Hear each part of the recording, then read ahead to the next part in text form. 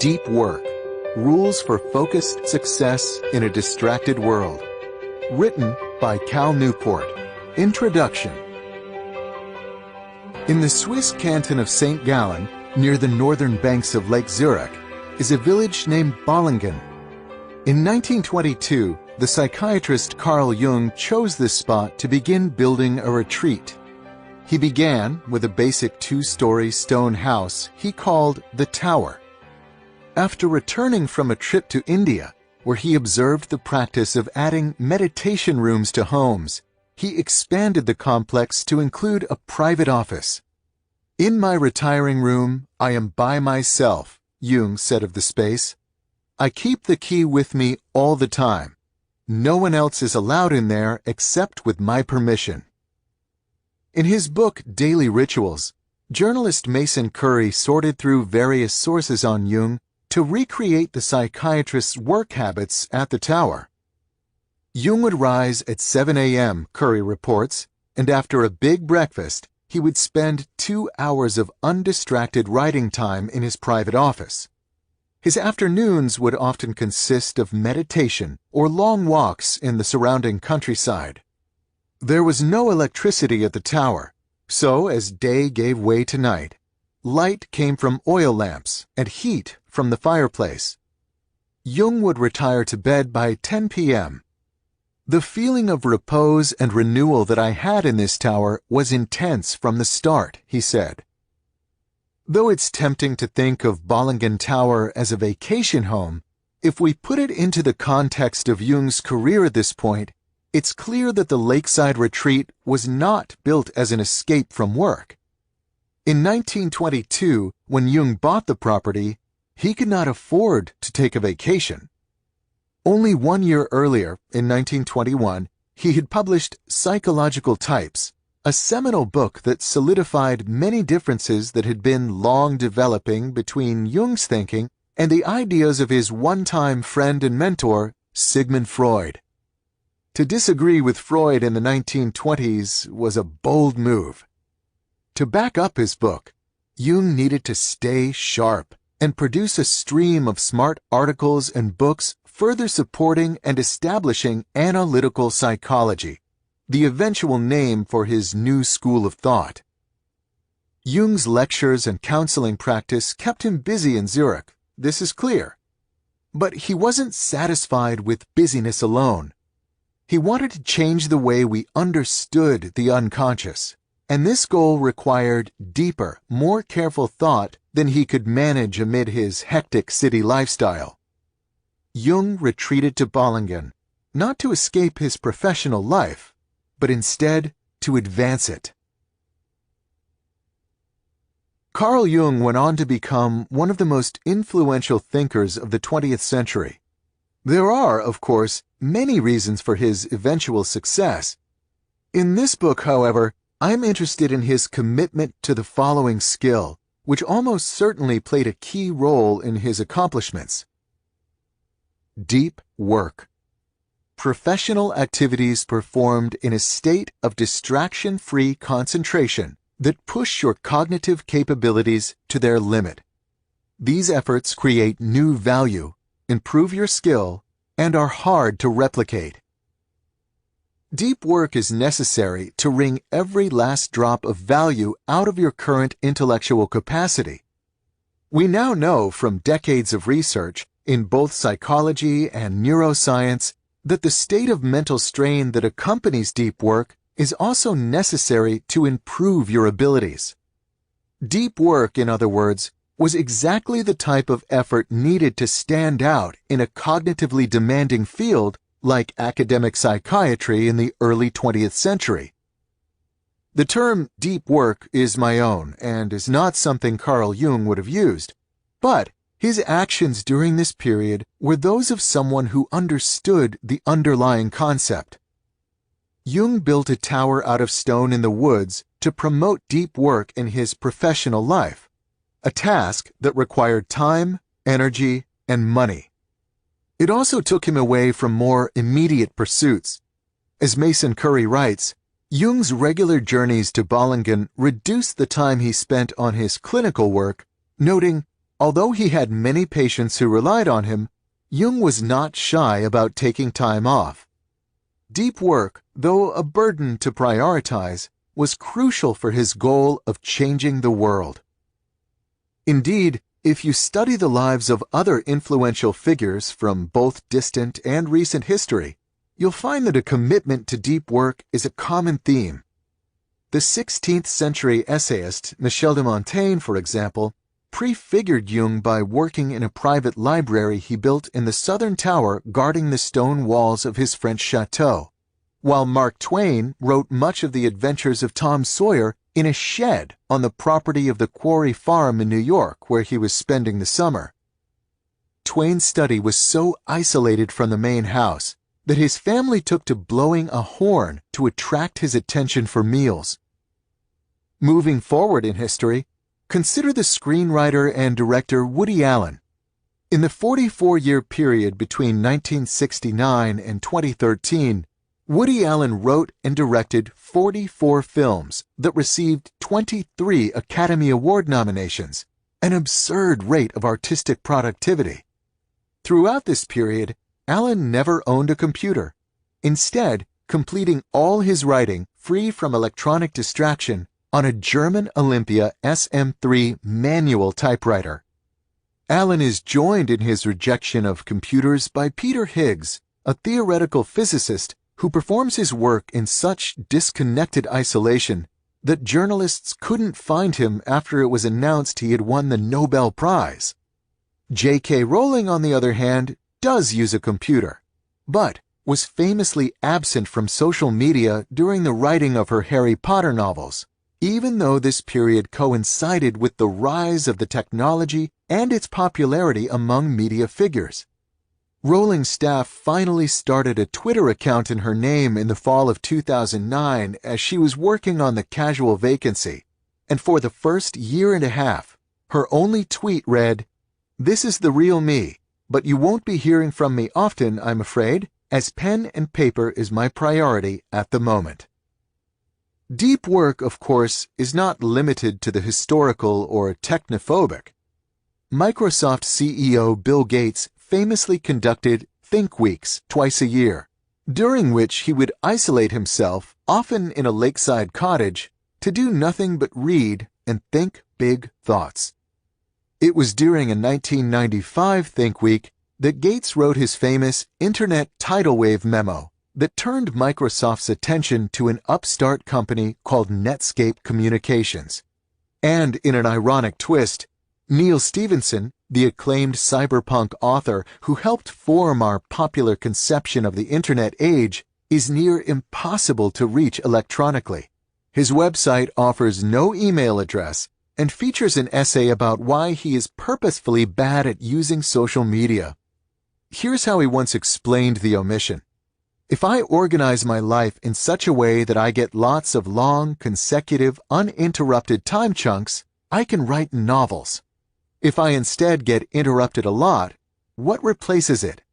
Instead of a novel that will be around for a long time, there is a bunch of email messages that I have sent out to individual persons." The ubiquity of deep work among influential individuals is important to emphasize because it stands in sharp contrast to the behavior of most modern knowledge workers, a group that's rapidly forgetting the value of going deep. The reason knowledge workers are losing their familiarity with deep work is well established: network tools. This is a broad category that captures communication services like email and SMS, social media networks like Twitter and Facebook, and the shiny tangle of infotainment sites like BuzzFeed and Reddit. In aggregate, the rise of these tools, combined with ubiquitous access to them through smartphones and networked office computers, has fragmented most knowledge workers' attention into slivers. A 2012 McKinsey study found that the average knowledge worker now spends more than 60% of the workweek engaged in electronic communication and internet searching, with close to 30% of a worker's time dedicated to reading and answering email alone. This state of fragmented attention cannot accommodate deep work. which requires long periods of uninterrupted thinking. At the same time, however, modern knowledge workers are not loafing. In fact, they report that they are as busy as ever. What explains the discrepancy? A lot can be explained by another type of effort, which provides a counterpart to the idea of deep work. Shallow work. Non-cognitively demanding logistical-style tasks often performed while distracted. These efforts tend to not create much new value in the world and are easy to replicate. In an age of network tools, in other words, knowledge workers increasingly replace deep work with the shallow alternative, constantly sending and receiving email messages like human network routers, with frequent breaks for quick hits of distraction. Larger efforts that would be well served by deep thinking, such as forming a new business strategy or writing an important grant application, get fragmented into distracted dashes that produce muted quality. To make matters worse for depth, there's increasing evidence that this shift toward the shallow is not a choice that can be easily reversed. Spend enough time in a state of frenetic shallowness, and you permanently reduce your capacity to perform deep work. What the net seems to be doing is chipping away my capacity for concentration and contemplation, admitted journalist Nicholas Carr in an oft-cited 2008 Atlantic article. And I'm not the only one. Carr expanded this argument into a book, The Shallows, which became a finalist for the Pulitzer Prize. To write The Shallows, appropriately enough, Carr had to move to a cabin and forcibly disconnect. The idea that network tools are pushing our work from the deep toward the shallow is not new. The Shallows was just the first in a series of recent books to examine the Internet's effect on our brains and work habits. These subsequent titles include William Power's Hamlet's BlackBerry, John Freeman's The Tyranny of Email, and Alex Soojung Kin Pang's The Distraction Addiction, all of which agree more or less that network tools are distracting us from work that requires unbroken concentration, while simultaneously degrading our capacity to remain focused. Given this existing body of evidence, I will not spend more time in this book trying to establish this point. We can, I hope, stipulate that network tools negatively impact deep work. I'll also sidestep any grand arguments about the long-term societal consequence of this shift, as such arguments tend to open impassable rifts. On one side of the debate are techno-skeptics like Jaron Lanier and John Freeman, who suspect that many of these tools, at least in their current state, damage society, while on the other side, techno-optimists like Clive Thompson argue that they're changing society, for sure, but in ways that'll make us better off. Google, for example, might reduce our memory, but we no longer need good memories, as in the moment we can now search for anything we need to know. I have no stance on this philosophical debate. My interest in this matter, instead, veers toward a thesis of much more pragmatic and individualized interest. Our work culture shift toward the shallow, whether you think it's philosophically good or bad, is exposing a massive economic and personal opportunity for the few who recognize the potential of resisting this trend and prioritizing depth. An opportunity that, not too long ago, was leveraged by a bored young consultant from Virginia named Jason Ben. There are many ways to discover that you're not valuable in our economy. For Jason Ben, the lesson was made clear when he realized, not long after taking a job as a financial consultant, that the vast majority of his work responsibilities could be automated by a kludged-together Excel script. The firm that hired Ben produced reports for banks involved in complex deals. It was about as interesting as it sounds, Ben joked in one of our interviews. The report creation process required hours of manual manipulation of data in a series of Excel spreadsheets.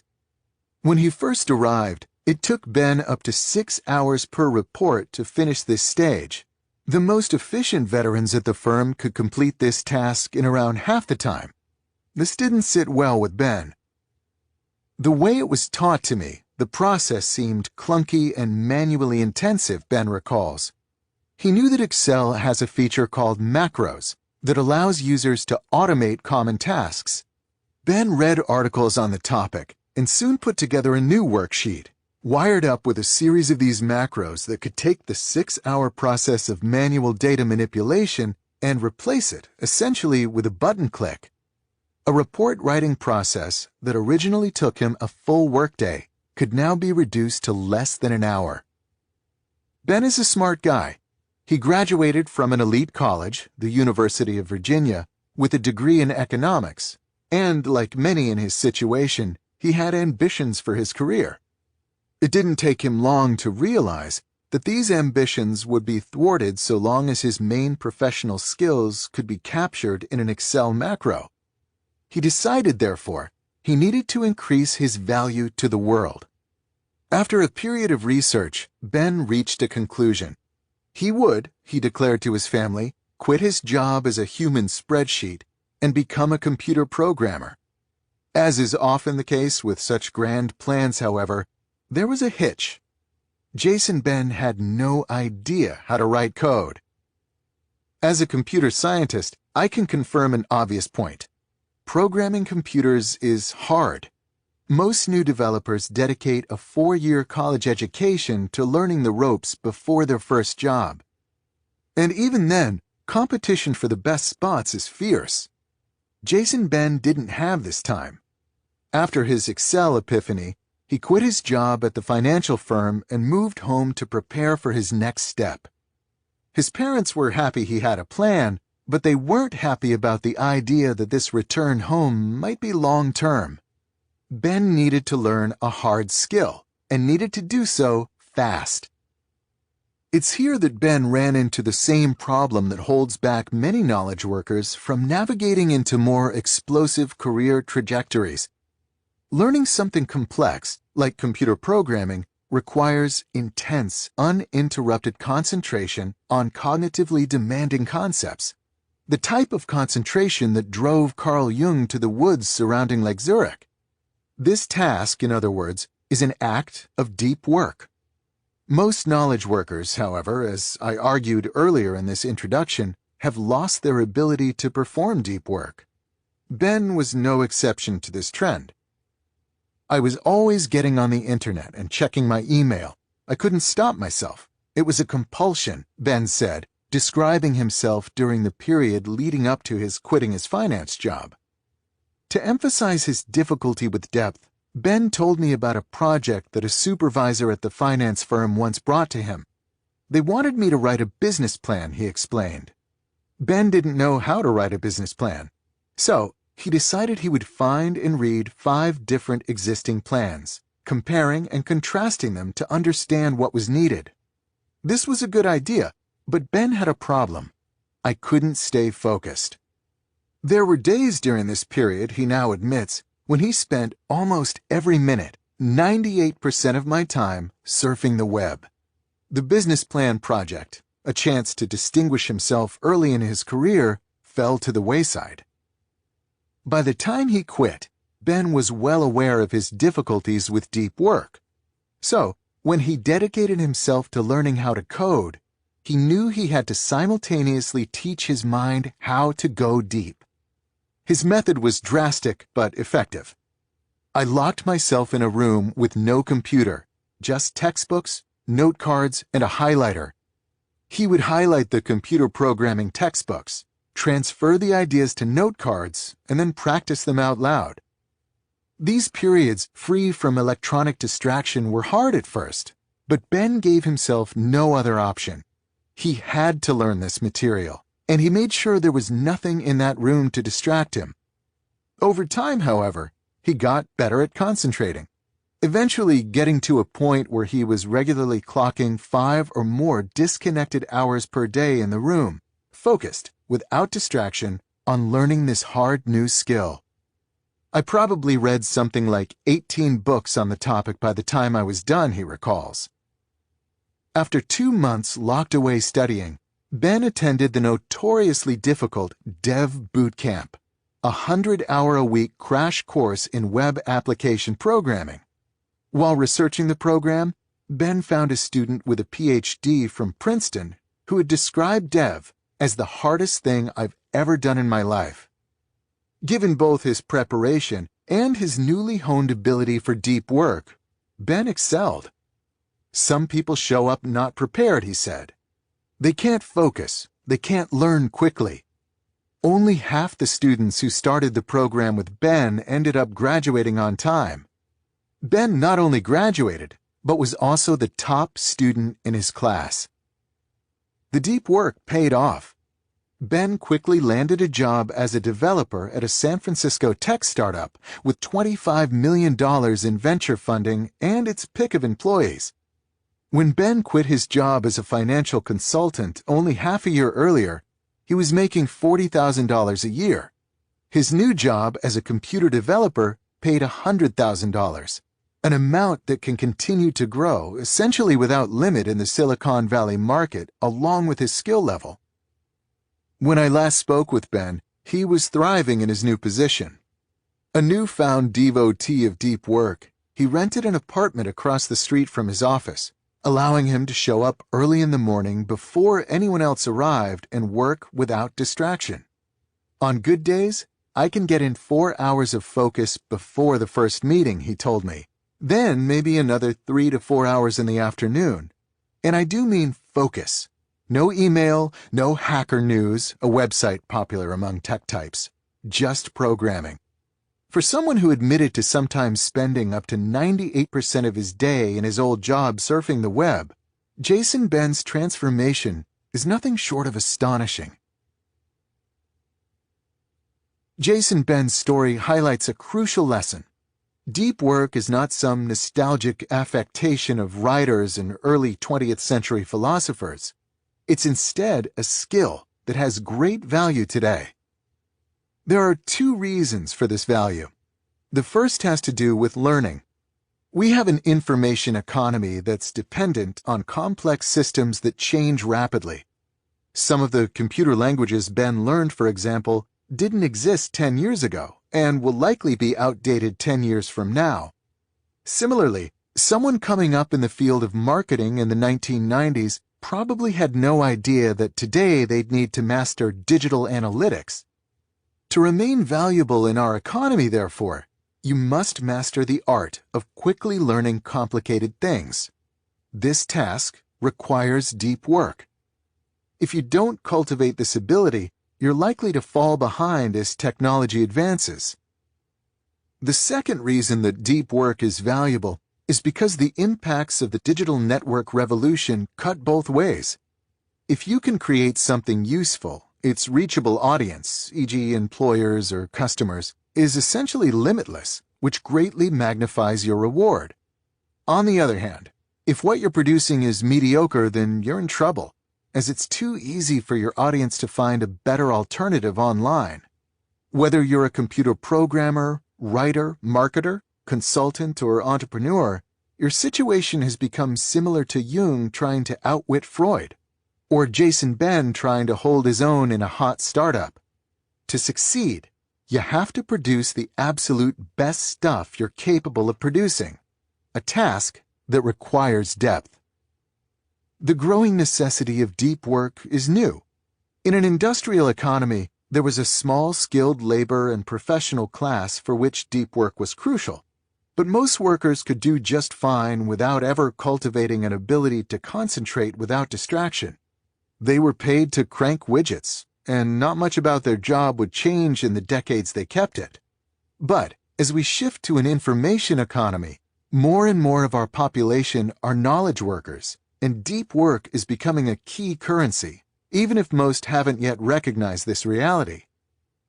Deep work is not, in other words, an old-fashioned skill falling into irrelevance. It's instead a crucial ability for anyone looking to move ahead in a globally competitive information economy that tends to chew up and spit out those who aren't earning their keep. The real rewards are reserved not for those who are comfortable using Facebook, a shallow task easily replicated, but instead for those who are comfortable building the innovative distributed systems that run the service, a decidedly deep task, hard to replicate. Deep work is so important that we might consider it, to use the phrasing of business writer Eric Barker, the superpower of the 21st century. We have now seen two strands of thought, one about the increasing scarcity of deep work, and the other about its increasing value, which we can combine into the idea that provides the foundation for everything that follows in this book. The deep work hypothesis. The ability to perform deep work is becoming increasingly rare at exactly the same time it is becoming increasingly valuable in our economy. As a consequence, the few who cultivate this skill and then make it the core of their working life will thrive. This book has two goals, pursued in two parts. The first, tackled in Part 1, is to convince you that the deep work hypothesis is true. The second, tackled in Part 2, is to teach you how to take advantage of this reality by training your brain and transforming your work habits to place deep work at the core of your professional life. Before diving into these details, however, I'll take a moment to explain how I became such a devotee of depth. I've spent the past decade cultivating my own ability to concentrate on hard things. To understand the origins of this interest, it helps to know that I'm a theoretical computer scientist who performed my doctoral training in MIT's famed Theory of Computation group, a professional setting where the ability to focus is considered a crucial occupational skill. During these years, I shared a graduate student office down the hall from a MacArthur Genius Grant winner, a professor who was hired at MIT before he was old enough to legally drink. It wasn't uncommon to find this theoretician sitting in the common space, staring at markings on a whiteboard, with a group of visiting scholars arrayed around him, also sitting quietly and staring. This could go on for hours. I'd go to lunch, I'd come back, still staring. This particular professor is hard to reach.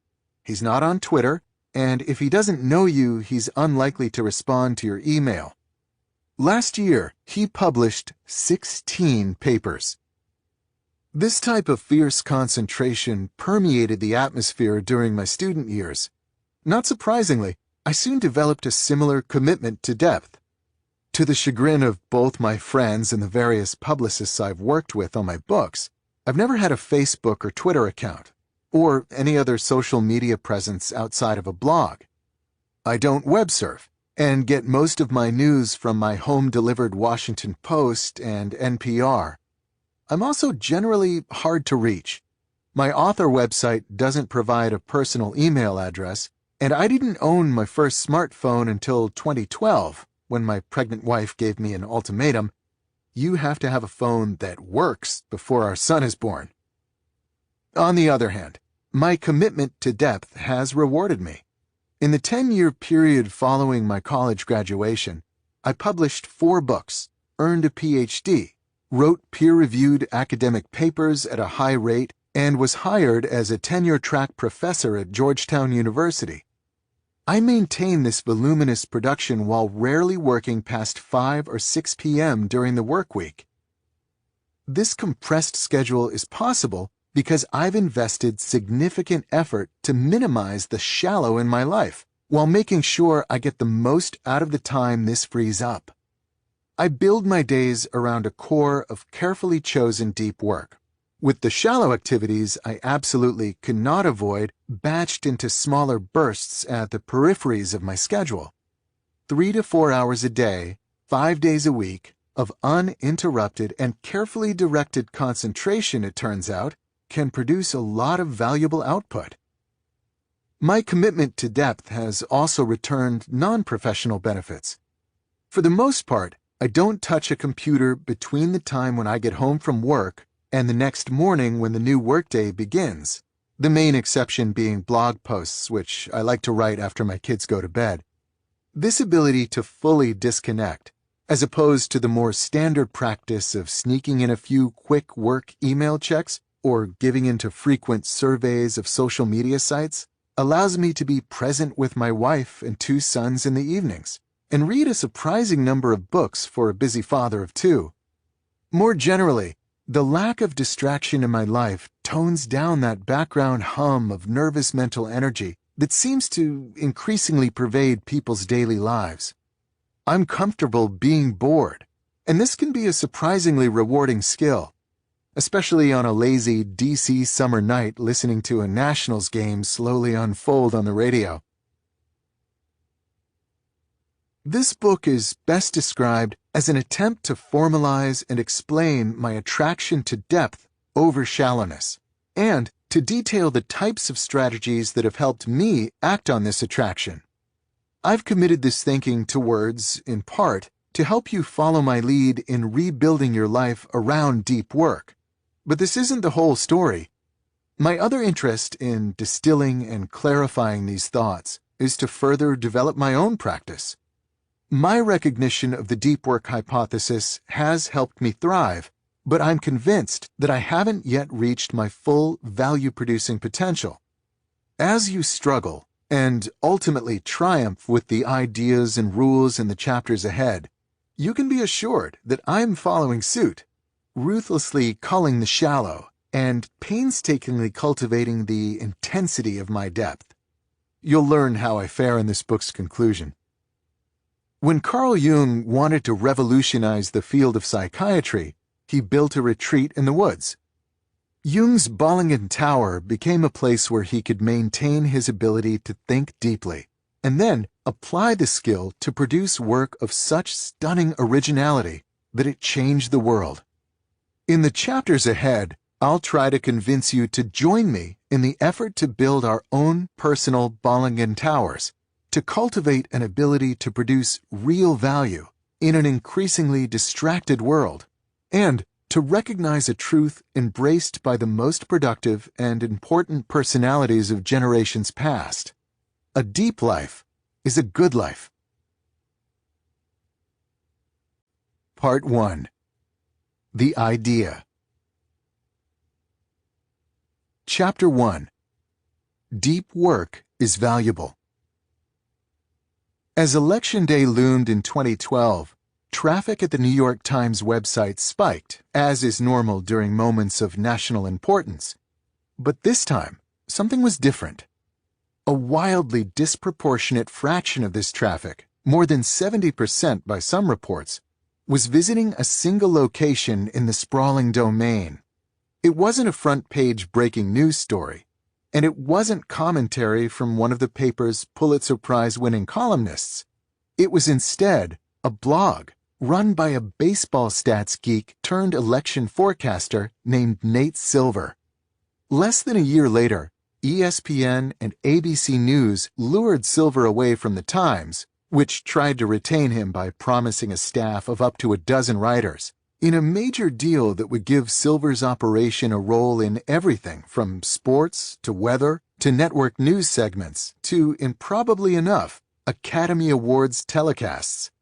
Though there's debate about the methodological rigor of Silver's hand-tuned models, there are few who deny that in 2012, this 35-year-old data whiz was a winner in our economy. Another winner is David Heinemeier Hansson, a computer programming star who created the Ruby on Rails website development framework, which currently provides the foundation for some of the web's most popular destinations, including Twitter and Hulu. Hansson is a partner in the influential development firm Basecamp, called 37 Signals until 2014. Hansson doesn't talk publicly about the magnitude of his profit share from Basecamp or his other revenue sources, but we can assume they're lucrative given that Hansson splits his time between Chicago, Malibu, and Marbella, Spain, where he dabbles in high-performance race car driving. Our third and final example of a clear winner in our economy is John Doerr, a general partner in the famed Silicon Valley venture capital fund Kleiner, Perkins, Caulfield, and Byers. Door helped fund many of the key companies fueling the current technological revolution, including Twitter, Google, Amazon, Netscape, and Sun Microsystems. The return on these investments has been astronomical. Door's net worth, as of this writing, is more than $3 billion. Why have Silver, Hansen, and Door done so well? There are two types of answers to this question. The first are micro in scope and focus on the personality traits and tactics that help drive this trio's rise. The second type of answers are more macro, in that they focus less on the individuals and more on the type of work they represent. Though both approaches to this core question are important, the macro answers will prove most relevant to our discussion, as they better illuminate what our current economy rewards. To explore this macro perspective, we turn to a pair of MIT economists, Eric Brynjolfsson and Andrew McAfee, who in their influential 2011 book, Race Against the Machine, provide a compelling case that among various forces at play, it's the rise of digital technology in particular that's transforming our labor markets in unexpected ways. We are in the early throes of a great restructuring, Brynjolfsson and McAfee explain early in their book. Our technologies are racing ahead, but many of our skills and organizations are lagging behind. For many workers, this lag predicts bad news. As intelligent machines improve and the gap between machine and human abilities shrinks, employers are becoming increasingly likely to hire new machines instead of new people. And when only a human will do, improvements in communications and collaboration technology are making remote work easier than ever before, motivating companies to outsource key roles to stars, leaving the local talent pool underemployed. This reality is not, however, universally grim. As Brynjolfsson and McAfee emphasize, this great restructuring is not driving down all jobs, but is instead dividing them.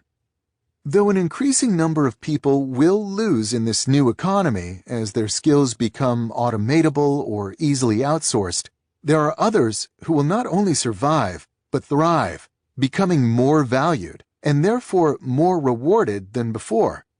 Brynjolfsson and McAfee aren't alone in proposing this bimodal trajectory for the economy. In 2013, for example, the George Mason economist Tyler Cowen published Average is Over, a book that echoes this thesis of a digital division. But what makes Brynjolfsson and McAfee's analysis particularly useful is that they proceed to identify three specific groups that will fall on the lucrative side of this divide and reap a disproportionate amount of the benefits of the intelligent machine age. Not surprisingly, it's to these three groups that Silver, Hansen, and Door happen to belong. Let's touch on each of these groups in turn to better understand why they're suddenly so valuable. The high-skilled workers. Brynjolfsson and McAfee call the group personified by Nate Silver the high-skilled workers. Advances such as robotics and voice recognition are automating many low-skilled positions. But as these economists emphasize, other technologies like data visualization, analytics, high-speed communications, and rapid prototyping have augmented the contributions of more abstract and data-driven reasoning, increasing the values of these jobs. In other words, those with the oracular ability to work with and tease valuable results out of increasingly complex machines will thrive. Tyler Cowen summarizes this reality more bluntly. The key question will be, are you good at working with intelligent machines or not? Nate Silver, of course, with his comfort in feeding data into large databases, then siphoning it out into his mysterious Monte Carlo simulations, is the epitome of the high-skilled worker. Intelligent machines are not an obstacle to Silver's success, but instead provide its precondition. The superstars.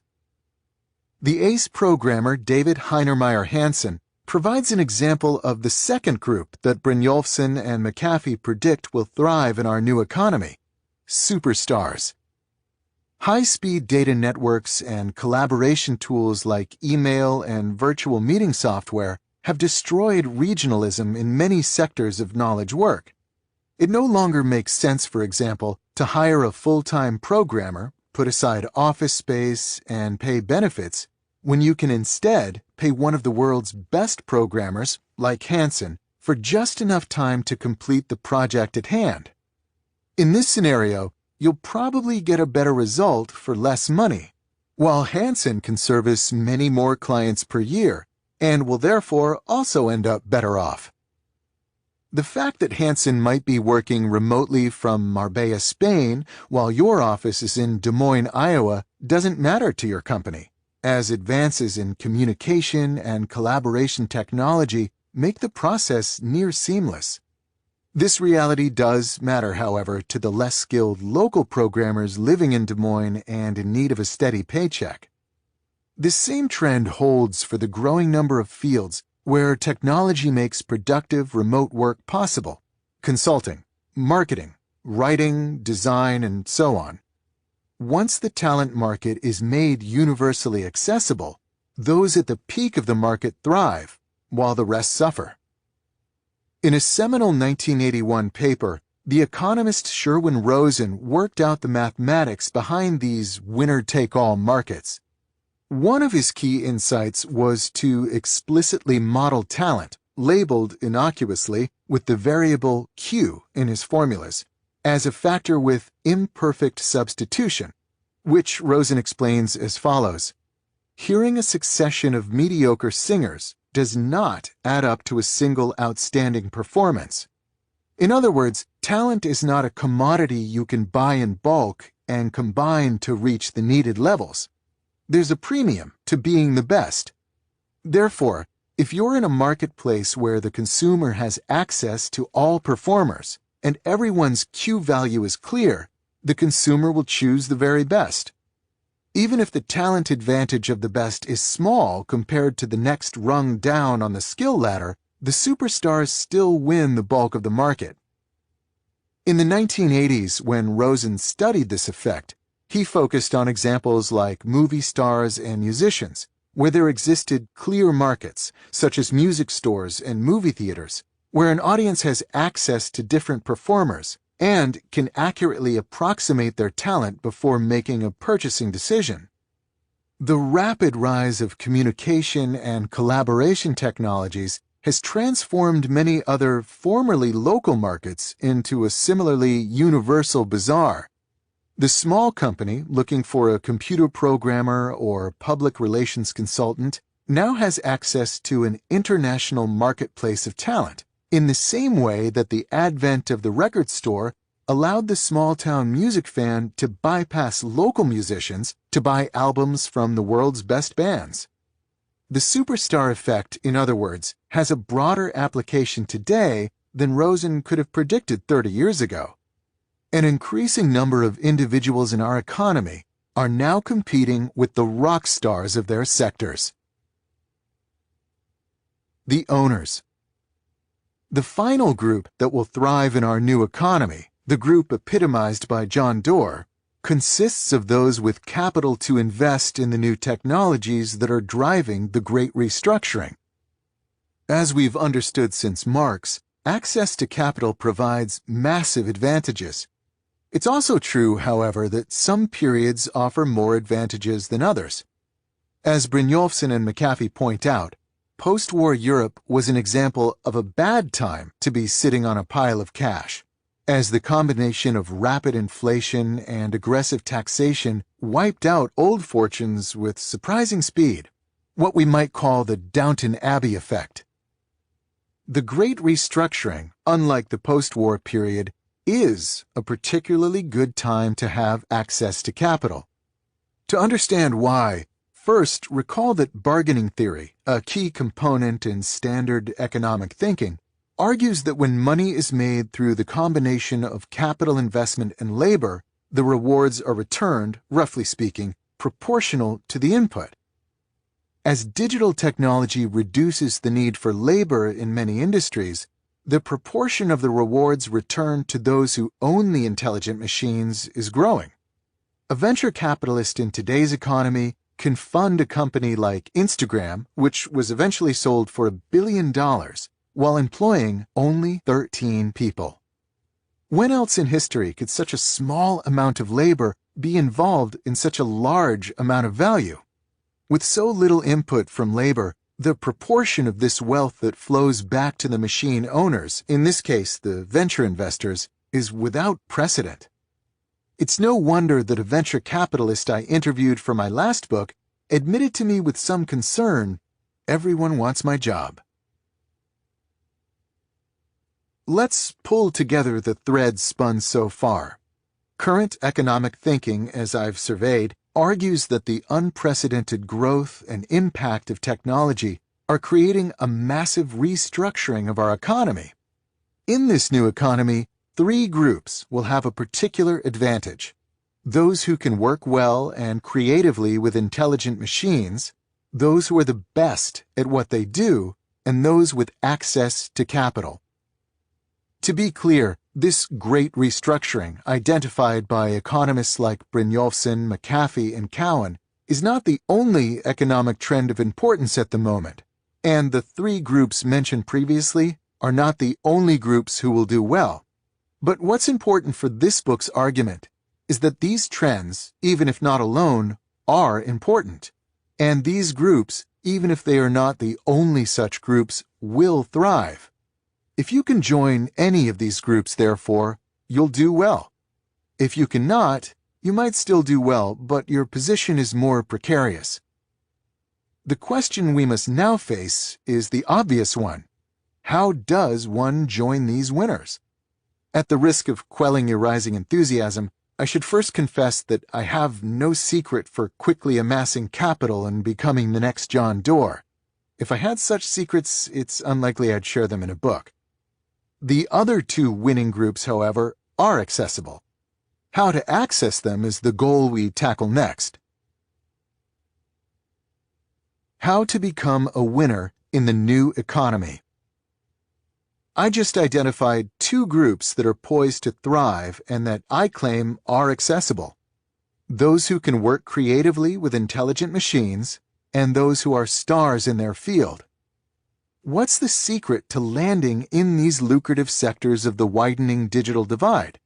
I argue that the following 2 core abilities are crucial. 2 core abilities for thriving in the new economy. 1. The ability to quickly master hard things. 2. The ability to produce at an elite level in terms of both quality and speed. Let's begin with the first ability. To start, we must remember that we've been spoiled by the intuitive and drop-dead simple user experience of many consumer-facing technologies, like Twitter and the iPhone. These examples, however, are consumer products, not serious tools. Most of the intelligent machines driving the great restructuring are significantly more complex to understand and master. Consider Nate Silver, our earlier example of someone who thrives by working well with complicated technology. If we dive deeper into his methodology, we discover that generating data-driven election forecasts is not as easy as typing "who will win more votes" into a search box.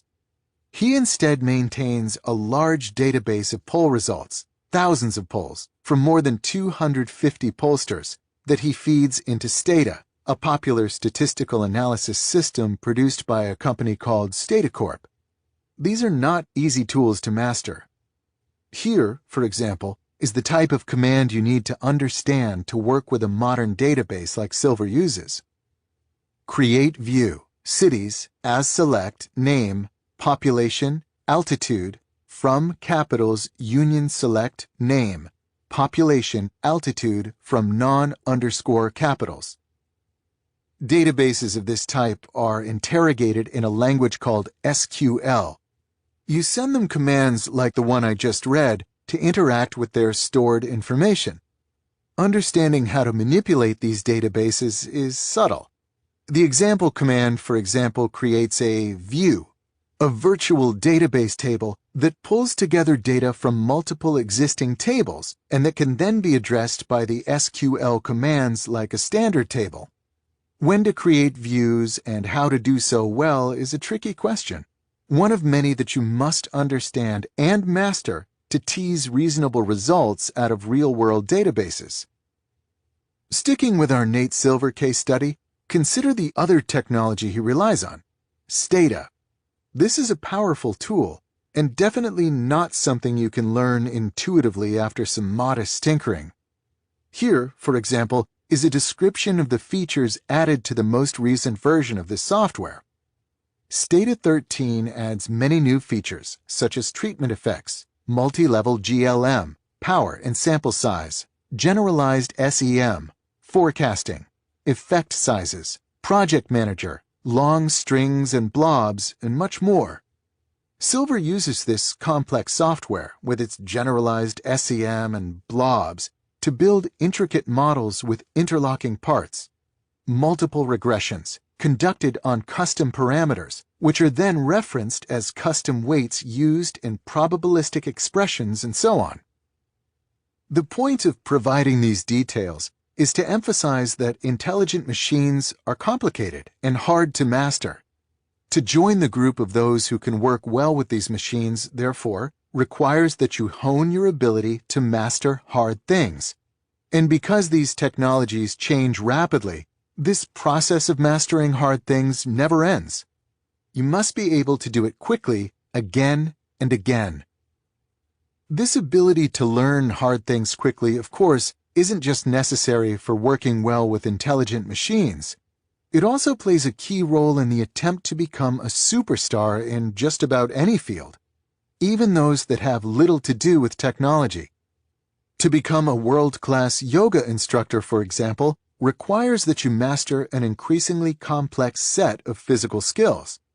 To excel in a particular area of medicine, to give another example, requires that you be able to quickly master the latest research on relevant procedures. To summarize these observations more succinctly, if you can't learn, you can't thrive. Now, consider the second core ability from the list described earlier, producing at an elite level.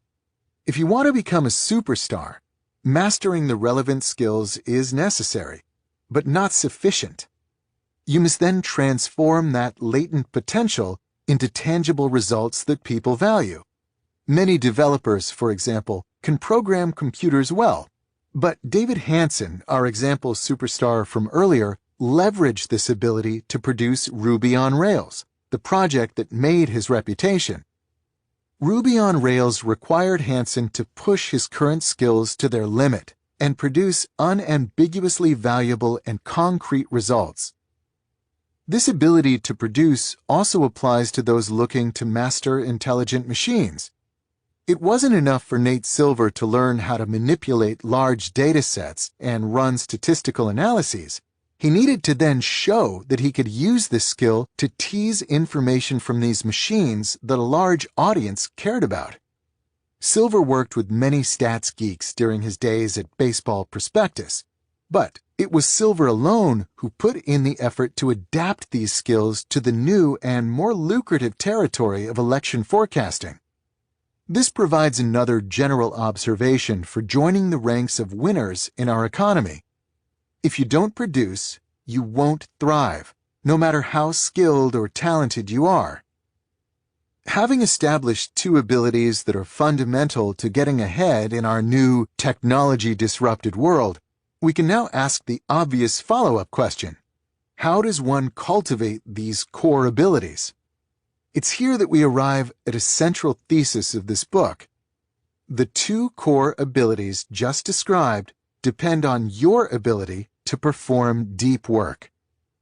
If you haven't mastered this foundational skill, you'll struggle to learn hard things or produce at an elite level.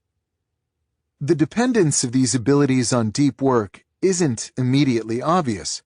It requires a closer look at the science of learning, concentration, and productivity. The sections ahead provide this closer look, and by doing so, will help this connection between deep work and economic success shift for you from unexpected to unimpeachable. Deep work helps you quickly learn hard things. Let your mind become a lens, thanks to the converging rays of attention. Let your soul be all intent on whatever it is that is established in your mind as a dominant, wholly absorbing idea. This advice comes from Antonin Daume Sertillanges, a Dominican friar and professor of moral philosophy who, during the early part of the 20th century, penned a slim but influential volume titled The Intellectual Life. Sertillanges wrote the book as a guide to the development and deepening of the mind for those called to make a living in the world of ideas. Throughout The Intellectual Life, Sertillanges recognizes the necessity of mastering complicated material and helps prepare the reader for this challenge. For this reason, his book proves useful in our quest to better understand how people quickly master hard cognitive skills. To understand Sertillanges' advice, let's return to the quote from earlier. In these words, which are echoed in many forms in The Intellectual Life, Sertillanges argues that to advance your understanding of your field, you must tackle the relevant topics systematically, allowing your converging rays of attention to uncover the truth latent in each. In other words, he teaches, to learn requires intense concentration. This idea turns out to be ahead of its time. In reflecting on the life of the mind in the 1920s, Sertillanges uncovered a fact about mastering cognitively demanding tasks that would take the Academy another 7 decades to formalize. This task of formalization began in earnest in the 1970s, when a branch of psychology, sometimes called performance psychology, began to systematically explore what separates experts in many different fields from everyone else. In the early 1990s, K. Anders Ericsson, a professor at Florida State University, pulled together these strands into a single coherent answer consistent with the growing research literature that he gave a punchy name, deliberate practice. Ericsson opens his seminal paper on the topic with a powerful claim. We deny that these differences between expert performers and normal adults are immutable. Instead, we argue that the differences between expert performers and normal adults reflect a lifelong period of deliberate effort to improve performance in a specific domain. American culture, in particular, loves the storyline of the prodigy. Do you know how easy this is for me? Matt Damon's character famously cries in the movie Good Will Hunting as he makes quick work of proofs that stymie the world's top mathematicians. The line of research promoted by Ericsson, and now widely accepted, with caveats, destabilizes these myths.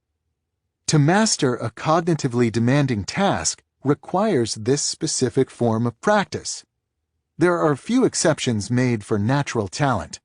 On this point, too, Sertillanges seems to have been ahead of his time, arguing in The Intellectual Life, men of genius themselves were great only by bringing all their power to bear on the point on which they had decided to show their full measure. Ericsson couldn't have said it better. This brings us to the question of what deliberate practice actually requires.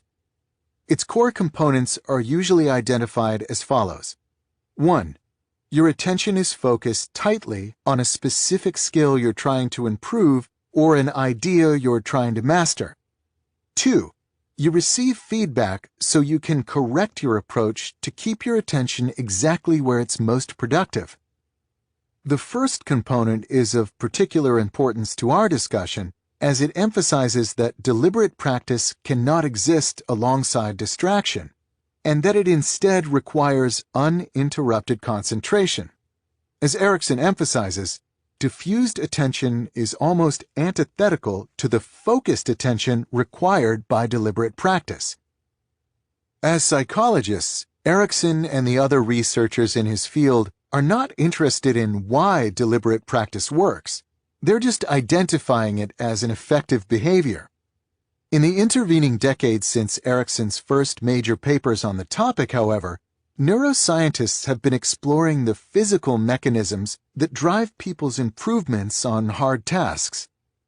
As the journalist Daniel Coyle surveys in his 2009 book, The Talent Code, these scientists increasingly believe the answer includes myelin, a layer of fatty tissue that grows around neurons, acting like an insulator that allows the cells to fire faster and cleaner.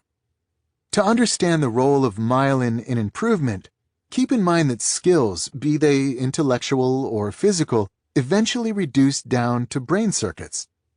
This new science of performance argues that you get better at a skill as you develop more myelin around the relevant neurons, allowing the corresponding circuit to fire more effortlessly and effectively. To be great at something is to be well myelinated. This understanding is important because it provides a neurological foundation for why deliberate practice works. By focusing intensely on a specific skill, you're forcing the specific relevant circuit to fire again and again in isolation.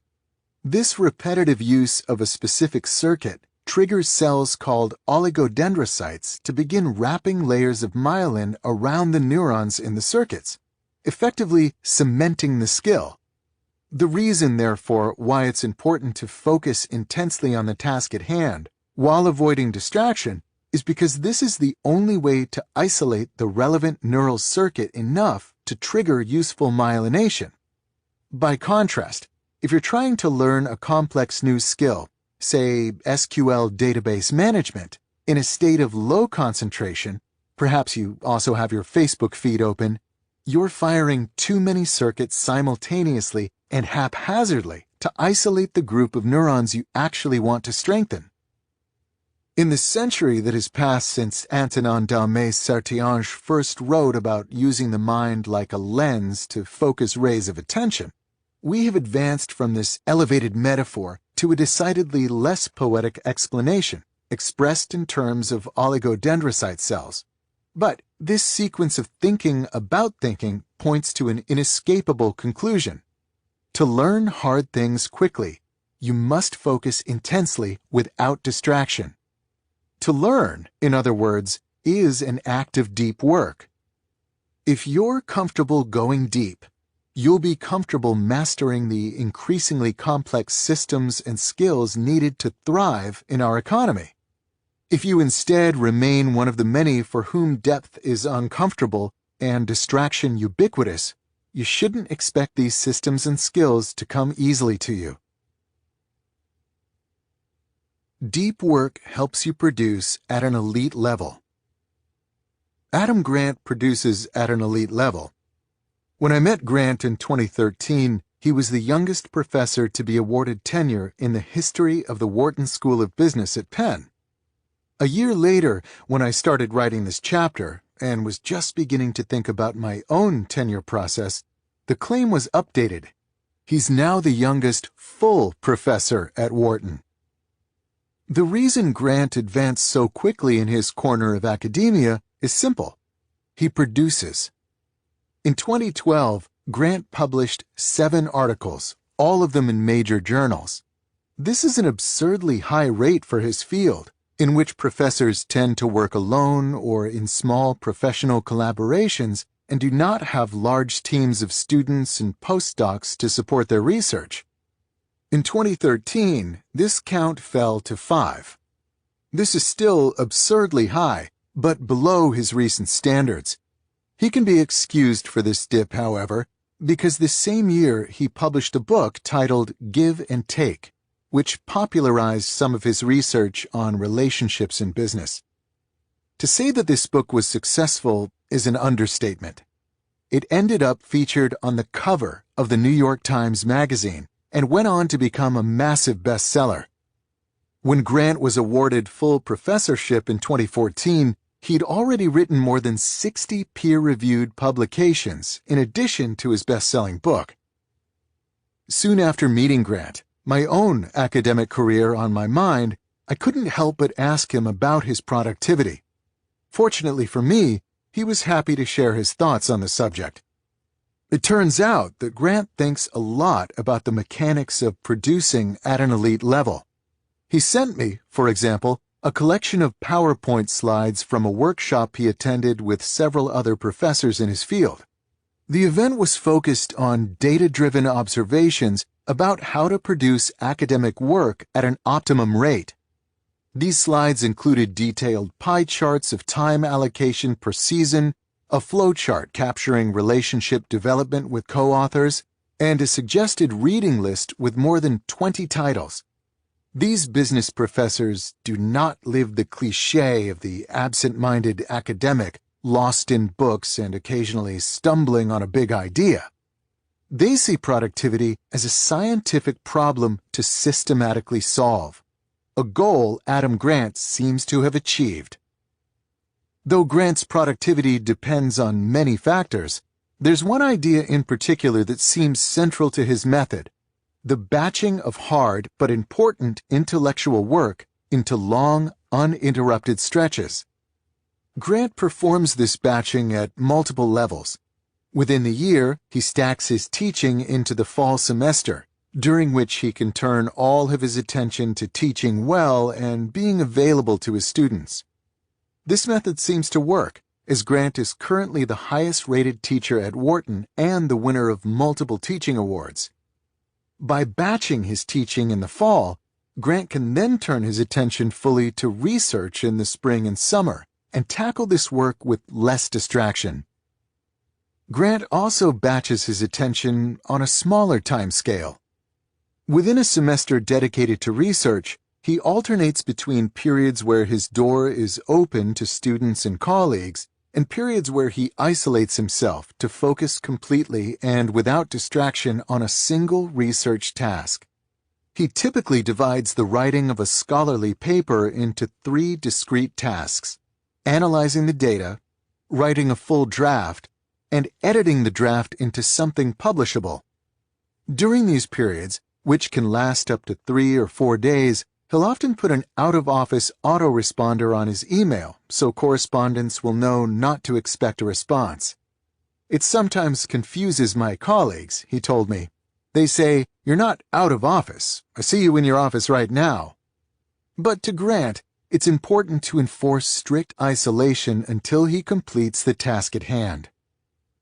My guess is that Adam Grant doesn't work substantially more hours than the average professor at an elite research institution. Generally speaking, this is a group prone to workaholism, but he still manages to produce more than just about anyone else in his field. I argue that his approach to batching helps explain this paradox, in particular by consolidating his work into intense and uninterrupted pulses. He's leveraging the following law of productivity. High-quality work produced equals time spent times intensity of focus. If you believe this formula, then Grant's habits make sense. By maximizing his intensity when he works, he maximizes the results he produces per unit of time spent working. This is not the first time I've encountered this formulaic conception of productivity. It first came to my attention when I was researching my second book, How to Become a Straight-A Student, many years earlier. During that research process, I interviewed around 50 ultra-high-scoring college undergraduates from some of the country's most competitive schools. Something I noticed in these interviews is that the very best students often studied less than the group of students right below them on the GPA rankings. One of the explanations for this phenomenon turned out to be the formula detailed earlier. The best students understood the role intensity plays in productivity, and therefore went out of their way to maximize their concentration, radically reducing the time required to prepare for tests or write papers, without diminishing the quality of their results. The example of Adam Grant implies that this intensity formula applies beyond just undergraduate GPA and is also relevant to other cognitively demanding tasks. But why would this be? An interesting explanation comes from Sophie Leroy, a business professor at the University of Minnesota. In a 2009 paper titled, intriguingly, "Why is it so hard to do my work?" Leroy introduced an effect she called attention residue. In the introduction to this paper, she noted that other researchers have studied the effect of multitasking, trying to accomplish multiple tasks simultaneously, on performance, but that in the modern knowledge work office, once you got to a high enough level, it was more common to find people working on multiple projects sequentially. Going from one meeting to the next, starting to work on one project, and soon after having to transition to another is just part of life in organizations, Leroy explains. The problem this research identifies with this work strategy is that when you switch from some task A to another task B, your attention doesn't immediately follow. A residue of your attention remains stuck thinking about the original task. This residue gets especially thick if your work on task A was unbounded and of low intensity before you switched. But even if you finish task A before moving on, your attention remains divided for a while. Leroy studied the effect of this attention residue on performance by forcing task switches in the laboratory. In one such experiment, for example, she started her subjects working on a set of word puzzles. In one of the trials, she would interrupt them and tell them that they needed to move on to a new and challenging task, in this case, reading resumes and making hypothetical hiring decisions. In other trials, she let the subjects finish the puzzles before giving them the next task. In between puzzling and hiring, she would deploy a quick lexical decision game to quantify the amount of residue left from the first task. The results from this and her similar experiments were clear. People experiencing attention residue after switching tasks are likely to demonstrate poor performance on that next task, and the more intense the residue, the worse the performance. The concept of attention residue helps explain why the intensity formula is true, and therefore helps explain Grant's productivity. By working on a single hard task for a long time without switching, Grant minimizes the negative impact of attention residue from his other obligations, allowing him to maximize performance on this one task. When Grant is working for days in isolation on a paper, in other words, he's doing so at a higher level of effectiveness than the standard professor following a more distracted strategy in which the work is repeatedly interrupted by residue-slathering interruptions. Even if you're unable to fully replicate Grant's extreme isolation, we'll tackle different strategies for scheduling depth in Part 2, the attention residue concept is still telling because it implies that the common habit of working in a state of semi-distraction is potentially devastating to your performance. It might seem harmless to take a quick glance at your inbox every 10 minutes or so. Indeed, many justify this behavior as better than the old practice of leaving an inbox open on the screen at all times, a straw man habit that few follow anymore. But Leroy teaches us that this is not, in fact, much of an improvement. That quick check introduces a new target for your attention. Even worse, by seeing messages that you cannot deal with at the moment, which is almost always the case, you'll be forced to turn back to the primary task with a secondary task left unfinished. The attention residue left by such unresolved switches dampens your performance. When we step back from these individual observations, we see a clear argument form. To produce at your peak level, you need to work for extended periods with full concentration on a single task free from distraction. Put another way, the type of work that optimizes your performance is deep work.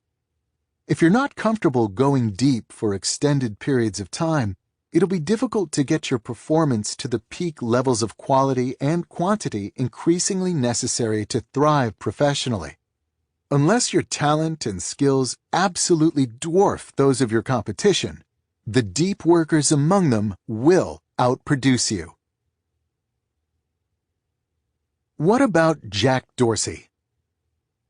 I've now made my argument for why deep work supports abilities that are becoming increasingly important in our economy. Before we accept this conclusion, however, we must face a type of question that often arises when I discuss this topic. What about Jack Dorsey? Jack Dorsey helped found Twitter.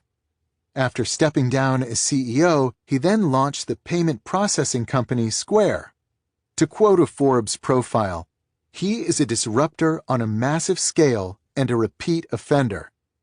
He is also someone who does not spend a lot of time in a state of deep work. Dorsey doesn't have the luxury of long periods of uninterrupted thinking, because at the time when the Forbes profile was written, he maintained management duties at both Twitter, where he remained chairman, and Square, leading to a tightly calibrated schedule that ensures that the companies have a predictable weekly cadence, and that also ensures that Dorsey's time and attention are severely fractured. Dorsey reports, for example, that he ends the average day with 30 to 40 sets of meeting notes that he reviews and filters at night. In the small spaces between all these meetings, he believes in serendipitous availability. "I do a lot of my work at stand-up tables, which anyone can come up to," Dorsey said. "I get to hear all these conversations around the company." This style of work is not deep. To use a term from our previous section, Dorsey's attention residue is likely slathered on thick as he darts from one meeting to another, letting people interrupt him freely in the brief interludes in between. And yet, we cannot say that Dorsey's work is shallow, because shallow work, as defined in the introduction, is low value and easily replicable, while what Jack Dorsey does is incredibly valuable and highly rewarded in our economy. As of this writing, he was among the top 1,000 richest people in the world, with a net worth over $1.1 billion. Jack Dorsey is important to our discussion because he's an exemplar of a group we cannot ignore: individuals who thrive without depth. When I titled the motivating question of this section, "What about Jack Dorsey?" I was providing a specific example of a more general query. If deep work is so important, why are there distracted people who do well? To conclude this chapter, I want to address this question so it doesn't nag at your attention as we dive deeper into the topic of depth in the sections ahead. To start, we must first note that Jack Dorsey is a high-level executive of a large company, 2 companies in fact. Individuals with such positions play a major role in the category of those who thrive without depth, because the lifestyle of such executives is famously and unavoidably distracted. Here's Cary Trainor, CEO of Vimeo, trying to answer the question of how long he can go without email. "I can go a good solid Saturday without, most of the daytime without it. I mean, I'll check it, but I won't necessarily respond." At the same time, of course, these executives are better compensated and more important in the American economy today than in any other time in history. Jack Dorsey's success without depth is common at this elite level of management. Once we've stipulated this reality, we must then step back to remind ourselves that it doesn't undermine the general value of depth. Why? Because the necessity of distraction in these executives' work lives is highly specific to their particular jobs. A good chief executive is essentially a hard-to-automate decision engine, not unlike IBM's Jeopardy-playing Watson system. They have built up a hard-won repository of experience and have honed and proved an instinct for their market. They're then presented inputs throughout the day, in the form of emails, meetings, site visits, and the like, that they must process and act on. To ask a CEO to spend 4 hours thinking deeply about a single problem is a waste of what makes him or her valuable. It's better to hire 3 smart subordinates to think deeply about the problem and then bring their solutions to the executive for a final decision. This specificity is important because it tells us that if you're a high-level executive at a major company, you probably don't need the advice in the sections that follow. On the other hand, It also tells us that you cannot extrapolate the approach of these executives to other jobs. The fact that Dorsey encourages interruption, or Kerry Trainor checks his email constantly, doesn't mean that you'll share their success if you follow suit. Their behaviors are characteristic of their specific roles as corporate officers. This rule of specificity should be applied to similar counterexamples that come to mind while listening to the rest of this book. There are, we must continually remember, certain corners of our economy where depth is not valued. In addition to executives, we can also include, for example, certain types of salesmen and lobbyists, for whom constant connection is their most valued currency. There are even those who manage to grind out distracted success in fields where depth would help. But at the same time, don't be too hasty to label your job as necessarily non-deep. Just because your current habits make deep work difficult doesn't mean that this lack of depth is fundamental to doing your job well. In the next chapter, for example, I tell the story of a group of high-powered management consultants who were convinced that constant email connectivity was necessary for them to service their clients. When a Harvard professor forced them to disconnect more regularly as part of a research study, they found, to their surprise, that this connectivity didn't matter nearly as much as they had assumed. The clients didn't really need to reach them at all times, and their performance as consultants improved once their attention became less fractured. Similarly, several managers I know tried to convince me that they're most valuable when they're able to respond quickly to their team's problems, preventing project logjams. They see their role as enabling others' productivity, not necessarily protecting their own. Follow-up discussions, however, soon uncovered that this goal didn't really require attention-fracturing connectivity. Indeed, many software companies now deploy the Scrum project management methodology, which replaces a lot of this ad hoc messaging with regular, highly structured, and ruthlessly efficient status meetings, often held standing up to minimize the urge to bloviate. This approach frees up more managerial time for thinking deeply about the problems their teams are tackling, often improving the overall value of what they produce. Put another way, deep work is not the only skill valuable in our economy, and it's possible to do well without fostering this ability. But the niches where this is advisable are increasingly rare. Unless you have strong evidence that distraction is important for your specific profession, you're best served, for the reasons argued earlier in this chapter, by giving serious consideration to depth. Chapter 2. Deep work is rare. In 2012, Facebook unveiled the plans for a new headquarters designed by Frank Gehry. At the center of this new building is what CEO Mark Zuckerberg called the largest open floor plan in the world. More than 3,000 employees will work on movable furniture spread over a 10-acre expanse. Facebook, of course, is not the only Silicon Valley heavyweight to embrace the open office concept. When Jack Dorsey, whom we met at the end of the last chapter, bought the old San Francisco Chronicle building to house Square, he configured the space so that his developers work in common spaces on long, shared desks. We encourage people to stay out in the open because we believe in serendipity and people walking by each other teaching new things, Dorsey explained. Another big business trend in recent years is the rise of instant messaging.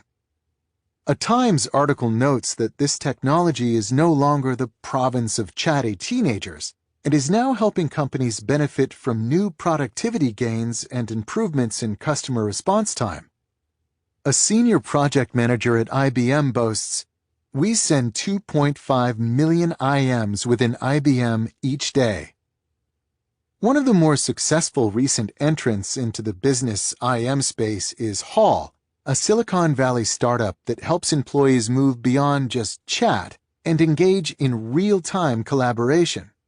A San Francisco-based developer I know described to me what it was like to work in a company that uses Hall. The most efficient employees, he explained, set up their text editor to flash an alert on their screen when a new question or comment is posted to the company's Hall account.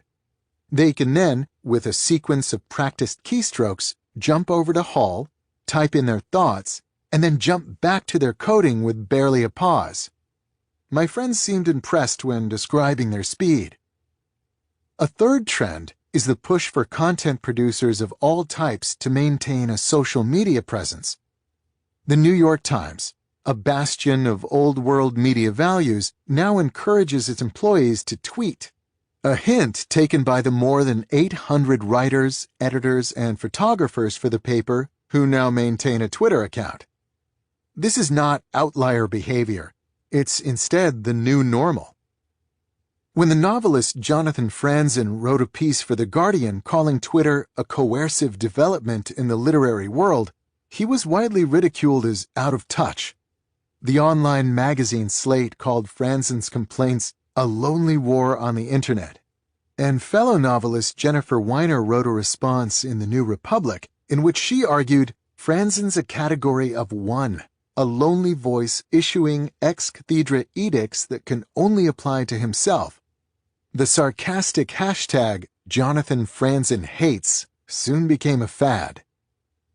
I mention these three business trends because they highlight a paradox. In the last chapter, I argued that deep work is more valuable than ever before in our shifting economy. If this is true, however, you would expect to see this skill promoted not just by ambitious individuals, but also by organizations hoping to get the most out of their employees. As the examples provided emphasize, this is not happening. Many other ideas are being prioritized as more important than deep work in the business world, including, as we just encountered, serendipitous collaboration, rapid communication, and an active presence on social media. It's bad enough that so many trends are prioritized ahead of deep work, but to add insult to injury, many of these trends actively decrease one's ability to go deep. Open offices, for example, might create more opportunities for collaboration, but they do so at the cost of massive distraction. To quote the results of experiments conducted for a British TV special titled The Secret Life of Office Buildings. If you were just getting into some work and a phone goes off in the background, it ruins what you were concentrating on, said the neuroscientist who ran the experiments for the show. Even though you were not aware at the time, the brain responds to distractions. Similar issues apply to the rise of real-time messaging. Email inboxes, in theory, can distract you only when you choose to open them, whereas instant messenger systems are meant to be always active, magnifying the impact of interruption. Gloria Mark, a professor of informatics at the University of California, Irvine, is an expert on the science of attention fragmentation.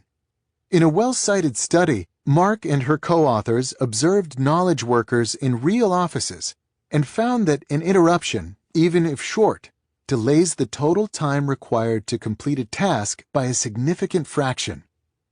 This was reported by subjects as being very detrimental, she summarized with typical academic understatement. Forcing content producers onto social media also has negative effects on the ability to go deep. Serious journalists, for example, need to focus on doing serious journalism, diving into complicated sources, pulling out connective threads, crafting persuasive prose. So, to ask them to interrupt this deep thinking throughout the day to participate in the frothy back and forth of online tittering seems irrelevant and somewhat demeaning at best, and devastatingly distracting at worst. The respected New Yorker staff writer George Packer captured this fear well in an essay about why he does not tweet. Twitter is crack for media addicts. It scares me, not because I'm morally superior to it, but because I don't think I could handle it. I'm afraid I'd end up letting my son go hungry. Tellingly, when he wrote that essay, Packer was busy writing his book, The Unwinding, which came out soon after and promptly won the National Book Award, despite, or perhaps aided by, his lack of social media use. To summarize, big trends in business today actively decrease people's ability to perform deep work, even though the benefits promised by these trends, e.g. increased serendipity, faster responses to requests, and more exposure, are arguably dwarfed by the benefits that flow from a commitment to deep work, e.g. the ability to learn hard things fast and produce at an elite level. The goal of this chapter is to explain this paradox. The rareness of deep work, I'll argue, is not due to some fundamental weakness of the habit. When we look closer at why we embrace distraction in the workplace, we'll find the reasons are more arbitrary than we might expect, based on flawed thinking combined with the ambiguity and confusion that often define knowledge work. My objective is to convince you that although our current embrace of distraction is a real phenomenon, it's built on an unstable foundation and can be easily dismissed once you decide to cultivate a deep work ethic. The metric black hole. In the fall of 2012, Tom Cochran, the Chief Technology Officer of Atlantic Media, became alarmed at how much time he seemed to spend on email. So, like any good techie, he decided to quantify this unease. Observing his own behavior, he measured that in a single week he received 511 email messages and sent 284. This averaged to around 160 emails per day over a 5-day workweek. Calculating further, Cochran noted that even if he managed to spend only 30 seconds per message on average, this still added up to almost an hour and a half per day dedicated to moving information around like a human network router. This seemed like a lot of time spent on something that wasn't a primary piece of his job description. As Cochran recalls in a blog post he wrote about his experiment for the Harvard Business Review, these simple statistics got him thinking about the rest of his company. Just how much time were employees of Atlantic Media spending moving around information instead of focusing on the specialized tasks they were hired to perform? Determined to answer this question, Cochran gathered company-wide statistics on emails sent per day and the average number of words per email. He then combined these numbers with the employee's average typing speed, reading speed, and salary. The result: he discovered that Atlantic Media was spending well over $1 million a year to pay people to process emails, with every message sent or received tapping the company for around 95 cents of labor costs. A free and frictionless method of communication, Cochran summarized, had soft costs equivalent to procuring a small company Learjet. Tom Cochran's experiment yielded an interesting result about the literal cost of a seemingly harmless behavior. But the real importance of this story is the experiment itself, and in particular, its complexity. It turns out to be really difficult to answer a simple question such as, what's the impact of our current email habits on the bottom line? Cochran had to conduct a company-wide survey and gather statistics from the IT infrastructure. He also had to pull together salary data and information on typing and reading speed and run the whole thing through a statistical model to spit out his final result. And even then, the outcome is fungible, as it's not able to separate out, for example, how much value was produced by this frequent, expensive email use to offset some of its cost. This example generalizes to most behaviors that potentially impede or improve deep work. Even though we abstractly accept that distraction has costs and depth has value, these impacts, as Tom Cochran discovered, are difficult to measure. This isn't a trait unique to habits related to distraction and depth. Generally speaking, as knowledge work makes more complex demands of the labor force, it becomes harder to measure the value of an individual's efforts. The French economist Thomas Piketty made this point explicit in his study of the extreme growth of executive salaries. The enabling assumption driving his argument is that it is objectively difficult to measure individual contributions to a firm's output. In the absence of such measures, irrational outcomes such as executive salaries way out of proportion to the executive's marginal productivity can occur. Even though some details of Piketty's theory are controversial, the underlying assumption that it's increasingly difficult to measure individuals' contributions is generally considered, to quote one of his critics, undoubtedly true. We should not, therefore, expect the bottom-line impact of depth-destroying behaviors to be easily detected. As Tom Cochrane discovered, such metrics fall into an opaque region resistant to easy measurement, a region I call the metric black hole. Of course, just because it's hard to measure metrics related to deep work doesn't automatically lead to the conclusion that businesses will dismiss it. We have many examples of behaviors for which it's hard to measure their bottom-line impact, but that nevertheless flourish in our business culture. Think, for example, of the 3 trends that opened this chapter, or the outsized executive salaries that puzzled Thomas Piketty. But without clear metrics to support it, any business behavior is vulnerable to unstable whim and shifting forces, and in this volatile scrum, deep work has fared particularly poorly. The reality of this metric black hole is the backdrop for the arguments that follow in this chapter. In these upcoming sections, I'll describe various mindsets and biases that have pushed business away from deep work and toward more distracting alternatives. None of these behaviors would survive long if it was clear that they were hurting the bottom line. But the metric black hole prevents this clarity and allows the shift toward distraction we increasingly encounter in the professional world. The principle of least resistance. When it comes to distracting behaviors embraced in the workplace, we must give a position of dominance to the now ubiquitous culture of connectivity, where one is expected to read and respond to emails and related communication quickly. In researching this topic, Harvard Business School professor Leslie Perlow found that the professionals she surveyed spent around 20 to 25 hours a week outside the office monitoring email, believing it important to answer any email, internal or external, within an hour of its arrival. You might argue, as many do, that this behavior is necessary in many fast-paced businesses. But here's where things get interesting. Perlow tested this claim. In more detail, she convinced executives at the Boston Consulting Group, a high-pressure management consulting firm with an ingrained culture of connectivity, to let her fiddle with the work habits of one of their teams.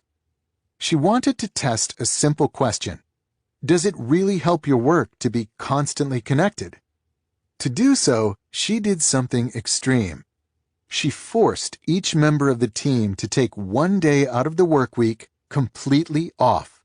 No connectivity to anyone inside or outside the company. At first, the team resisted the experiment, she recalled about one of the trials.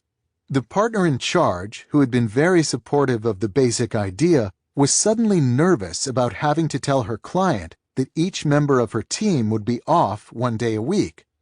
The consultants were equally nervous and worried that they were putting their careers in jeopardy. But the team didn't lose their clients, and its members did not lose their jobs.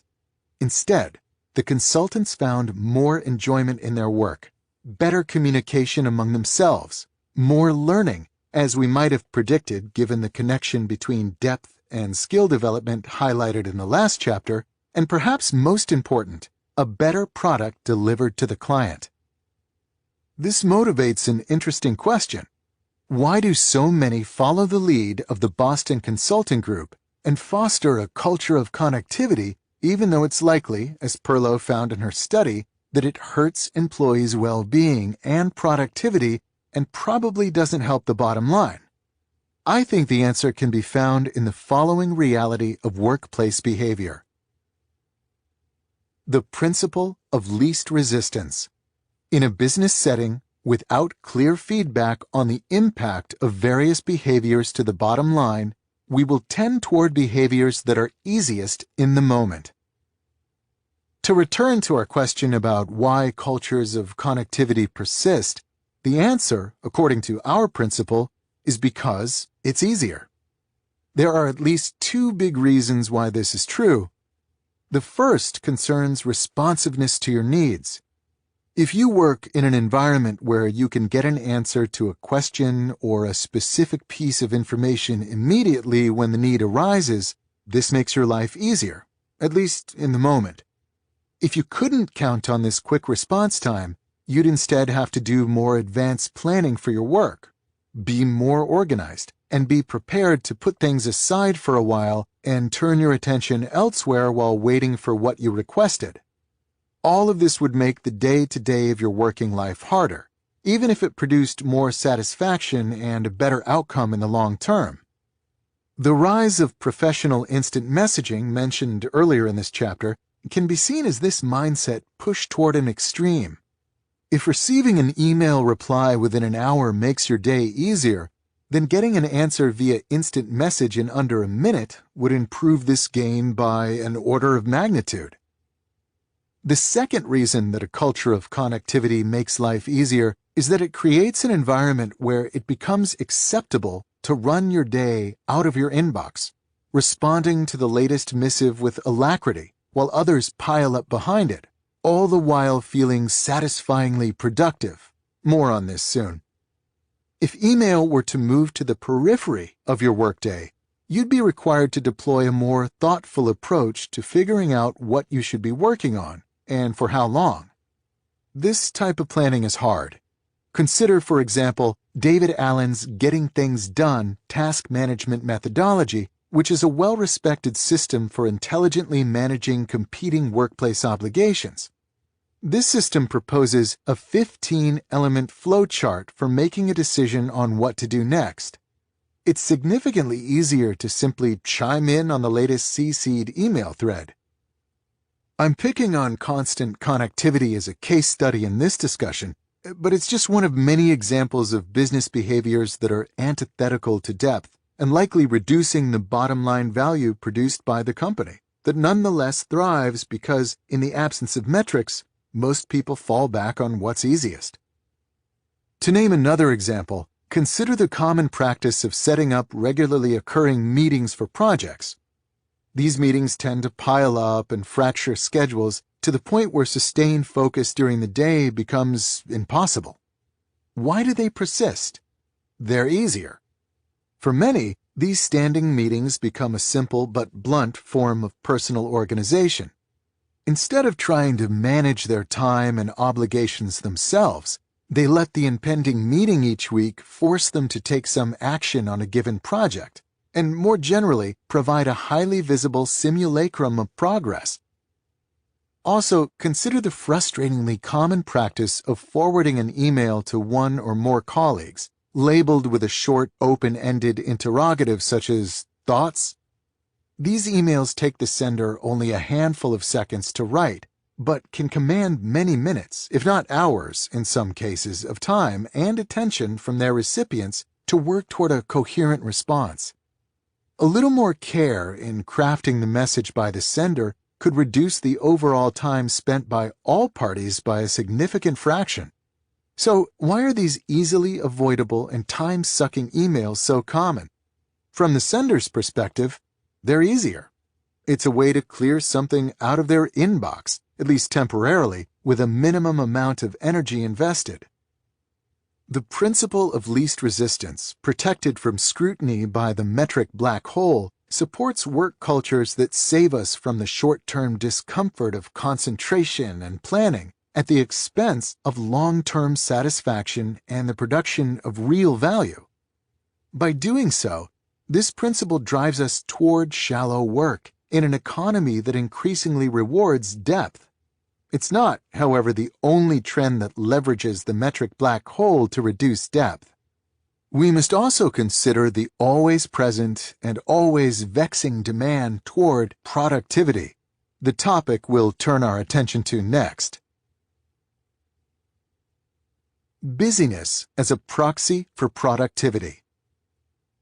There are a lot of things difficult about being a professor at a research-oriented university, But one benefit that this profession enjoys is clarity. How well or how poorly you're doing as an academic researcher can be boiled down to a simple question. Are you publishing important papers?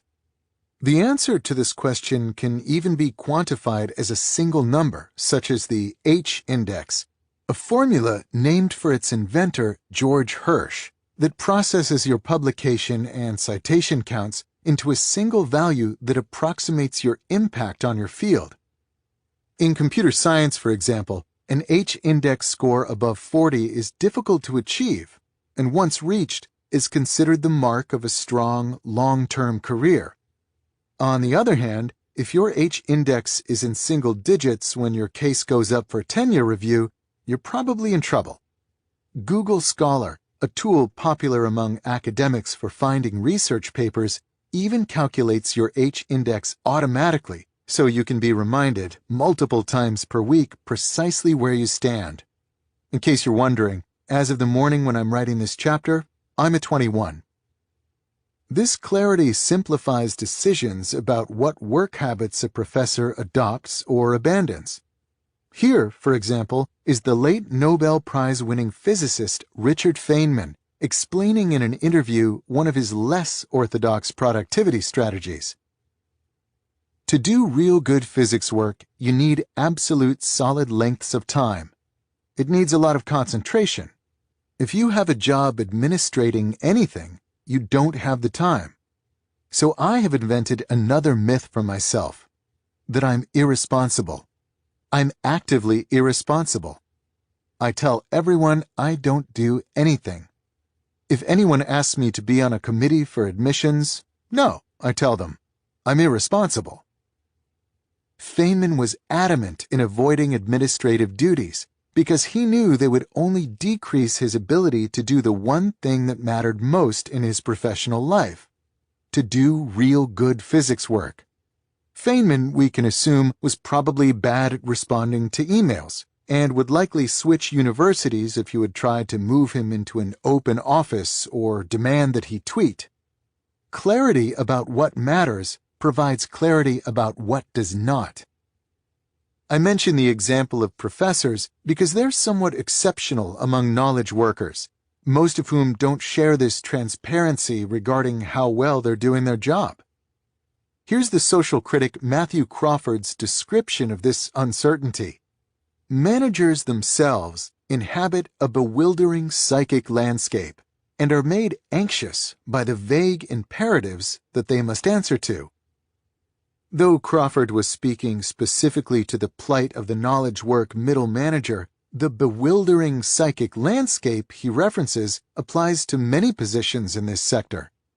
As Crawford describes in his 2009 Ode to the Trades, Shop Class as Soulcraft, he quit his job as a Washington, D.C. think tank director to open a motorcycle repair shop exactly to escape this bewilderment.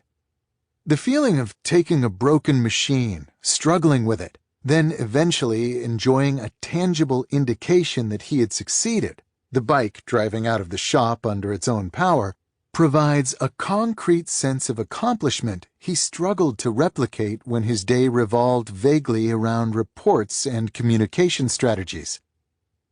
A similar reality creates problems for many knowledge workers.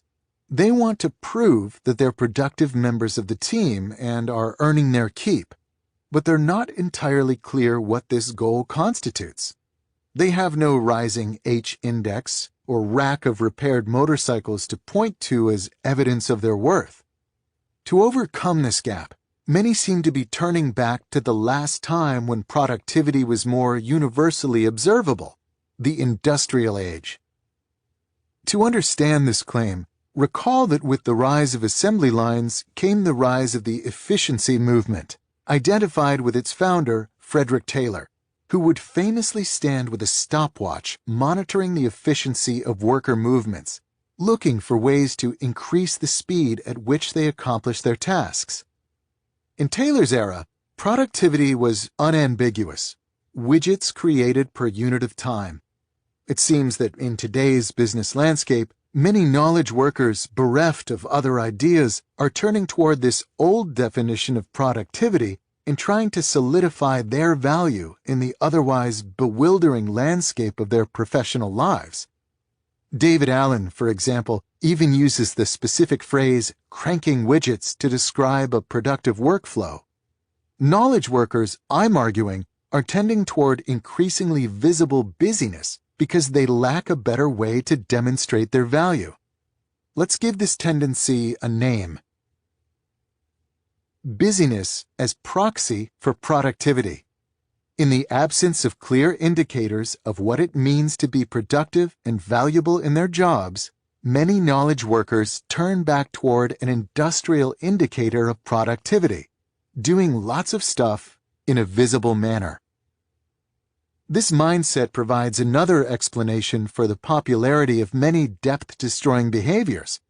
If you send and answer emails at all hours, if you schedule and attend meetings constantly, if you weigh in on instant message systems like call within seconds when someone poses a new question, or if you roam your open office bouncing ideas off all whom you encounter, all of these behaviors make you seem busy in a public manner. If you're using busyness as a proxy for productivity, then these behaviors can seem crucial for convincing yourself and others that you're doing your job well. This mindset is not necessarily irrational. For some, their jobs really do depend on such behavior. In 2013, for example, Yahoo's new CEO, Marissa Mayer, banned employees from working at home.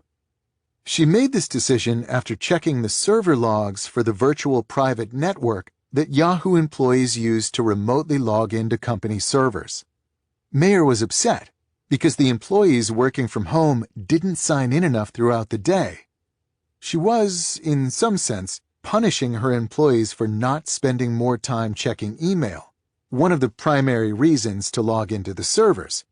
If you're not visibly busy, she signaled, I'll assume you're not productive. Viewed objectively, however, this concept is anachronistic. Knowledge work is not an assembly line, and extracting value from information is an activity that's often at odds with busyness, not supported by it. Remember, for example, Adam Grant, the academic from our last chapter who became the youngest full professor at Wharton by repeatedly shutting himself off from the outside world to concentrate on writing. Such behavior is the opposite of being publicly busy.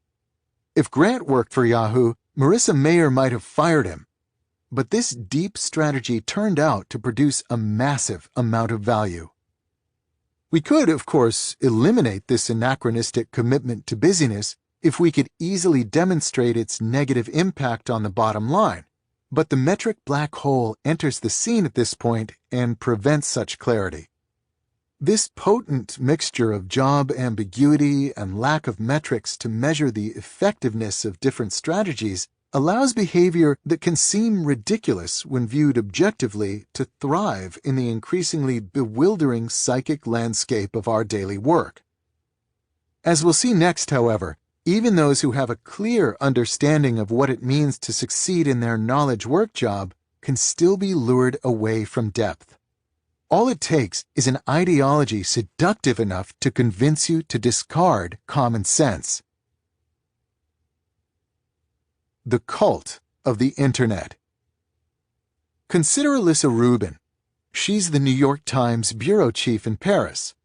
Before that, she was the bureau chief in Kabul, Afghanistan, where she reported from the front lines on the post-war reconstruction.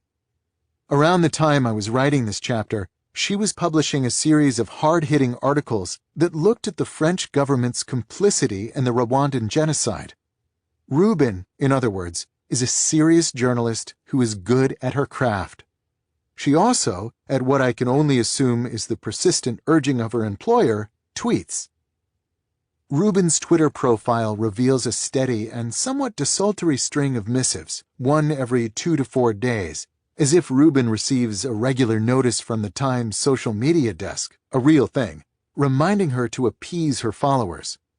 With few exceptions, the tweets simply mention an article she recently read and liked. Rubin is a reporter, not a media personality. Her value to her paper is her ability to cultivate important sources, pull together facts, and write articles that make a splash. It's the Alyssa Rubins of the world who provide the Times with its reputation, and it's this reputation that provides the foundation for the paper's commercial success in an age of ubiquitous and addictive clickbait. So why is Alyssa Rubin urged to regularly interrupt this necessarily deep work to provide, for free, shallow content to a service run by an unrelated media company based out of Silicon Valley? And perhaps even more important, why does this behavior seem so normal to most people? If we can answer these questions, we'll better understand the final trend I want to discuss relevant to the question of why deep work has become so paradoxically rare. A foundation for our answer can be found in a warning provided by the late communication theorist and New York University professor Neil Postman. Writing in the early 1990s, as the personal computer revolution first accelerated, Postman argued that our society was sliding into a troubling relationship with technology. We were, he noted, no longer discussing the trade-offs surrounding new technologies, balancing the new efficiencies against the new problems introduced. If it's high-tech, we began to instead assume, then it's good. Case closed. He called such a culture a technopoly, and he didn't mince words in warning against it. Technopoly eliminates alternatives to itself in precisely the way Aldous Huxley outlined in Brave New World, he argued in his 1993 book on the topic. It does not make them illegal. It does not make them immoral. It does not even make them unpopular. It makes them invisible, and therefore irrelevant. Postman died in 2003, but if he were alive today, he would likely express amazement about how quickly his fears from the 1990s came to fruition, a slide driven by the unforeseen and sudden rise of the Internet. Fortunately, Postman has an intellectual heir to continue this argument in the Internet age, the hyper-citational social critic Evgeny Morozov.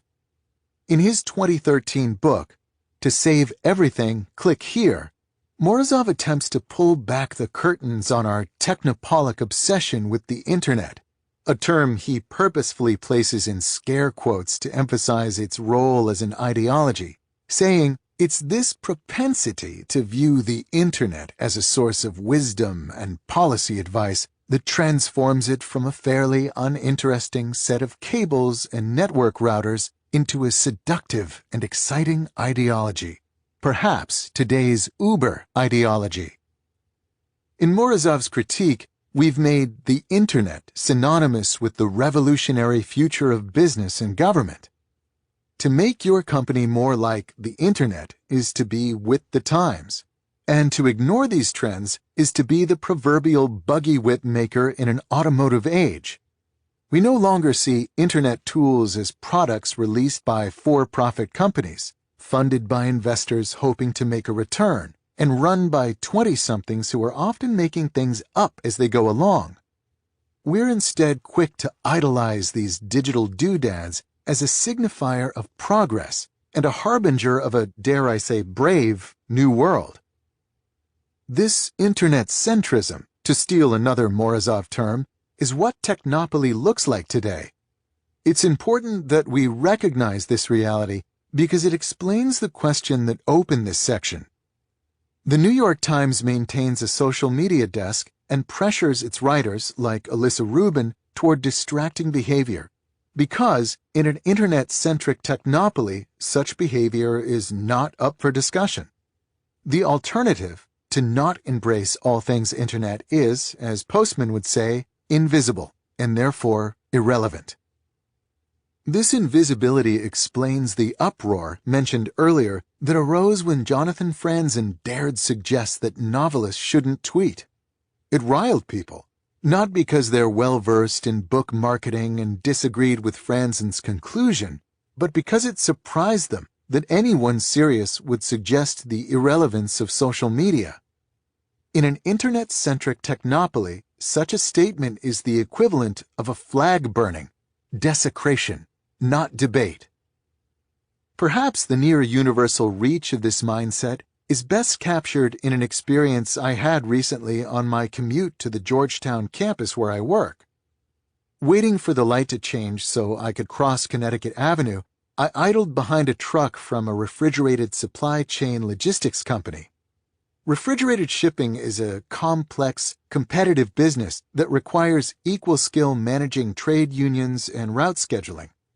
It's the ultimate old-school industry, and in many ways is the opposite of the lean, consumer-facing tech startups that currently receive so much attention.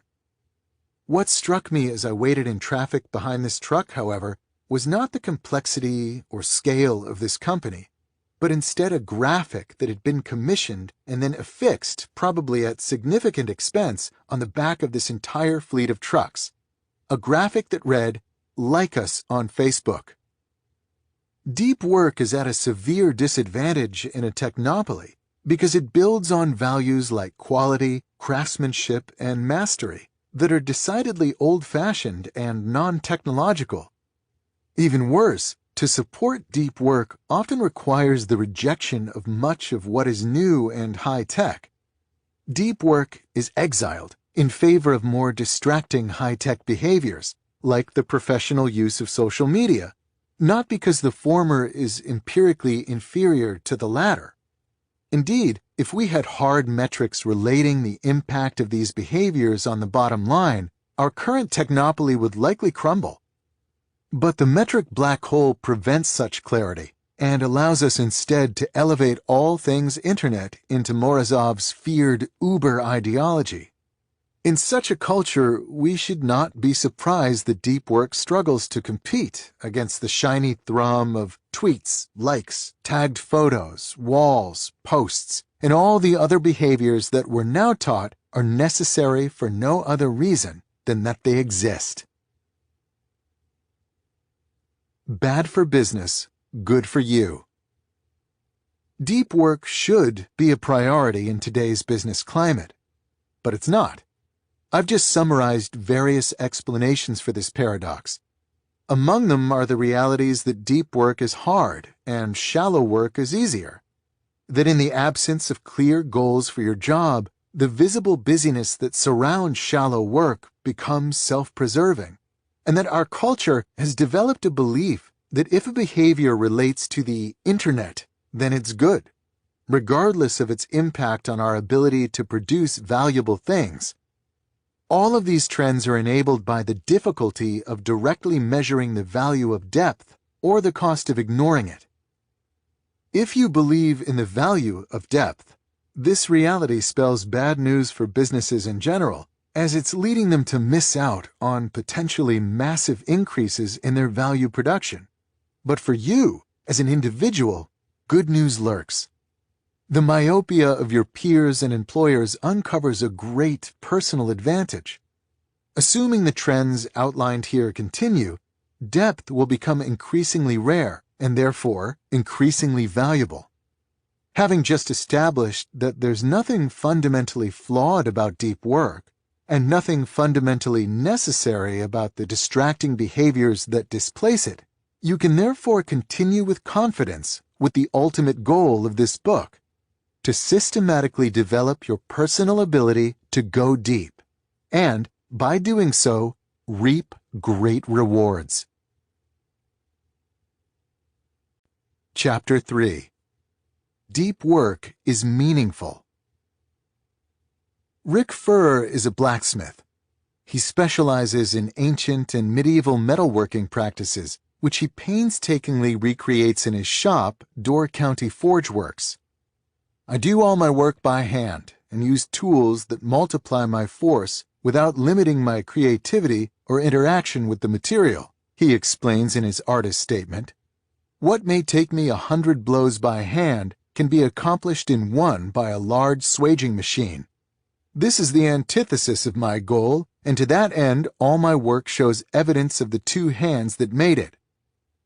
A 2012 PBS documentary provides a glimpse into Furr's world. We learn that he works in a converted barn in Wisconsin farm country, not far inland from the scenic Sturgeon Bay of Lake Michigan. Furr often leaves the barn doors open to vent the heat of the forges, one suspects, his efforts framed by farm fields stretching to the horizon. The setting is idyllic, but the work can seem, at first encounter, brutish. In the documentary, Fur is trying to recreate a Viking-era sword. He begins by using a 1,500-year-old technique to smelt crucible steel, an unusually pure, for the period, form of the metal. The result is an ingot, not much bigger than 3 or 4 stacked smartphones. This dense ingot must then be shaped and polished into a long and elegant sword blade. This part, the initial breakdown, is terrible, Fur says to the camera as he methodically heats the ingot, hits it with a hammer, turns it, hits it, then puts it back in the flames to start over. The narrator reveals that it will take 8 hours of this hammering to complete the shaping. As you watch Fur work, however, the sense of the labor shifts. It becomes clear that he's not drearily whacking at the metal like a miner with a pickaxe. Every hit, though forceful, is carefully controlled. He peers intently at the metal through thin-framed intellectual glasses, which seem out of place perched above his heavy beard and broad shoulders, turning it just so for each impact. You have to be very gentle with it, or you will crack it, he explains. After a few more hammer strikes, he adds, you have to nudge it. Slowly it breaks down. Then you start to enjoy it.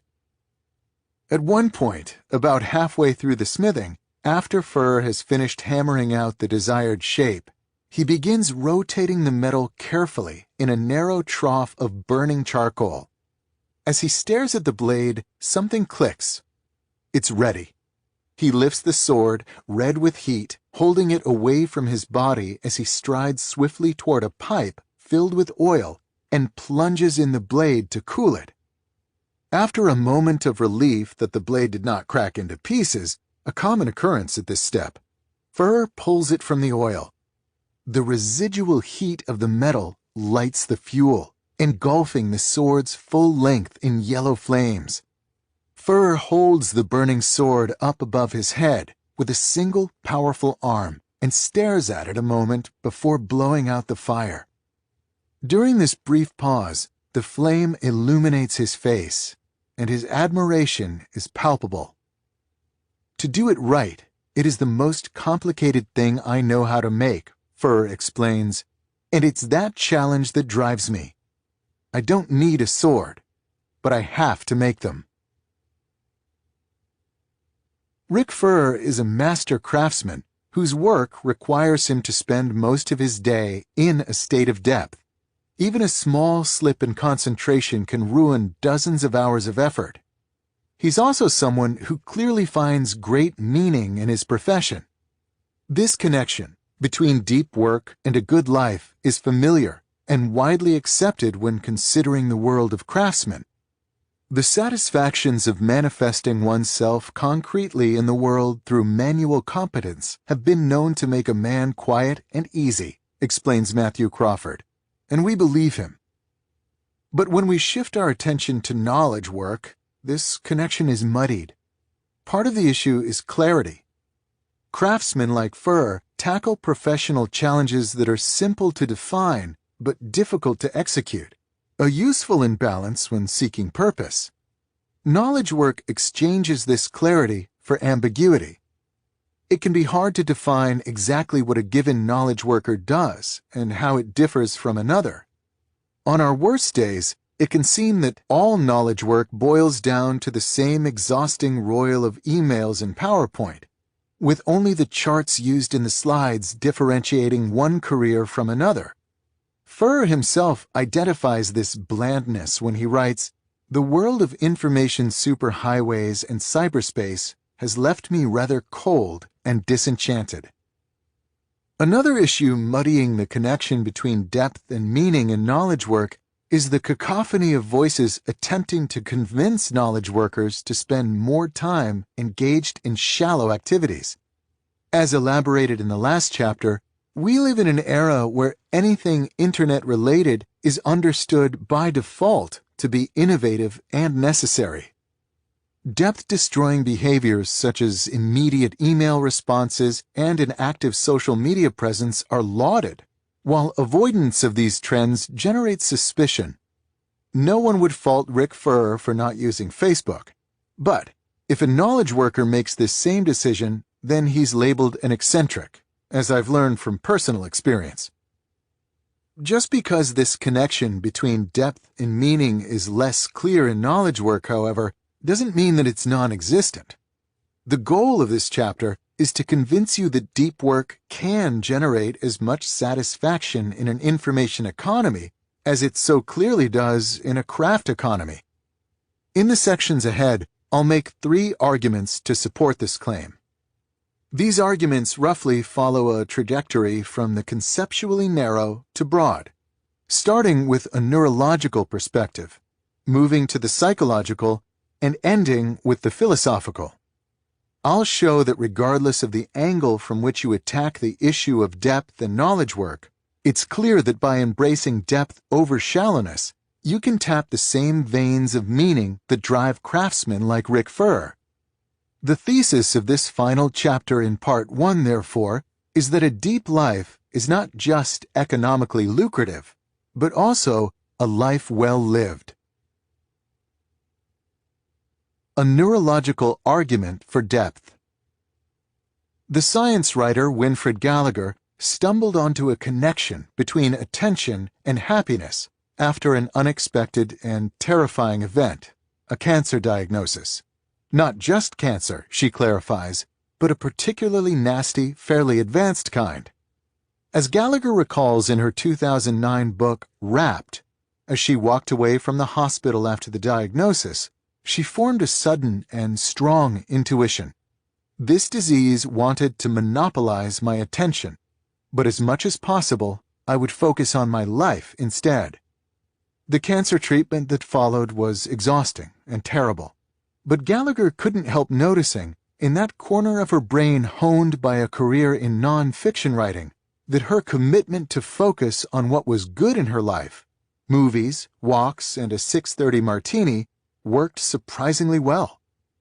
Her life during this period should have been mired in fear and pity, but it was instead, she noted, often quite pleasant. Her curiosity piqued, Gallagher set out to better understand the role that attention, that is, what we choose to focus on and what we choose to ignore, plays in defining the quality of our life. After 5 years of science reporting, she came away convinced that she was witness to a grand, unified theory of the mind. Like fingers pointing to the moon, other diverse disciplines, from anthropology to education, behavioral economics to family counseling, similarly suggest that the skillful management of attention is the sine qua non of the good life and the key to improving virtually every aspect of your experience. This concept upends the way most people think about their subjective experience of life. We tend to place a lot of emphasis on our circumstances, assuming that what happens to us, or fails to happen, determines how we feel. From this perspective, the small-scale details of how you spend your day aren't that important, because what matters are the large-scale outcomes, such as whether or not you get a promotion or move to that nicer apartment. According to Gallagher, decades of research contradict this understanding. Our brains instead construct our worldview based on what we pay attention to. If you focus on a cancer diagnosis, you and your life become unhappy and dark. But if you focus instead on an evening martini, you and your life become more pleasant, even though the circumstances in both scenarios are the same. As Gallagher summarizes, who you are, what you think, feel, and do, what you love, is the sum of what you focus on. In Wrapped, Gallagher surveys the research supporting this understanding of the mind. She cites, for example, the University of North Carolina psychologist Barbara Fredrickson, a researcher who specializes in the cognitive appraisal of emotions. After a bad or disrupting occurrence in your life, Fredrickson's research shows what you choose to focus on exerts significant leverage on your attitude going forward. These simple choices can provide a reset button to your emotions. She provides the example of a couple fighting over inequitable splitting of household chores. Rather than continuing to focus on your partner's selfishness and sloth, she suggests, you might focus on the fact that at least a festering conflict has been aired, which is the first step toward a solution to the problem and to your improved mood.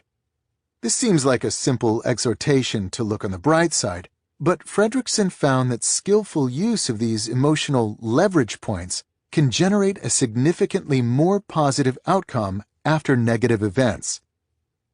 Scientists can watch this effect in action all the way down to the neurological level. Stanford psychologist Laura Carstensen, to name one such example, used an fMRI scanner to study the brain behavior of subjects presented with both positive and negative imagery.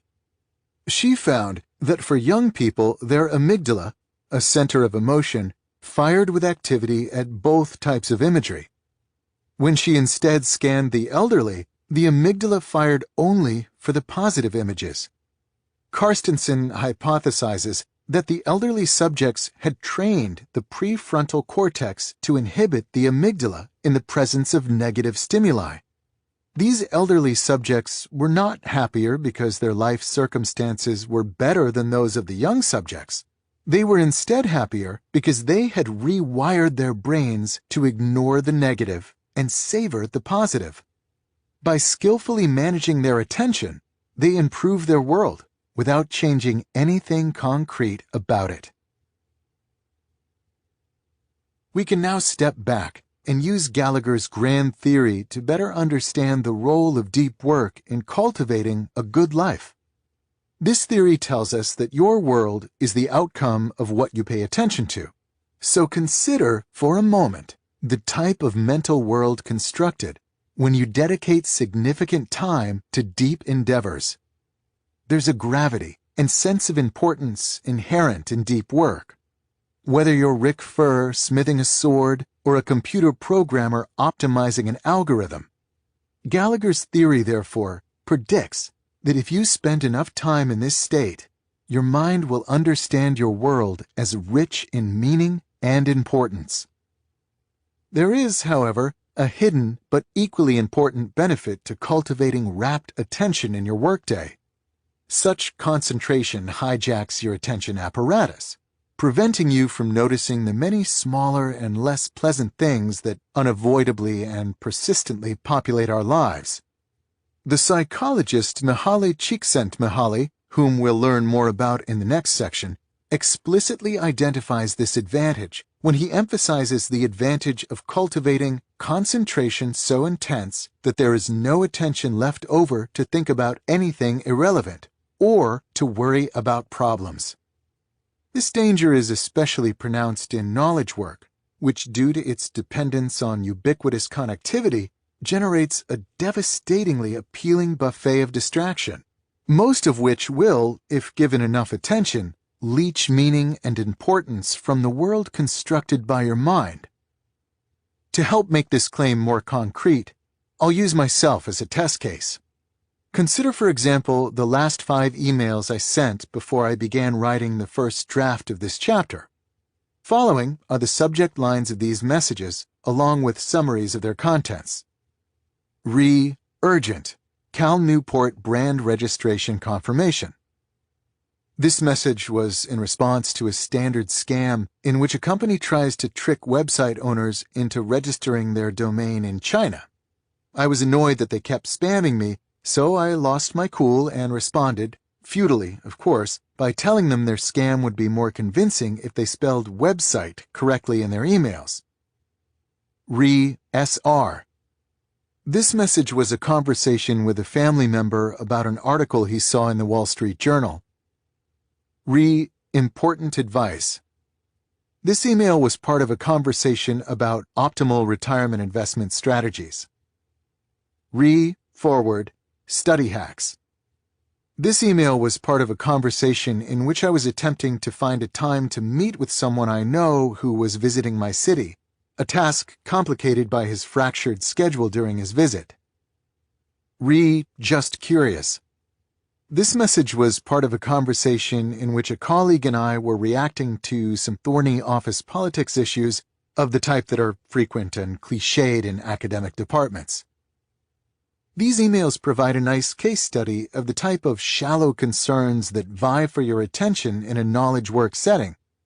Some of the issues presented in these sample messages are benign, such as discussing an interesting article. Some are vaguely stressful, such as the conversation on retirement saving strategies, a type of conversation which almost always concludes with you not doing the right things. Some are frustrating, such as trying to arrange a meeting around busy schedules. And some are explicitly negative, such as angry responses to scammers or worried discussions about office politics. Many knowledge workers spend most of their working day interacting with these types of shallow concerns. Even when they're required to complete something more involved, the habit of frequently checking inboxes ensures that these issues remain at the forefront of their attention. Gallagher teaches us that this is a foolhardy way to go about your day, as it ensures that your mind will construct an understanding of your working life that's dominated by stress, irritation, frustration, and triviality. The world represented by your inbox, in other words, isn't a pleasant world to inhabit. Even if your colleagues are all genial and your interactions are always upbeat and positive, by allowing your attention to drift over the seductive landscape of the shallow, you run the risk of falling into another neurological trap identified by Gallagher. 5 years of reporting on attention have confirmed some home truths, Gallagher reports. Among them is the notion that the idle mind is the devil's workshop. When you lose focus, your mind tends to fix on what could be wrong with your life instead of what's right. A workday driven by the shallow, from a neurological perspective, is likely to be a draining and upsetting day, even if most of the shallow things that capture your attention seem harmless or fun. The implication of these findings is clear. In work, and especially knowledge work, to increase the time you spend in a state of depth is to leverage the complex machinery of the human brain in a way that for several different neurological reasons maximizes the meaning and satisfaction you'll associate with your working life. After running my tough experiment with cancer, I have a plan for living the rest of my life, Gallagher concludes in her book. I'll choose my targets with care, then give them my rapt attention. In short, I'll live the focused life because it's the best kind there is. We'd be wise to follow her lead. A psychological argument for depth. Our second argument for why depth generates meaning comes from the work of one of the world's best-known and most misspelled psychologists, Mihaly Csikszentmihalyi. In the early 1980s, Csikszentmihalyi, working with Reed Larson, a young colleague at the University of Chicago, invented a new technique for understanding the psychological impact of everyday behaviors. At the time, it was difficult to accurately measure the psychological impact of different activities. If you brought someone into a laboratory and asked her to remember how she felt at a specific point many hours ago, she was unlikely to recall. If you instead gave her a diary and asked her to record how she felt throughout the day, she wouldn't be likely to keep up the entries with diligence. It's simply too much work. Csikszentmihalyi and Larson's breakthrough was to leverage new technology, for the time, to bring the question to the subject right when it mattered. In more detail, they outfitted experimental subjects with pagers. These pagers would beep at randomly selected intervals. In modern incarnations of this method, smartphone apps play the same role. When the beeper went off, the subjects would record what they were doing at the exact moment and how they felt. In some cases, they would be provided with a journal in which to record this information. while in others they would be given a phone number to call to answer questions posed by a field worker. Because the beeps were only occasional but hard to ignore, the subjects were likely to follow through with the experimental procedure. And because the subjects were recording responses about an activity at the very moment they were engaged in it, the responses were more accurate. Csikszentmihalyi and Larson called the approach the Experience Sampling Method, ESM, and it provided unprecedented insight into how we actually feel about the beats of our daily lives. Among many breakthroughs, Csikszentmihalyi's work with ESM helped validate a theory he had been developing over the preceding decade. The best moments usually occur when a person's body or mind is stretched to its limits in a voluntary effort to accomplish something difficult and worthwhile. Csikszentmihalyi calls this mental state flow, a term he popularized with a 1990 book of the same title. At the time, this finding pushed back against conventional wisdom. Most people assumed, and still do, that relaxation makes them happy. We want to work less and spend more time in the hammock. But the results from Csikszentmihalyi's ESM studies reveal that most people have this wrong.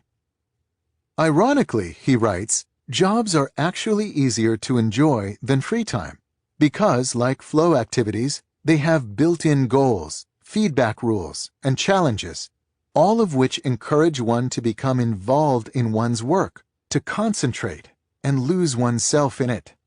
Free time, on the other hand, is unstructured and requires much greater effort to be shaped into something that can be enjoyed.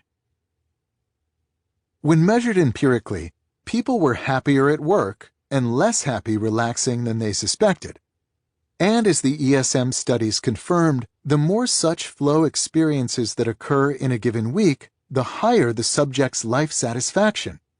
Human beings, it seems, are at their best when immersed deeply in something challenging. There is, of course, overlap between the theory of flow and the ideas of Winifred Gallagher highlighted in the last section. Both point toward the importance of depth over shallowness, but they focus on two different explanations for this importance. Gallagher's writing emphasizes that the content of what we focus on matters. If we give rapt attention to important things, and therefore also ignore shallow, negative things, we'll experience our working life as more important and positive. Csikszentmihalyi's theory of flow, by contrast, is mostly agnostic to the content of our attention. Though he would likely agree with the research cited by Gallagher, his theory notes that the feeling of going deep is, in itself, very rewarding. Our minds like this challenge, regardless of the subject. The connection between deep work and flow should be clear. Deep work is an activity well suited to generate a flow state. The phrases used by Csikszentmihalyi to describe what generates flow include notions of stretching your mind to its limits, concentrating, and losing yourself in an activity, all of which also describe deep work. And, as we just learned, flow generates happiness. Combining these two ideas, we get a powerful argument from psychology in favor of depth. Decades of research stemming from Csikszentmihalyi's original ESM experiments validate that the act of going deep orders the consciousness in a way that makes life worthwhile. Csikszentmihalyi even goes so far as to argue that modern companies should embrace this reality, suggesting that jobs should be redesigned so that they resemble as closely as possible flow activities. Noting, however, that such a redesign would be difficult and disruptive. See, for example, my arguments from the previous chapter. Csikszentmihalyi then explains that it's even more important that the individual learn how to seek out opportunities for flow. This, ultimately, is the lesson to come away with from our brief foray into the world of experimental psychology. To build your working life around the experience of flow produced by deep work is a proven path to deep satisfaction. A philosophical argument for depth. Our final argument for the connection between depth and meaning requires us to step back from the more concrete worlds of neuroscience and psychology, and instead adopt a philosophical perspective. I'll turn for help in this discussion to a pair of scholars who know this topic well: Herbert Dreyfus, who taught philosophy at Berkeley for more than 4 decades, and Sean Dorrance Kelly, who at the time of this writing is the chair of Harvard's philosophy department. In 2011, Dreyfus and Kelly published a book, All Things Shining, which explores how notions of sacredness and meaning have evolved throughout the history of human culture. They set out to reconstruct this history because they're worried about its endpoint in our current era. The world used to be, in its various forms, a world of sacred, shining things, Dreyfus and Kelly explain early in the book.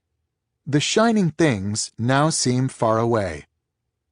What happened between then and now? The short answer, the authors argue, is Descartes.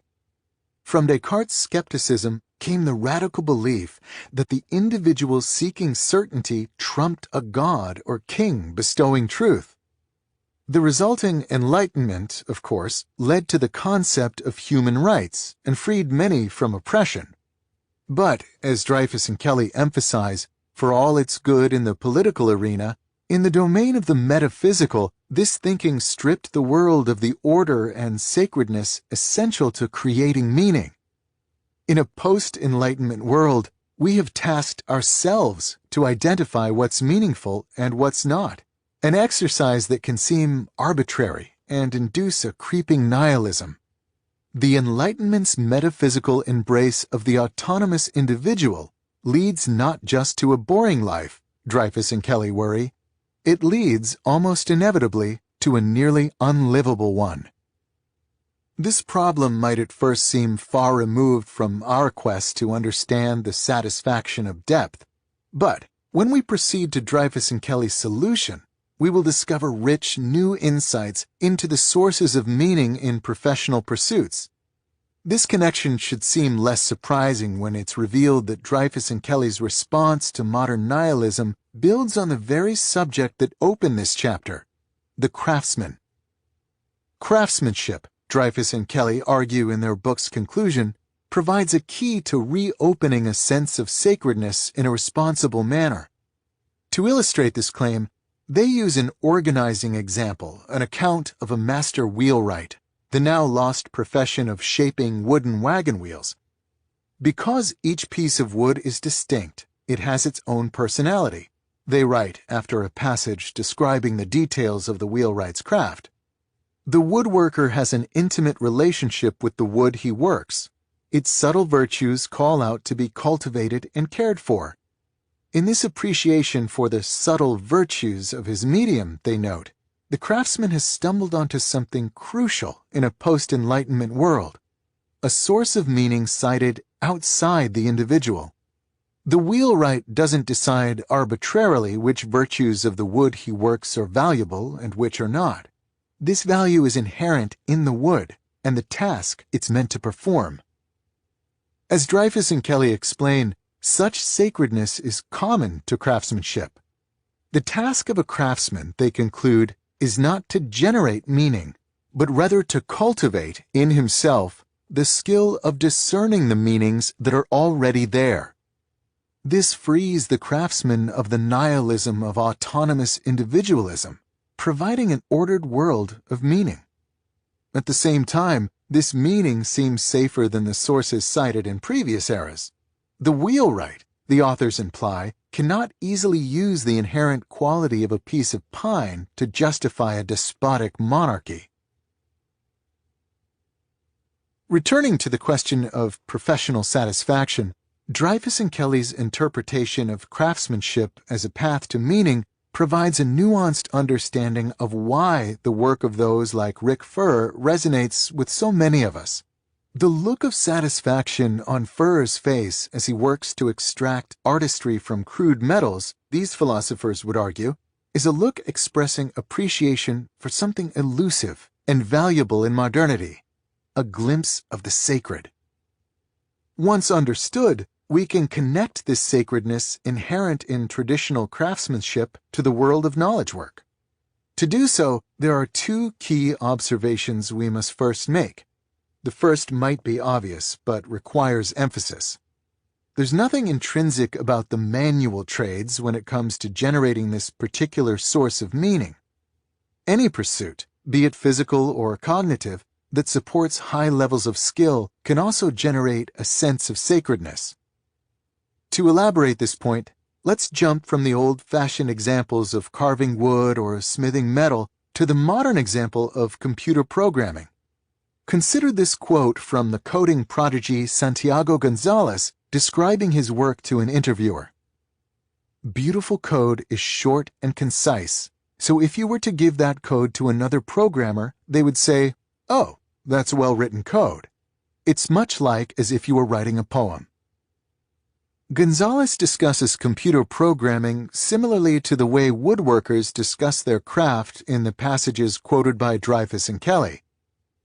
The Pragmatic Programmer, a well-regarded book in the computer programming field, makes this connection between code and old-style craftsmanship more directly by quoting the medieval quarry workers' creed in its preface.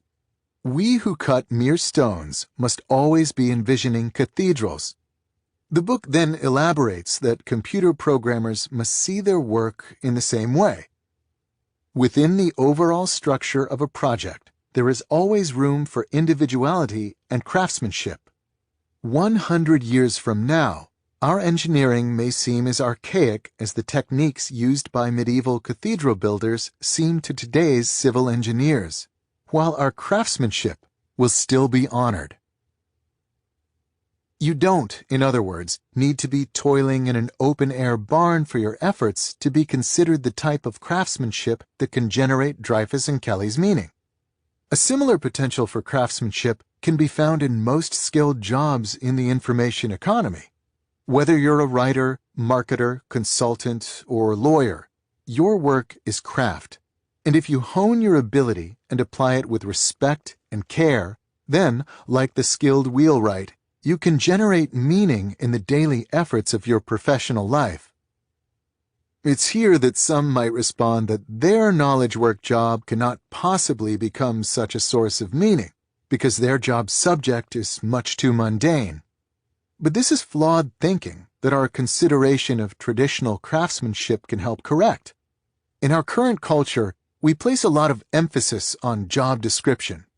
Our obsession with the advice to follow your passion, the subject of my last book, for example, is motivated by the flawed idea that what matters most for your career satisfaction is the specifics of the job you choose. In this way of thinking, there are some rarefied jobs that can be a source of satisfaction, perhaps working in a nonprofit or starting a software company, while all others are soulless and bland.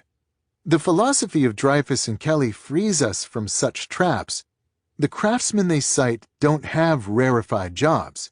Throughout most of human history, to be a blacksmith or a wheelwright wasn't glamorous.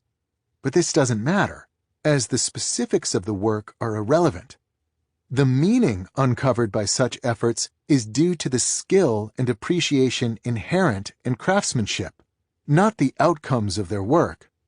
Put another way, a wooden wheel is not noble, but its shaping can be. The same applies to knowledge work. You don't need a rarefied job. You need instead a rarefied approach to your work. The second key observation about this line of argument is that cultivating craftsmanship is necessarily a deep task and therefore requires a commitment to deep work. Recall that I argued in Chapter 1 that deep work is necessary to hone skills and to then apply them at an elite level, the core activities in craft. Deep work, therefore, is key to extracting meaning from your profession in the manner described by Dreyfus and Kelly. It follows that to embrace deep work in your own career and to direct it toward cultivating your skill is an effort that can transform a knowledge work job from a distracted, draining obligation into something satisfying, a portal to a world full of shining, wondrous things. Homo sapiens depensis. The first two chapters of Part 1 were pragmatic. They argued that deep work is becoming increasingly valuable in our economy, at the same time that it also is becoming increasingly rare for somewhat arbitrary reasons. This represents a classic market mismatch. If you cultivate this skill, you'll thrive professionally. This final chapter, by contrast, has little to add to this practical discussion of workplace advancement, and yet it's absolutely necessary for these earlier ideas to gain traction. The sections ahead describe a rigorous program for transforming your professional life into one centered on depth. This is a difficult transition, and as with many such efforts, well-reasoned, pragmatic arguments can motivate you only to a certain point. Eventually, the goal you pursue needs to resonate at a more human level. This chapter argues that when it comes to the embrace of depth, such resonance is inevitable. Whether you approach the activity of going deep from the perspective of neuroscience, psychology, or lofty philosophy, these paths all seem to lead back to a connection between depth and meaning. It's as if our species has evolved into one that flourishes in depth and wallows in shallowness, becoming what we might call Homo sapiens depensis. I earlier quoted Winifred Gallagher, the converted disciple of depth, saying, "I'll live the focused life, because it's the best kind there is." This is perhaps the best way to sum up the argument of this chapter and of Part 1 more broadly. A deep life is a good life, any way you look at it. Part 2. The Rules. Rule number 1. Work deeply. Soon after I met David Duane for a drink at a DuPont Circle bar, he brought up the eudaimonia machine. Duane is an architecture professor and therefore likes to explore the intersection between the conceptual and the concrete. The eudaimonia machine is a good example of this intersection.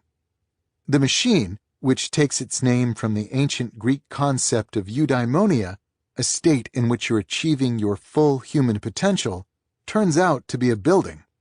The goal of the machine, David explained, is to create a setting where the users can get into a state of deep human flourishing, creating work that's at the absolute extent of their personal abilities.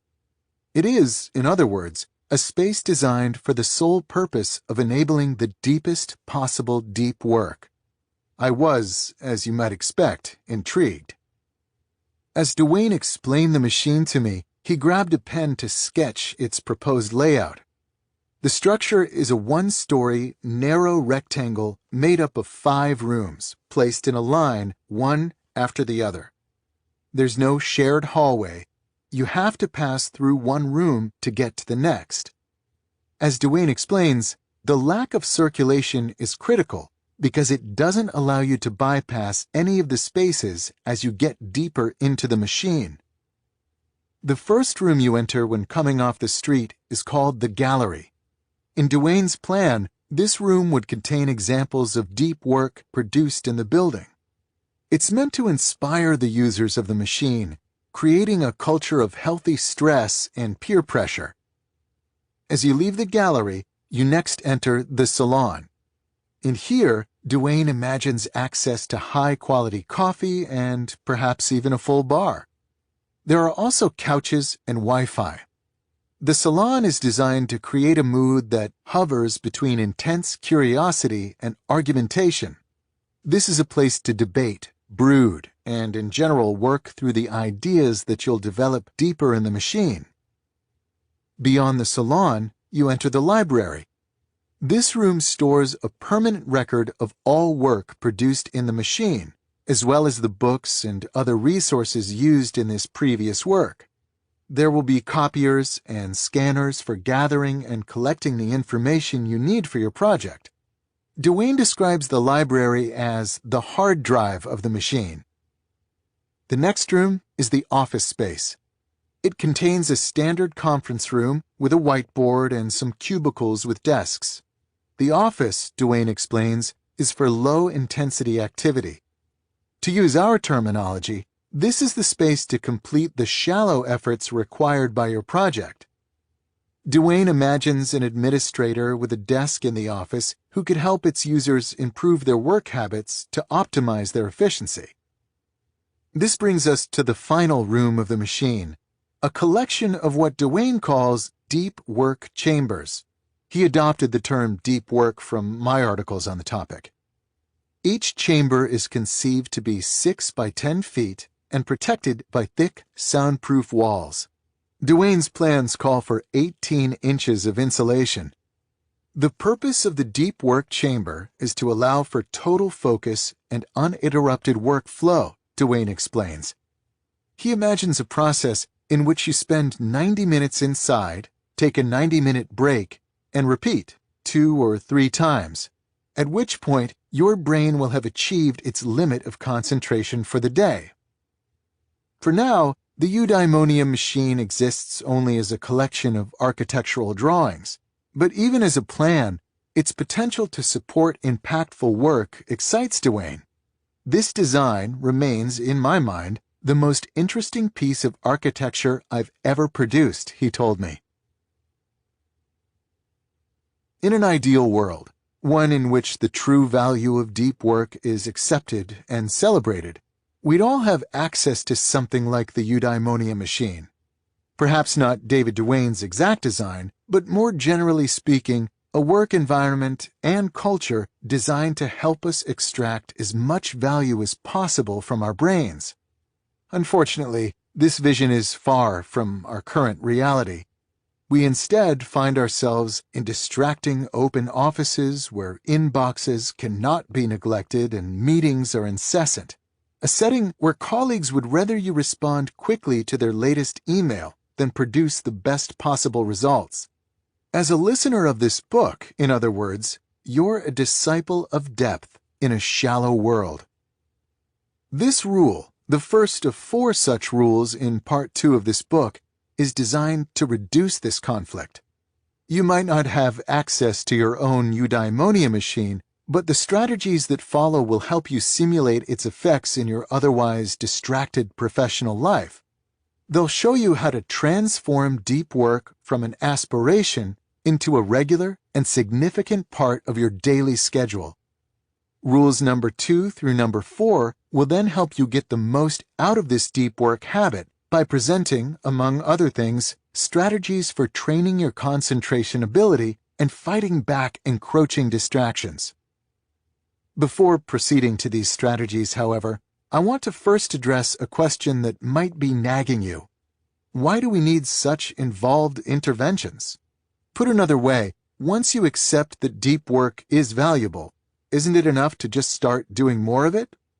Do we really need something as complicated as the eudaimonia machine or its equivalent for something as simple as remembering to concentrate more often? Unfortunately, when it comes to replacing distraction with focus, matters are not so simple. To understand why this is true, let's take a closer look at one of the main obstacles to going deep: the urge to turn your attention towards something more superficial. Most people recognize that this urge can complicate efforts to concentrate on hard things, but most underestimate its regularity and strength. Consider a 2012 study led by psychologists Wilhelm Hoffman and Roy Baumeister that outfitted 205 adults with beepers that activated at randomly selected times. This is the experience sampling method discussed in Part 1. When the beeper sounded, the subject was asked to pause for a moment to reflect on desires that he or she was currently feeling or had felt in the last 30 minutes, and then answer a set of questions about these desires. After a week, the researchers had gathered more than 7,500 samples.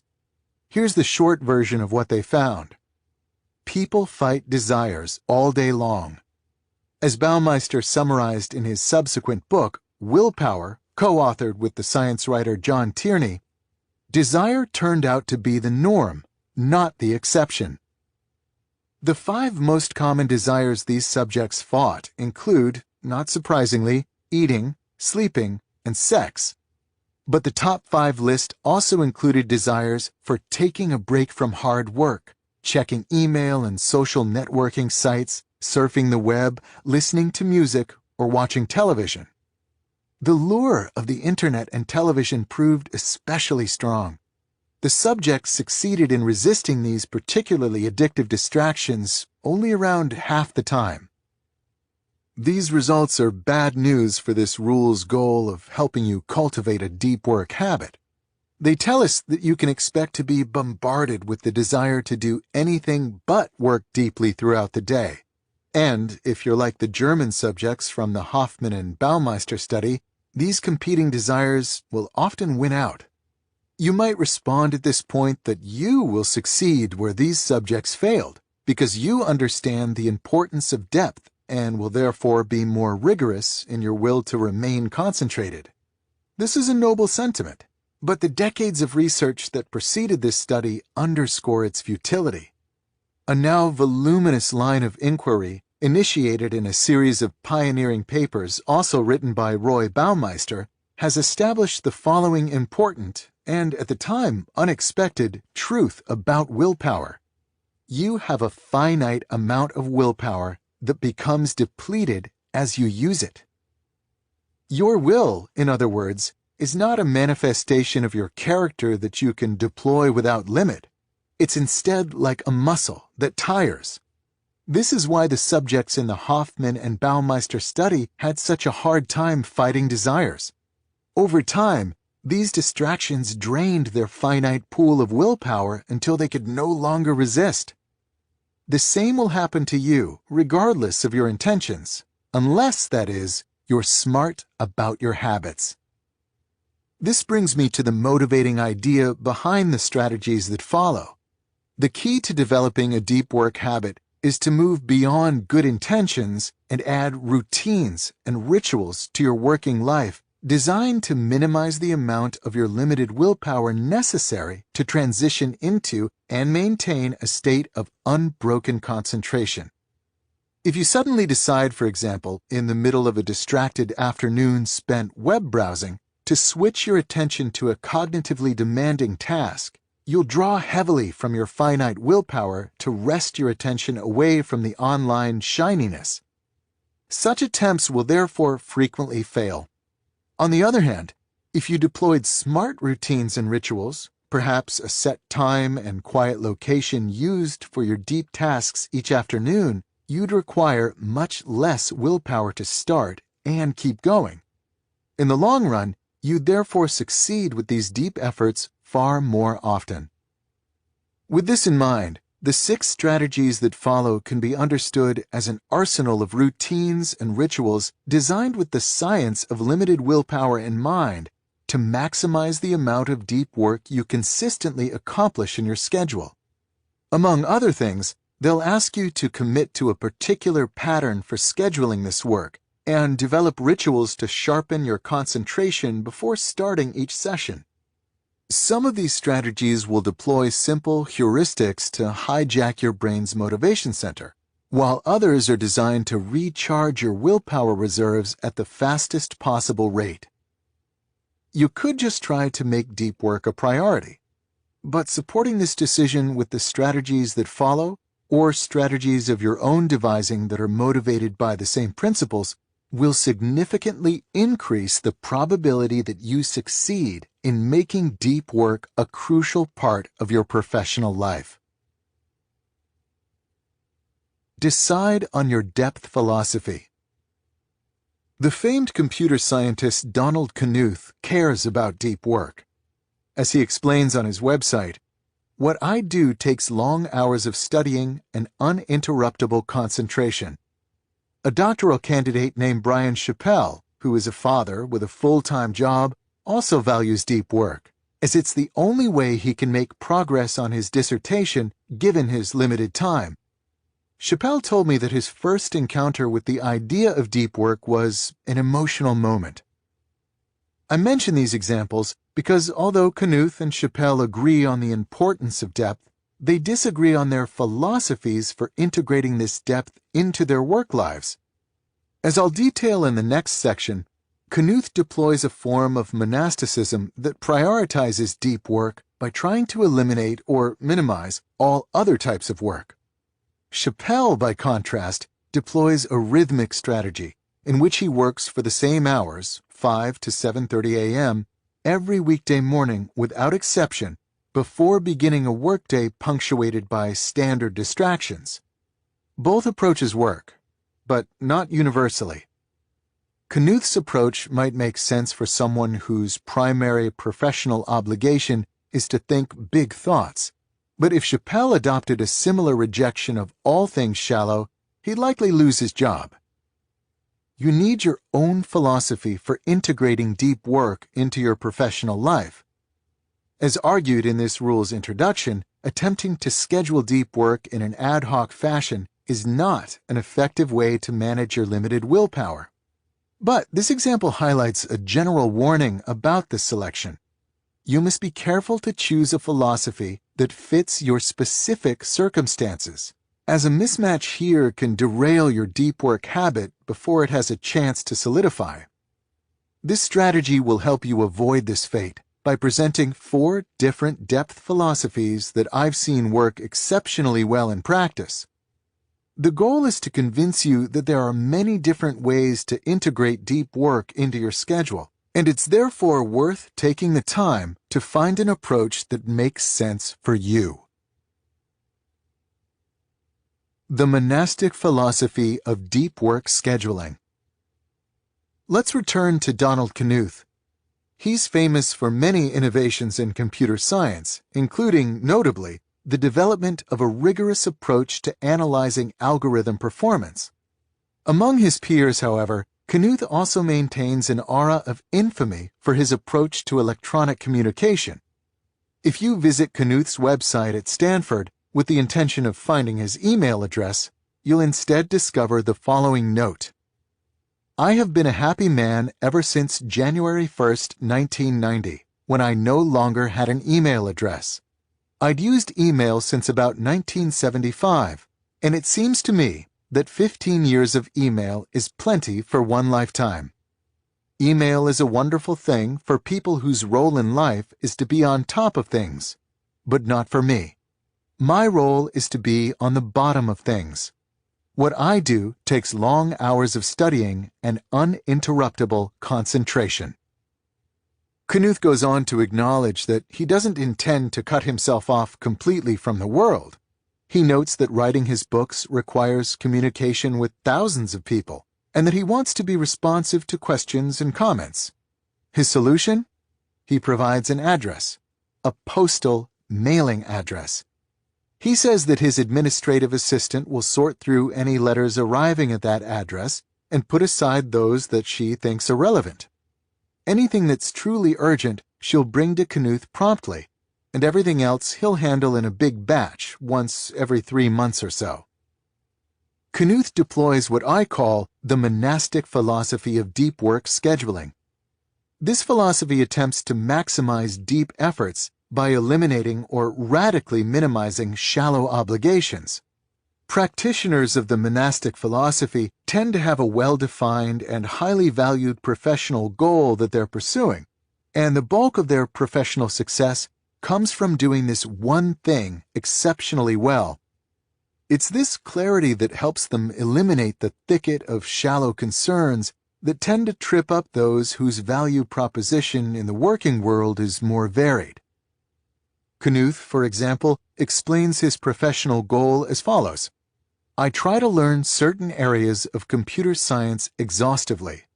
Then, I try to digest that knowledge into a form that is accessible to people who don't have time for such study.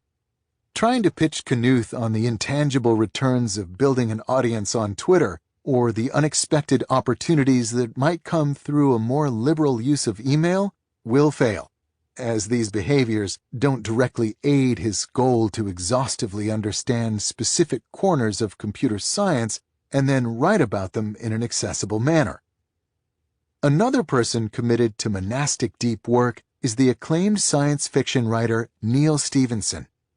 If you visit Stevenson's author website, you'll notice a lack of email or mailing address.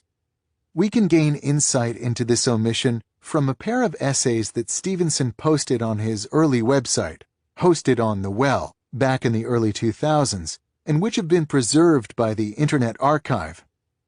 In one such essay archived in 2003, Stevenson summarizes his communication policy as follows. Persons who wish to interfere with my concentration are politely requested not to do so, and warned that I don't answer email.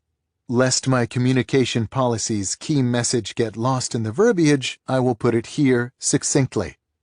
All of my time and attention are spoken for, several times over. Please do not ask for them. To further justify this policy, Stevenson wrote an essay titled, Why I Am a Bad Correspondent. At the core of his explanation for his inaccessibility is the following decision. The productivity equation, he writes, is a nonlinear one. In other words, this accounts for why I am a bad correspondent and why I very rarely accept speaking engagements. If I organize my life in such a way that I get lots of long, consecutive, uninterrupted time chunks, I can write novels. But as those chunks get separated and fragmented, my productivity as a novelist drops spectacularly. Stevenson sees two mutually exclusive options. He can write good novels at a regular rate, or he can answer a lot of individual emails and attend conferences, and, as a result, produce lower quality novels at a slower rate. He chose the former option, and this choice requires him to avoid as much as possible any source of shallow work in his professional life. This issue is so important to Stevenson that he went on to explore its implications, positive and negative, in his 2008 science fiction epic, Anathema, which considers a world where an intellectual elite live in monastic orders, isolated from the distracted masses and technology, thinking deep thoughts.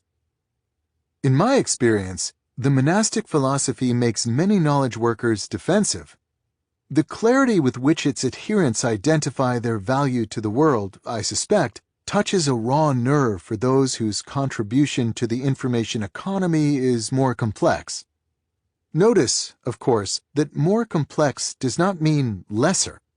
A high-level manager, for example, might play a vital role in the functioning of a billion-dollar company, even if she cannot point to something discrete, like a completed novel, and say, "This is what I produced this year."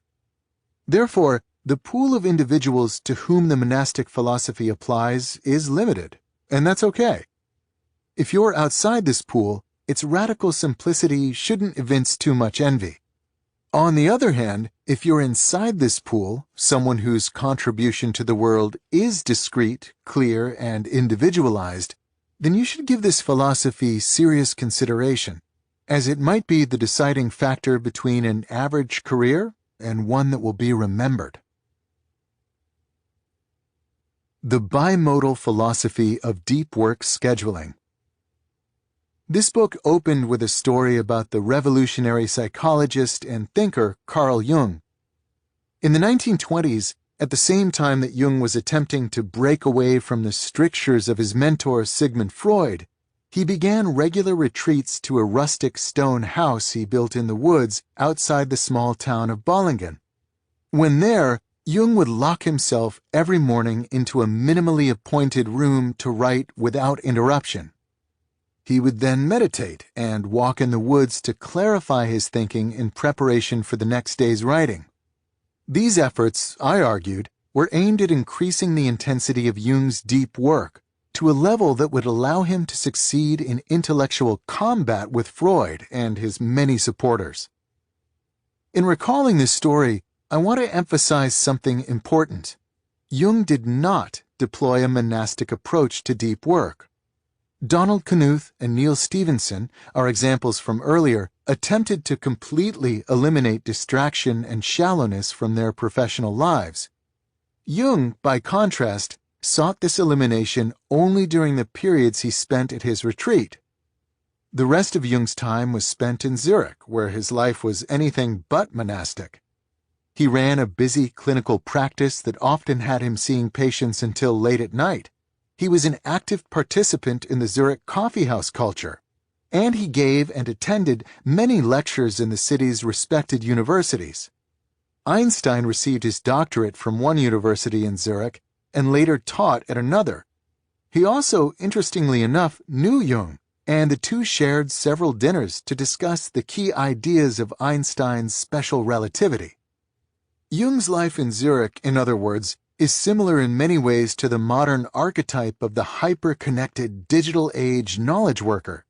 Replace Zurich with San Francisco, and Letter with Tweet, and we could be discussing some hotshot tech CEO.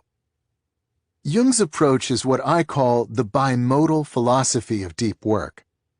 This philosophy asks that you divide your time, dedicating some clearly defined stretches to deep pursuits and leaving the rest open to everything else. During the deep time, the bimodal worker will act monastically, seeking intense and uninterrupted concentration. During the shallow time, such focus is not prioritized. This division of time between deep and open can happen on multiple scales. For example, on the scale of a week, you might dedicate a 4-day weekend to depth and the rest to open time. Similarly, on the scale of a year, you might dedicate one season to contain most of your deep stretches, as many academics do over the summer or while on sabbatical. The bimodal philosophy believes that deep work can produce extreme productivity, but only if the subject dedicates enough time to such endeavors to reach maximum cognitive intensity, the state in which real breakthroughs occur. This is why the minimum unit of time for deep work in this philosophy tends to be at least one full day. To put aside a few hours in the morning, for example, is too short to count as a deep work stretch for an adherent of this approach. At the same time, the bimodal philosophy is typically deployed by people who cannot succeed in the absence of substantial commitments to non-deep pursuits. Jung, for example, needed his clinical practice to pay the bills and the Zurich coffeehouse scene to stimulate his thinking. The approach of shifting between two modes provides a way to serve both needs well. To provide a more modern example of the bimodal philosophy in action, we can once again consider Adam Grant, the Wharton Business School professor whose thoughtfulness about work habits was first introduced in Part 1. As you might recall, Grant's schedule during his rapid rise through the professorship ranks at Wharton provides a nice bimodality case study.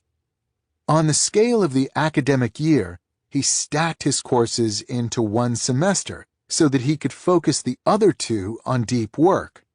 During these deep semesters, he then applied the bimodal approach on the weekly scale.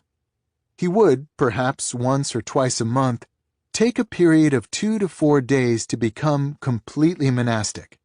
He would shut his door, put an out-of-office autoresponder on his email, and work on his research without interruption. Outside of these deep sessions, Grant remained famously open and accessible. In some sense, he had to be. His 2013 bestseller, Give and Take, promotes the practice of giving of your time and attention without expectation of something in return as a key strategy in professional advancement. Those who deploy the bimodal philosophy of deep work admire the productivity of the monastics, but also respect the value they receive from the shallow behaviors in their working lives.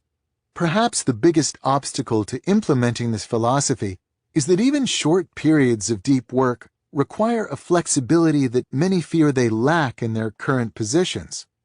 If even an hour away from your inbox makes you uncomfortable, then certainly the idea of disappearing for a day or more at a time will seem impossible. But I suspect bimodal working is compatible with more types of jobs than you might guess. Earlier, for example, I described a study by Harvard Business School professor Leslie Perlow. In this study, a group of management consultants were asked to disconnect for a full day each work week. The consultants were afraid the client would rebel. It turned out that the client didn't care. As Jung, Grant, and Perlow's subjects discovered, people will usually respect your right to become inaccessible if these periods are well-defined and well-advertised, and outside these stretches, you're once again easy to find. The rhythmic philosophy of deep work scheduling. In the early days of the Seinfeld show, Jerry Seinfeld remained a working comic with a busy tour schedule. It was during this period that a writer and comic named Brad Isaac, who was working open mic nights at the time, ran into Seinfeld at a club waiting to go on stage. As Isaac later explained in a now classic Lifehacker article, "I saw my chance. I had to ask Seinfeld if he had any tips for a young comic.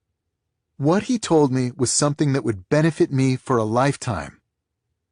Seinfeld began his advice to Isaac with some common sense, noting, the way to be a better comic was to create better jokes, and then explaining that the way to create better jokes was to write every day.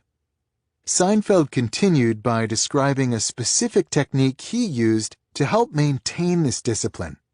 He keeps a calendar on his wall. Every day that he writes jokes, he crosses out the date on the calendar with a big red X. After a few days, you'll have a chain, Seinfeld said.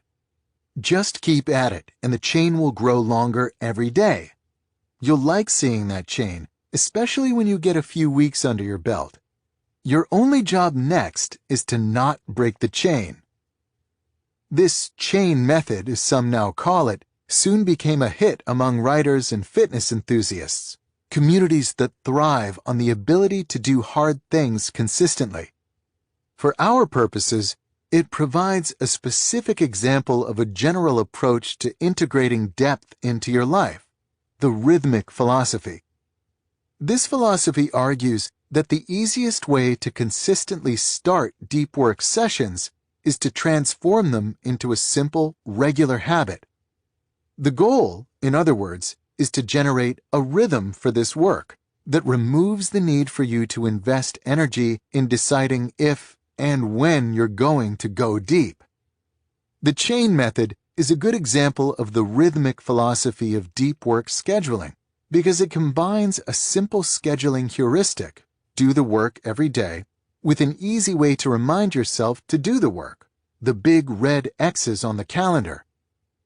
Another common way to implement the rhythmic philosophy is to replace the visual aid of the chain method with a set starting time that you use every day for deep work. In much the same way that maintaining visual indicators of your work progress can reduce the barrier to entry for going deep, eliminating even the simplest scheduling decisions, such as when during the day to do the work, also reduces this barrier. Consider the example of Brian Chappell, the busy doctoral candidate I introduced in the opening to this strategy. Chappell adopted the rhythmic philosophy of deep work scheduling out of necessity. Around the time that he was ramping up his dissertation writing, he was offered a full-time job at a center on the campus where he was a student. Professionally, this was a good opportunity, and Chappell was happy to accept it.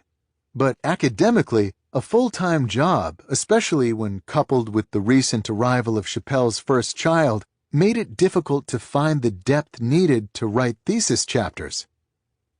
Chappell began by attempting a vague commitment to deep work.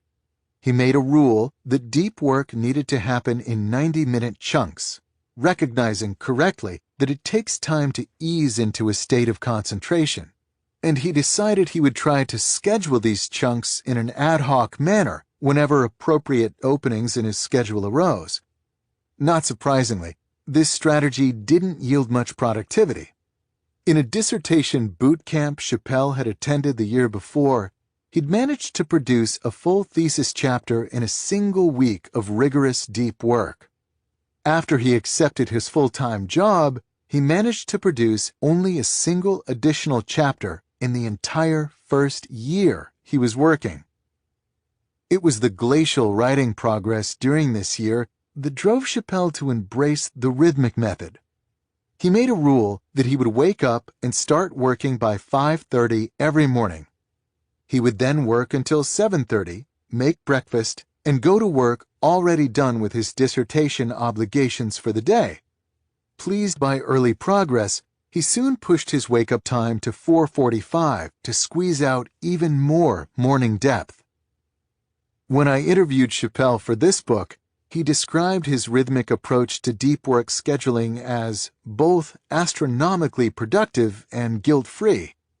His routine was producing 4 to 5 pages of academic prose per day, and was capable of generating drafts of thesis chapters at a rate of 1 chapter every 2 or 3 weeks. A phenomenal output for someone who also worked a 9-to-5 job. "Who's to say that I can't be that prolific?" he concluded. "Why not me?" The rhythmic philosophy provides an interesting contrast to the bimodal philosophy. It perhaps fails to achieve the most intense levels of deep thinking sought in the day-long concentration sessions favored by the bimodalist.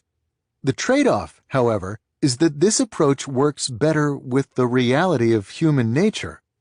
By supporting deep work with rock-solid routines that make sure a little bit gets done on a regular basis, the rhythmic scheduler will often log a larger total number of deep hours per year. The decision between rhythmic and bimodal can come down to your self-control in such scheduling matters. If you're Carl Jung and are engaged in an intellectual dogfight with Sigmund Freud's supporters, you'll likely have no trouble recognizing the importance of finding time to focus on your ideas. On the other hand, if you're writing a dissertation with no one pressuring you to get it done, the habitual nature of the rhythmic philosophy might be necessary to maintain progress. For many, however, it's not just self-control issues that bias them toward the rhythmic philosophy, but also the reality that some jobs don't allow you to disappear for days at a time when the need to go deep arises. For a lot of bosses, the standard is that you're free to focus as hard as you want, so long as the boss's emails are still answered promptly. This is likely the biggest reason why the rhythmic philosophy is one of the most common among deep workers in standard office jobs. The journalistic philosophy of deep work scheduling. In the 1980s, the journalist Walter Isaacson was in his 30s and well along in his rapid ascent through the ranks of Time magazine. By this point, he was undoubtedly on the radar of the thinking class. Christopher Hitchens, for example, writing in the London Review of Books during this period, called him one of the best magazine journalists in America. The time was right for Isaacson to write a big, important book, a necessary step on the ladder of journalistic achievement. So Isaacson chose a complicated topic, an intertwined narrative biography of 6 figures who played an important role in early Cold War policy, and teamed up with a fellow young Time editor, Evan Thompson, to produce an appropriately weighty book, an 864-page epic titled The Wise Men, 6 Friends and the World They Made. This book, which was published in 1986, was well received by the right people. The New York Times called it a richly textured account, while the San Francisco Chronicle exulted that the 2 young writers had fashioned a Cold War Plutarch. Less than a decade later, Isaacson reached the apex of his journalism career when he was appointed editor of Time, which he then followed with a second act as the CEO of a think tank and an incredibly popular biographer of figures including Benjamin Franklin, Albert Einstein, and Steve Jobs. What interests me about Isaacson, however, is not what he accomplished with his first book, but how he wrote it. In uncovering this story, I must draw from a fortunate personal connection. As it turns out, in the years leading up to the publication of The Wise Men, my uncle, John Paul Newport, who was also a journalist in New York at the time, shared a summer beach rental with Isaacson. To this day, my uncle remembers Isaacson's impressive work habits. "It was always amazing," he said. "He could retreat up to the bedroom for a while when the rest of us were chilling on the patio or whatever to work on his book. He'd go up for 20 minutes or an hour. We'd hear the typewriter pounding. Then he'd come down as relaxed as the rest of us. The work never seemed to faze him. He just happily went up to work when he had the spare time." Isaacson was methodic. Anytime he could find some free time, he would switch into a deep work mode and hammer away at his book. This is how, it turns out, one can write a 900-page book on the side while spending the bulk of one's day becoming one of the country's best magazine writers. I call this approach, in which you fit deep work wherever you can into your schedule, the journalist philosophy. This name is a nod to the fact that journalists like Walter Isaacson are trained to shift into a writing mode on a moment's notice, as is required by the deadline-driven nature of their profession. This approach is not for the deep work novice. As I established in the opening to this rule, the ability to rapidly switch your mind from shallow to deep mode doesn't come naturally. Without practice, such switches can seriously deplete your finite willpower reserves. This habit also requires a sense of confidence in your abilities, a conviction that what you're doing is important and will succeed. This type of conviction is typically built on a foundation of existing professional accomplishment. Isaacson, for example, likely had an easier time switching to writing mode than, say, a first-time novelist, because Isaacson had worked himself up to become a respected writer by this point. He knew he had the capacity to write an epic biography and understood it to be a key task in his professional advancement. This confidence goes a long way in motivating hard efforts. I'm partial to the journalistic philosophy of deep work because it's my main approach to integrating these efforts into my schedule. In other words, I'm not monastic in my deep work, though I do find myself occasionally jealous of my fellow computer scientist Donald Knuth's unapologetic disconnection. I don't deploy multi-day depth binges like the bimodalists, and though I am intrigued by the rhythmic philosophy, my schedule has a way of thwarting attempts to enforce a daily habit. Instead, in an ode to Isaacson, I face each week as it arrives and do my best to squeeze out as much depth as possible. To write this book, for example, I had to take advantage of free stretches of time wherever they popped up. If my kids were taking a good nap, I'd grab my laptop and lock myself in the home office. If my wife wanted to visit her parents in nearby Annapolis on a weekend day, I'd take advantage of the extra childcare to disappear to a quiet corner of their house to write.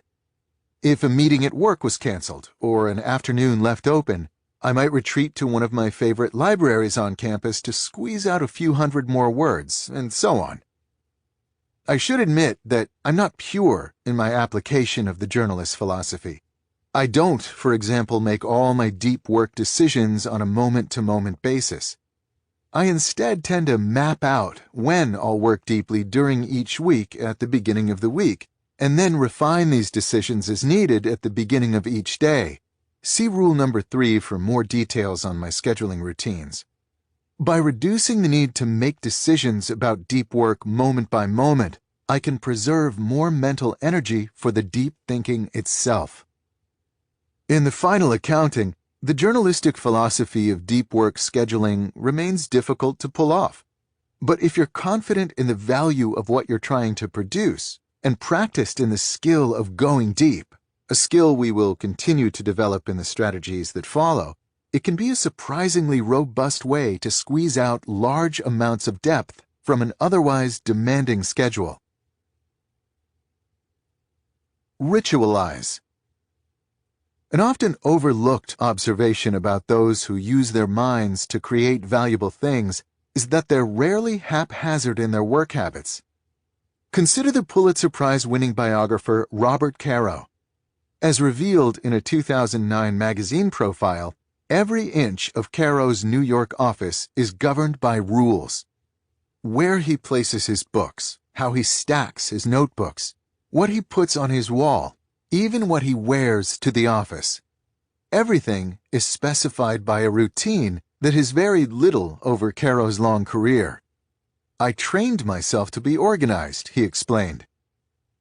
Charles Darwin had a similarly strict structure for his working life during the period when he was perfecting On the Origin of Species. As his son Francis later remembered, he would rise promptly at 7 to take a short walk. He would then eat breakfast alone and retire to his study from 8 to 9:30. The next hour was dedicated to reading his letters from the day before, after which he would return to his study from 10:30 until noon. After this session, he would mull over challenging ideas while walking on a prescribed route that started at his greenhouse and then circled a path on his property. He would walk until satisfied with his thinking, then declare his workday done.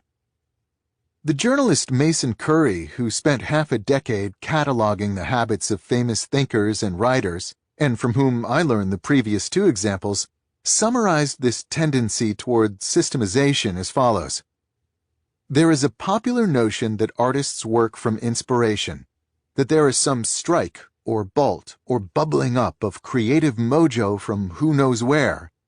But I hope my work makes clear that waiting for inspiration to strike is a terrible, terrible plan.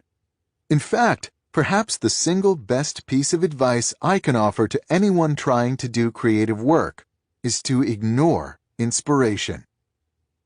In a New York Times column on the topic, David Brooks summarizes this reality more bluntly. Great creative minds think like artists, but work like accountants. This strategy suggests the following. To make the most out of your deep work sessions, build rituals of the same level of strictness and idiosyncrasy as the important thinkers mentioned previously. There's a good reason for this mimicry. Great minds like Caro and Darwin didn't deploy rituals to be weird. They did so because success in their work depended on their ability to go deep again and again. There's no way to win a Pulitzer Prize or conceive a grand theory without pushing your brain to its limit. Their rituals minimize the friction in this transition to depth, allowing them to go deep more easily and stay in the state longer. If they had instead waited for inspiration to strike before settling into serious work, their accomplishments would likely have been greatly reduced. There's no one correct deep work ritual. The right fit depends on both the person and the type of project pursued. But there are some general questions that any effective ritual must address. Where you'll work, and for how long. Your ritual needs to specify a location for your deep work efforts. This location can be as simple as your normal office with the door shut and desk cleaned off. A colleague of mine likes to put a hotel-style "Do Not Disturb" sign on his office door when he's tackling something difficult. If it's possible to identify a location used only for depth, for instance a conference room or quiet library, the positive effect can be even greater. If you work in an open office plan, this need to find a deep work retreat becomes particularly important. Regardless of where you work, be sure to also give yourself a specific time frame to keep the session a discrete challenge and not an open-ended slog. How you'll work once you start to work. Your ritual needs rules and processes to keep your efforts structured. For example, you might institute a ban on any internet use, or maintain a metric such as words produced per 20-minute interval to keep your concentration honed. Without this structure, you'll have to mentally litigate again and again what you should and should not be doing during these sessions, and keep trying to assess whether you're working sufficiently hard. These are unnecessary drains on your willpower reserves. How you'll support your work. Your ritual needs to ensure your brain gets the support it needs to keep operating at a high level of depth. For example, the ritual might specify that you start with a good cup of coffee, or make sure you have access to enough food of the right type to maintain energy. Or Integrate light exercise such as walking to help keep the mind clear. As Nietzsche said, it is only ideas gained from walking that have any worth. This support might also include environmental factors, such as organizing the raw materials of your work to minimize energy-dissipating friction, as we saw with Caro's example. To maximize your success, you need to support your efforts to go deep. At the same time, this support needs to be systematized so that you don't waste mental energy figuring out what you need in the moment. These questions will help you get started in crafting your deep work ritual. But keep in mind that finding a ritual that sticks might require experimentation, so be willing to work at it. I assure you that the effort's worth it.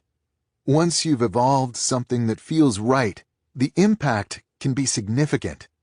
To work deeply is a big deal and should not be an activity undertaken lightly. Surrounding such efforts with a complicated, and perhaps to the outside world quite strange ritual accepts this reality, providing your mind with the structure and commitment it needs to slip into the state of focus where you can begin to create things that matter. Make grand gestures.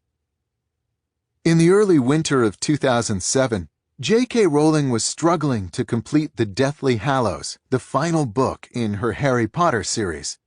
The pressure was intense, as this book bore the responsibility of tying together the 6 that preceded it in a way that would satisfy the series' hundreds of millions of fans. Rowling needed to work deeply to satisfy these demands, but she was finding unbroken concentration increasingly difficult to achieve at her home office in Edinburgh, Scotland. As I was finishing Deathly Hallows, there came a day where the window cleaner came. The kids were at home, the dogs were barking, Rowling recalled in an interview. It was too much, so J.K. Rowling decided to do something extreme to shift her mindset where it needed to be. She checked into a suite in the 5-star Balmoral Hotel, located in the heart of downtown Edinburgh. So I came to this hotel because it's a beautiful hotel, but I didn't intend to stay here, she explained. But the first day's writing went well, so I kept coming back, and I ended up finishing the last of the Harry Potter books here. In retrospect, it's not surprising that Rowling ended up staying. The setting was perfect for her project. The Balmoral, known as one of Scotland's most luxurious hotels, is a classic Victorian building, complete with ornate stonework and a tall clock tower. It's also located only a couple of blocks away from Edinburgh Castle, one of Rowling's inspirations in dreaming up Hogwarts. Rowling's decision to check into a luxurious hotel suite near Edinburgh Castle is an example of a curious but effective strategy in the world of deep work. The grand gesture. The concept is simple. By leveraging a radical change to your normal environment, coupled perhaps with a significant investment of effort or money, all dedicated towards supporting a deep work task, you increase the perceived importance of the task. This boost in importance reduces your mind's instinct to procrastinate and delivers an injection of motivation and energy. Writing a chapter of a Harry Potter novel, for example, is hard work and will require a lot of mental energy, regardless of where you do it. But when paying more than $1,000 a day to write the chapter in a suite of an old hotel down the street from a Hogwarts-style castle, mustering the energy to begin and sustain this work is easier than if you were instead in a distracting home office. When you study the habits of other well-known deep workers, the grand gesture strategy comes up often. Bill Gates, for example, was famous during his time as Microsoft CEO for taking think weeks, during which he would leave behind his normal work and family obligations to retreat to a cabin with a stack of papers and books. His goal was to think deeply, without distraction, about the big issues relevant to his company. It was during one of these weeks, for example, that he famously came to the conclusion that the internet was going to be a major force in the industry.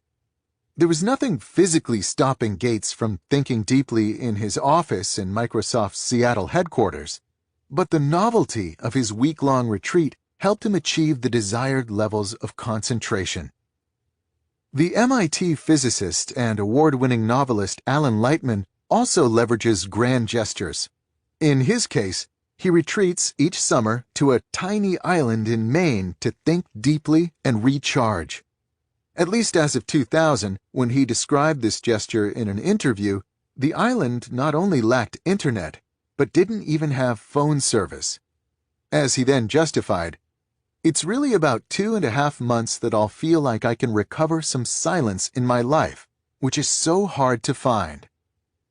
Not everyone has the freedom to spend 2 months in Maine, but many writers, including Dan Pink and Michael Pollan, simulate the experience year-round by building, often at significant expense and effort, writing cabins on their properties.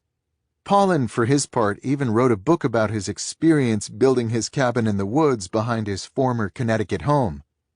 These outbuildings aren't strictly necessary for these writers, who need only a laptop and a flat surface to put it on to ply their trade. But it's not the amenities of the cabins that generate their value. It's instead the grand gesture represented in the design and building of the cabin for the sole purpose of enabling better writing. Not every grand gesture need be so permanent.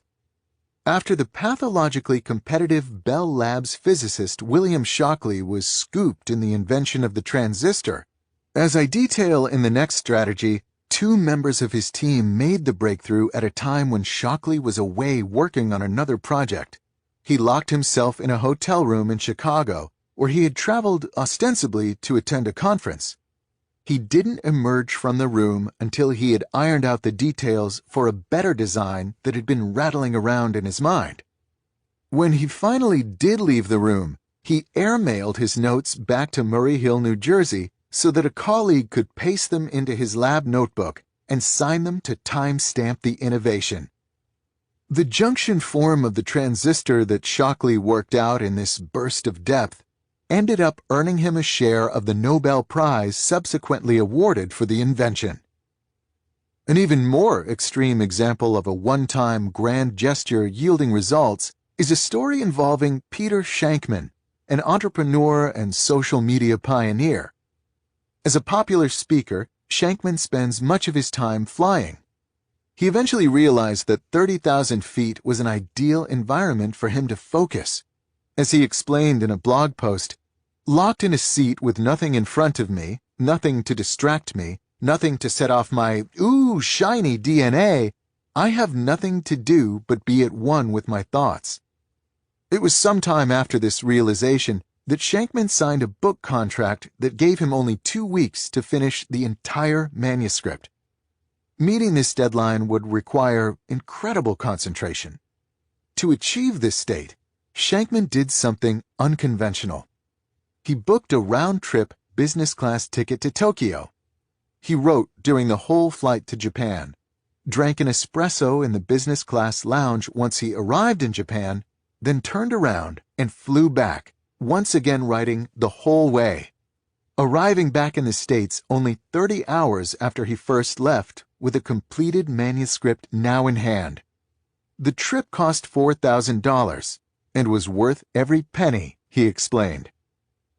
In all of these examples, it's not just the change of environment or seeking of quiet that enables more depth. The dominant force is the psychology of committing so seriously to the task at hand. To put yourself in an exotic location to focus on a writing project, or to take a week off from work just to think, or to lock yourself in a hotel room until you complete an important invention. These gestures push your deep goal to a level of mental priority that helps unlock the needed mental resources. Sometimes, to go deep, you must first go big. Don't work alone. The relationship between deep work and collaboration is tricky. It's worth taking the time to untangle, however, because properly leveraging collaboration can increase the quality of deep work in your professional life. It's helpful to start our discussion of this topic by taking a step back to consider what at first seems to be an unresolvable conflict. In part 1 of this book, I criticized Facebook for the design of its new headquarters. In particular, I noted that the company's goal to create the world's largest open office space, a giant room that will reportedly hold 2,800 workers, represents an absurd attack on concentration. Both intuition and a growing body of research underscore the reality that sharing a workspace with a large number of coworkers is incredibly distracting, creating an environment that thwarts attempts to think seriously. In a 2013 article summarizing recent research on this topic, Businessweek went so far as to call for an end to the tyranny of the open plan office. And yet, these open office designs are not embraced haphazardly. As Maria Konnikova reports in The New Yorker, when this concept first emerged, its goal was to facilitate communication and idea flow. This claim resonated with American businesses looking to embrace an aura of startup unconventionality. Josh Tiringel, the editor of Bloomberg Businessweek, for example, explained the lack of offices in Bloomberg's headquarters as follows. Open plan is pretty spectacular.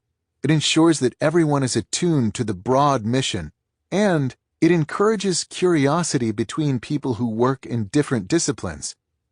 Jack Dorsey justified the open layout of the Square headquarters by explaining, "We encourage people to stay out in the open because we believe in serendipity and people walking by each other teaching new things." For the sake of discussion, let's call this principle that when you allow people to bump into each other, smart collaborations and new ideas emerge.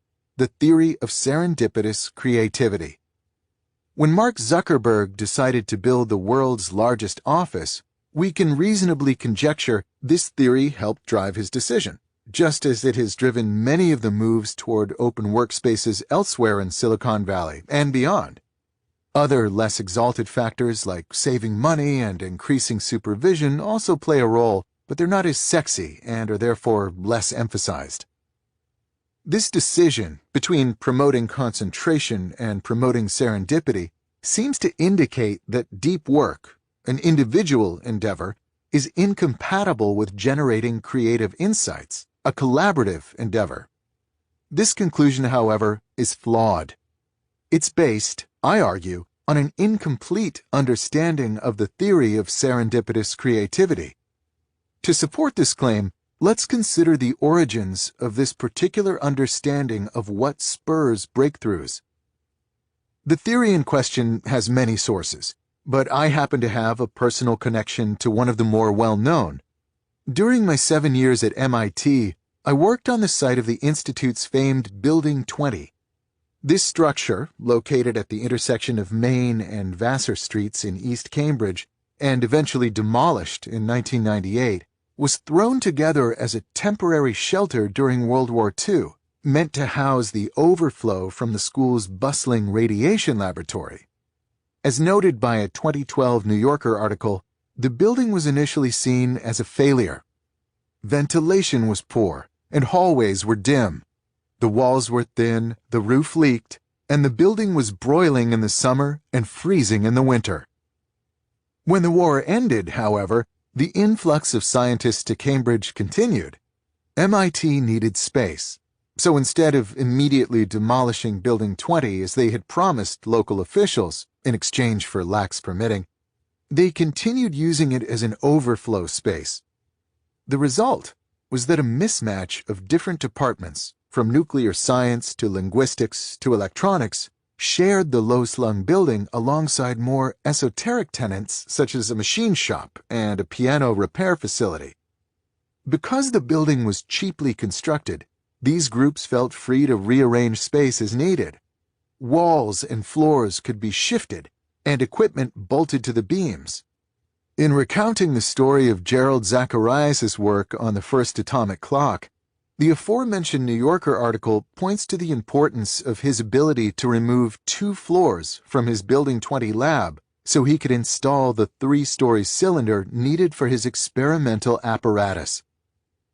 In MIT lore, it's generally believed that this haphazard combination of different disciplines thrown together in a large reconfigurable building led to chance encounters and a spirit of inventiveness that generated breakthroughs at a fast pace, innovating topics as diverse as Chomsky grammars, LoRa navigational radars, and video games, all within the same productive post-war decades.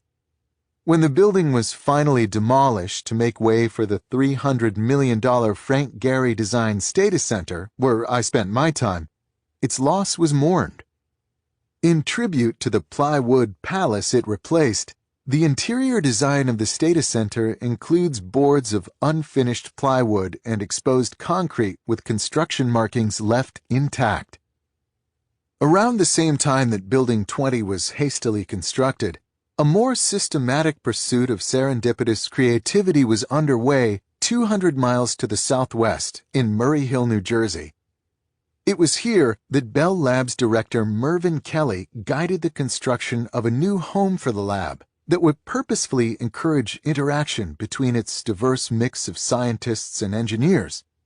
Kelly dismissed the standard university-style approach of housing different departments in different buildings, and instead connected the spaces into one contiguous structure joined by long hallways, some so long that when you stood at one end, it would appear to converge to a vanishing point.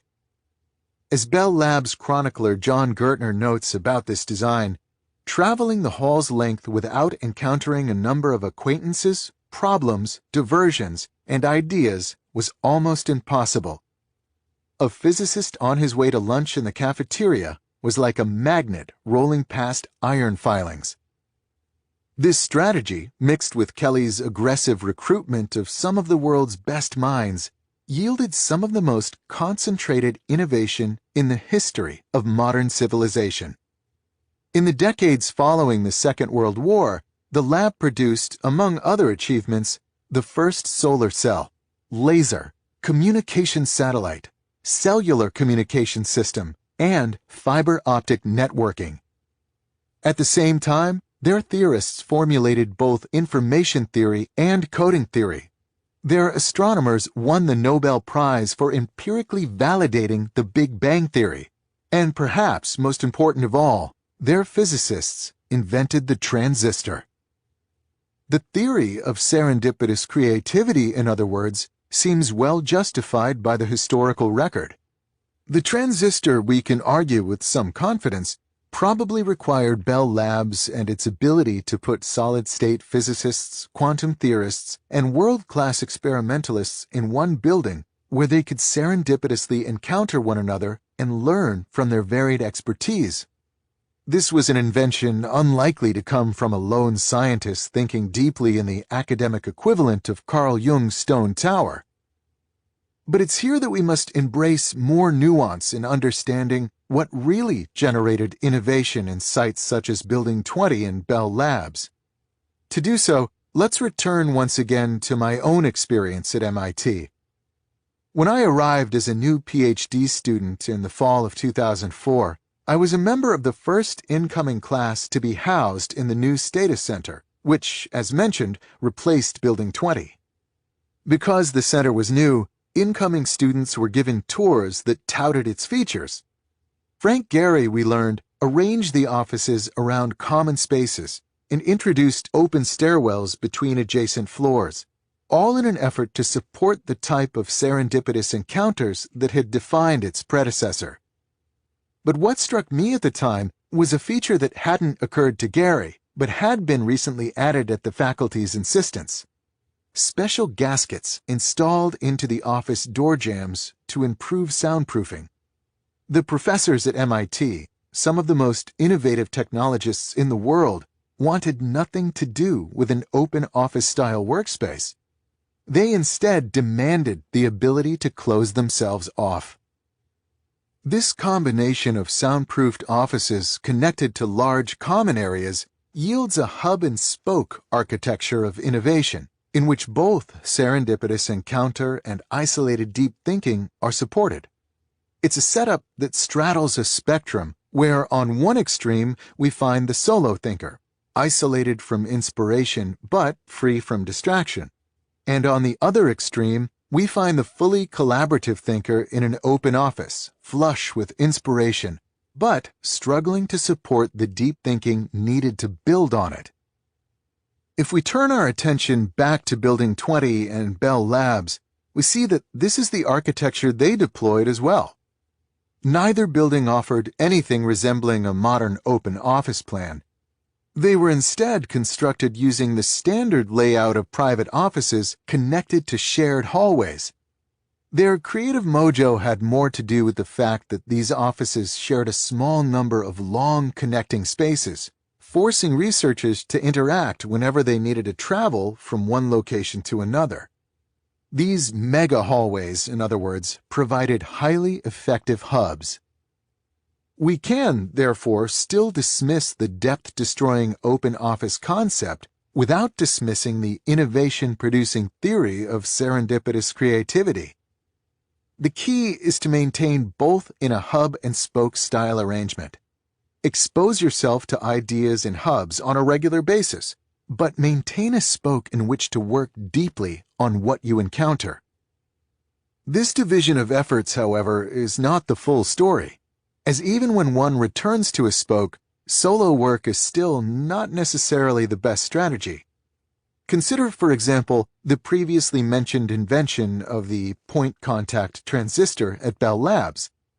This breakthrough was supported by a large group of researchers, all with separate specialties, who came together to form the Solid-State Physics Research Group, a team dedicated to inventing a smaller and more reliable alternative to the vacuum tube. This group's collaborative conversations were necessary preconditions to the transistor, a clear example of the usefulness of hub behavior. Once the research group laid the intellectual groundwork for the component, the innovation process shifted to a spoke. What makes this particular innovation process an interesting case, however, is that even when it shifted to a spoke, it remained collaborative. It was two researchers in particular, the experimentalist Walter Brattain and the quantum theorist John Bardeen, who, over a period of 1 month in 1947, made the series of breakthroughs that led to the first working solid-state transistor. Brattain and Bardeen worked together during this period in a small lab, often side by side, pushing each other toward better and more effective designs. These efforts consisted primarily of deep work, but a type of deep work we haven't yet encountered. Brattain would concentrate intensely to engineer an experimental design that could exploit Bardeen's latest theoretical insight. Then Bardeen would concentrate intensely to make sense of what Brattain's latest experiments revealed, trying to expand his theoretical framework to match the observations. This back and forth represents a collaborative form of deep work, common in academic circles, that leverages what I call the whiteboard effect. For some types of problems, working with someone else at the proverbial shared whiteboard can push you deeper than if you were working alone. The presence of the other party waiting for your next insight, be it someone physically in the same room or collaborating with you virtually, can short-circuit the natural instinct to avoid depth.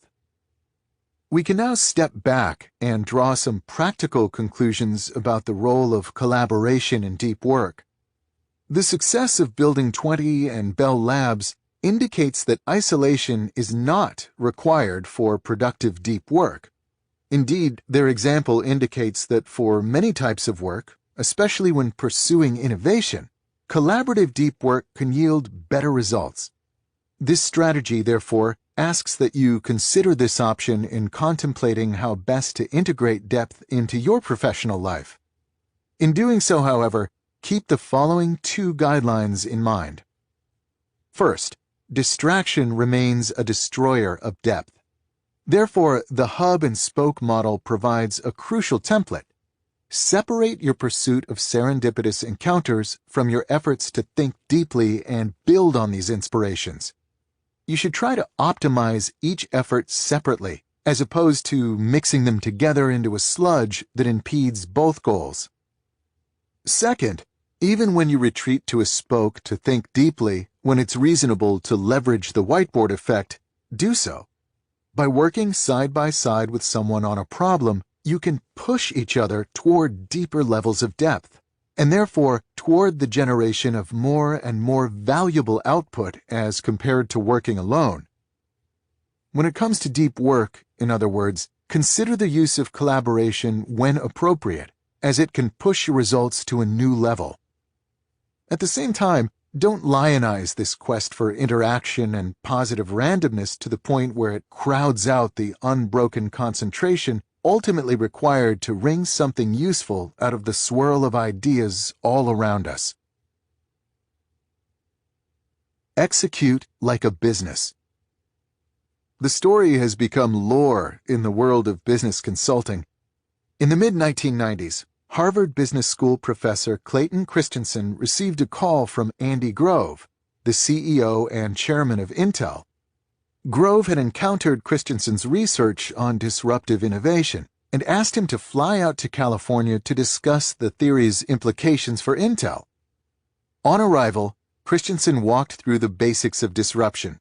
Entrenched companies are often unexpectedly dethroned by startups that begin with cheap offerings at the low end of the market, but then, over time, improve their cheap products just enough to begin to steal high-end market share. Grove recognized that Intel faced this threat from low-end processors produced by upstart companies like AMD and Xerox. Fueled by his newfound understanding of disruption, Grove devised the strategy that led to the Celeron family of processors, a lower performance offering that helped Intel successfully fight off the challenges from below. There is, however, a lesser-known piece to this story. As Christensen recalls, Grove asked him during a break in this meeting, "How do I do this?" Christensen responded with a discussion of business strategy, explaining how Grove could set up a new business unit, and so on. Grove cut him off with a gruff reply. "You are such a naive academic.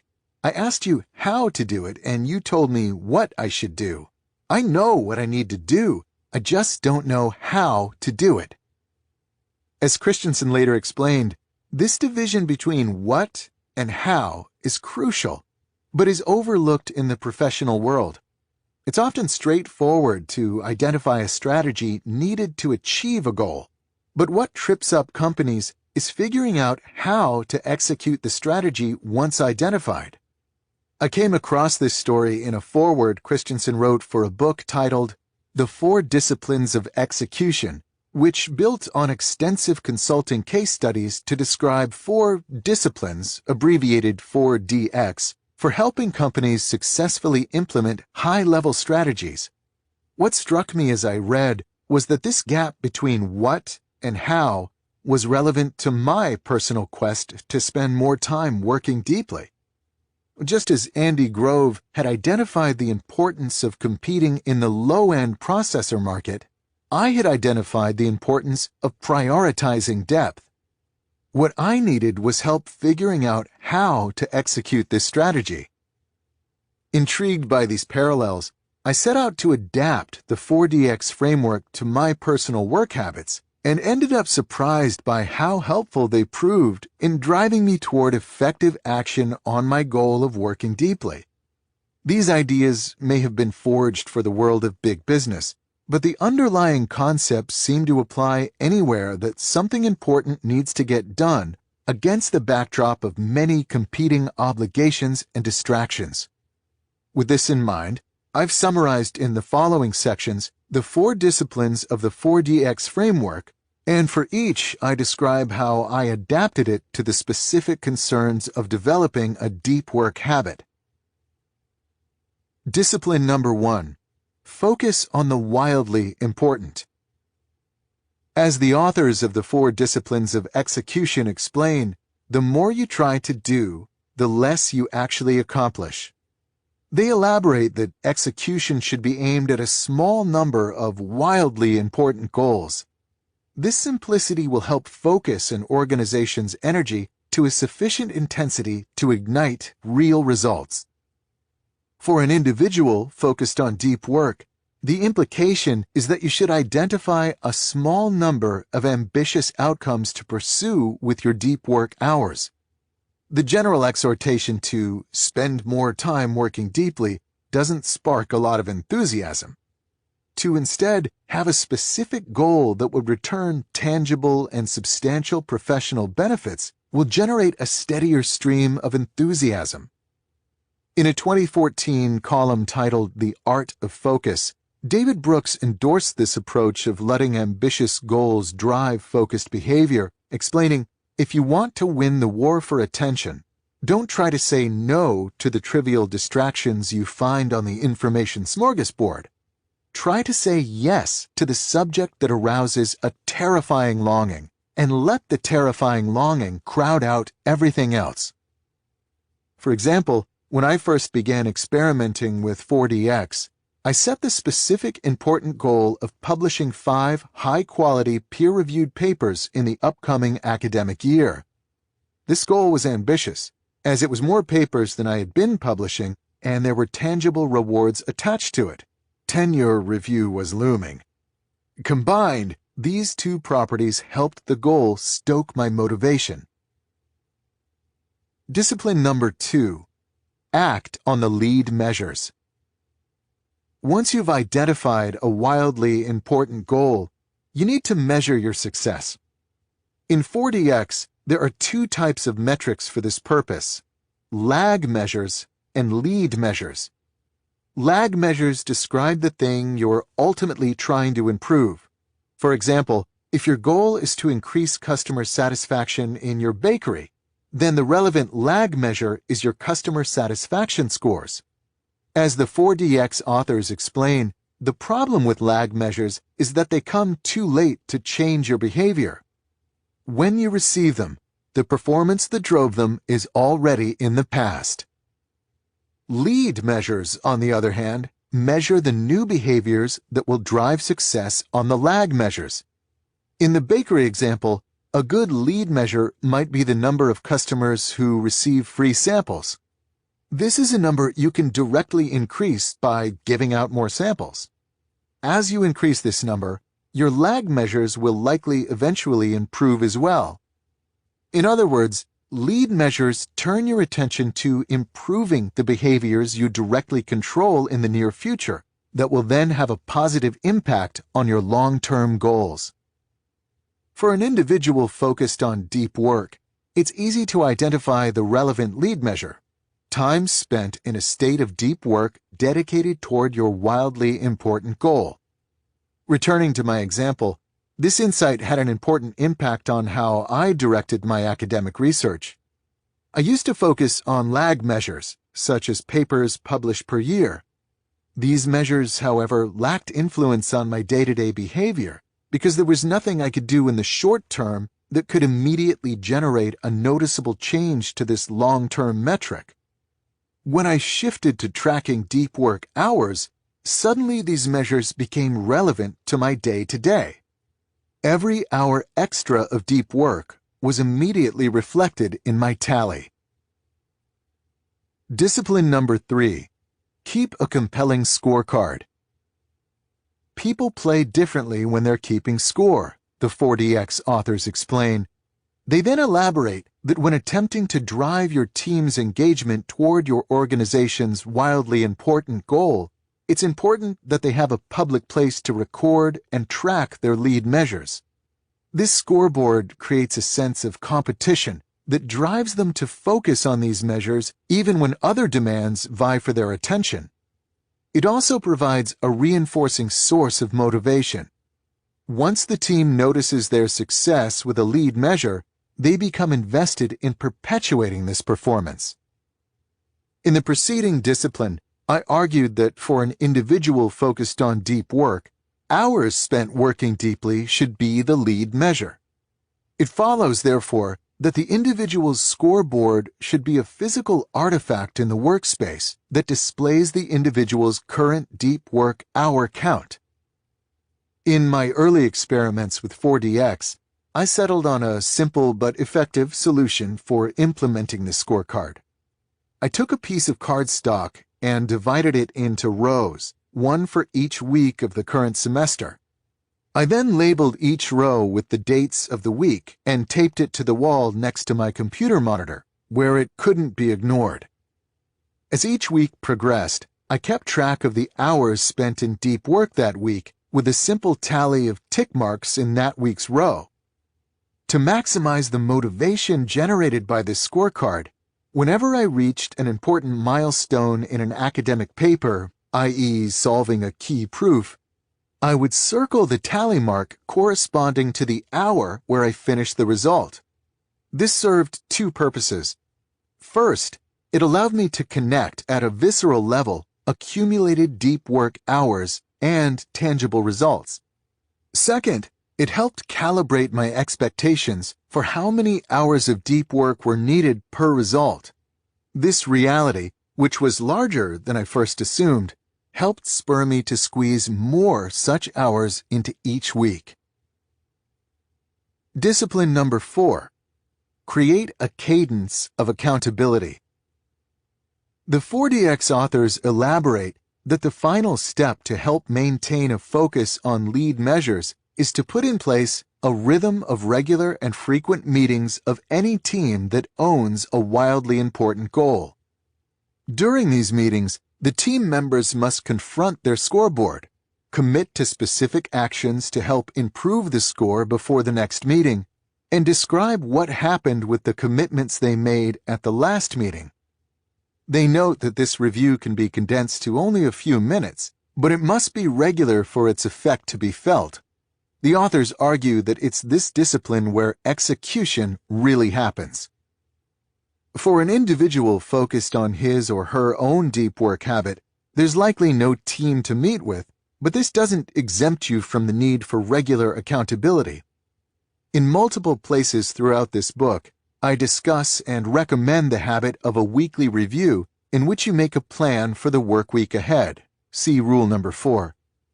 During my experiments with 4DX, I used a weekly review to look over my scorecard, to celebrate good weeks, help understand what led to bad weeks, and most important, figure out how to ensure a good score for the days ahead. This led me to adjust my schedule to meet the needs of my lead measure, enabling significantly more deep work than if I had avoided such reviews altogether. The 4DX framework is based on the fundamental premise that execution is more difficult than strategizing. After hundreds and hundreds of case studies, its inventors managed to isolate a few basic disciplines that seem to work particularly well in conquering this difficulty. It's no surprise, therefore, that these same disciplines can have a similar effect on your personal goal of cultivating a deep work habit. To conclude, let's return one last time to my own example. As I noted earlier, when I first embraced 4DX, I adopted the goal of publishing 5 peer-reviewed papers in the 2013-2014 academic year. This was an ambitious goal, given that I had published only 4 papers the previous year, a feat I was proud of. Throughout this 4DX experiment, the clarity of this goal, coupled with the simple but unavoidable feedback of my lead measure scorecard, pushed me to a level of depth I hadn't before achieved. In retrospect, it was not so much the intensity of my deep work periods that increased, but instead their regularity. Whereas I used to cluster my deep thinking near paper submission deadlines, the 4DX habit kept my mind concentrated throughout the full year.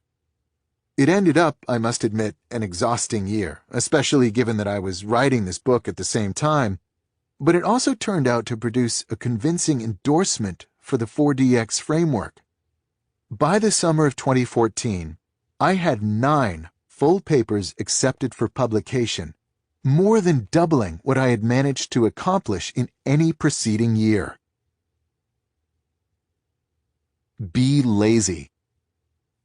In a 2012 article written for a New York Times blog, the essayist and cartoonist Tim Kreider provided a memorable self-description. "I am not busy. I am the laziest ambitious person I know." Kreider's distaste for frenetic work, however, was put to the test in the months leading up to the writing of his post. Here's his description of the period. "I've insidiously started, because of professional obligations, to become busy. Every morning my inbox was full of emails asking me to do things I did not want to do or presenting me with problems that I now had to solve." His solution? He fled to what he calls an undisclosed location, a place with no TV and no internet.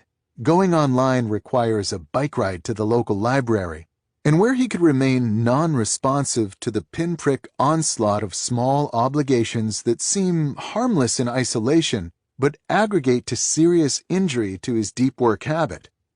"I've remembered about buttercups, stink bugs, and the stars," Kreider says about his retreat from activity. "I read, and I'm finally getting some real writing done for the first time in months." It's important for our purposes to recognize that Kreider is no Thoreau. He didn't retreat from the world of busyness to underscore a complicated social critique. His move to an undisclosed location was instead motivated by a surprising but practical insight. It made him better at his job. Here's Kreider's explanation. "Idleness is not just a vacation, an indulgence, or a vice. It is as indispensable to the brain as vitamin D is to the body, and deprived of it, we suffer a mental affliction as disfiguring as rickets. It is, paradoxically, necessary to getting any work done." When Kreider talks of getting work done, of course, he's not referencing shallow tasks. For the most part, the more time you can spend immersed in shallow work, the more of it that gets accomplished. As a writer and artist, however, Kreider is instead concerned with deep work, the serious efforts that produce things the world values. These efforts, he's convinced, need the support of a mind regularly released to leisure.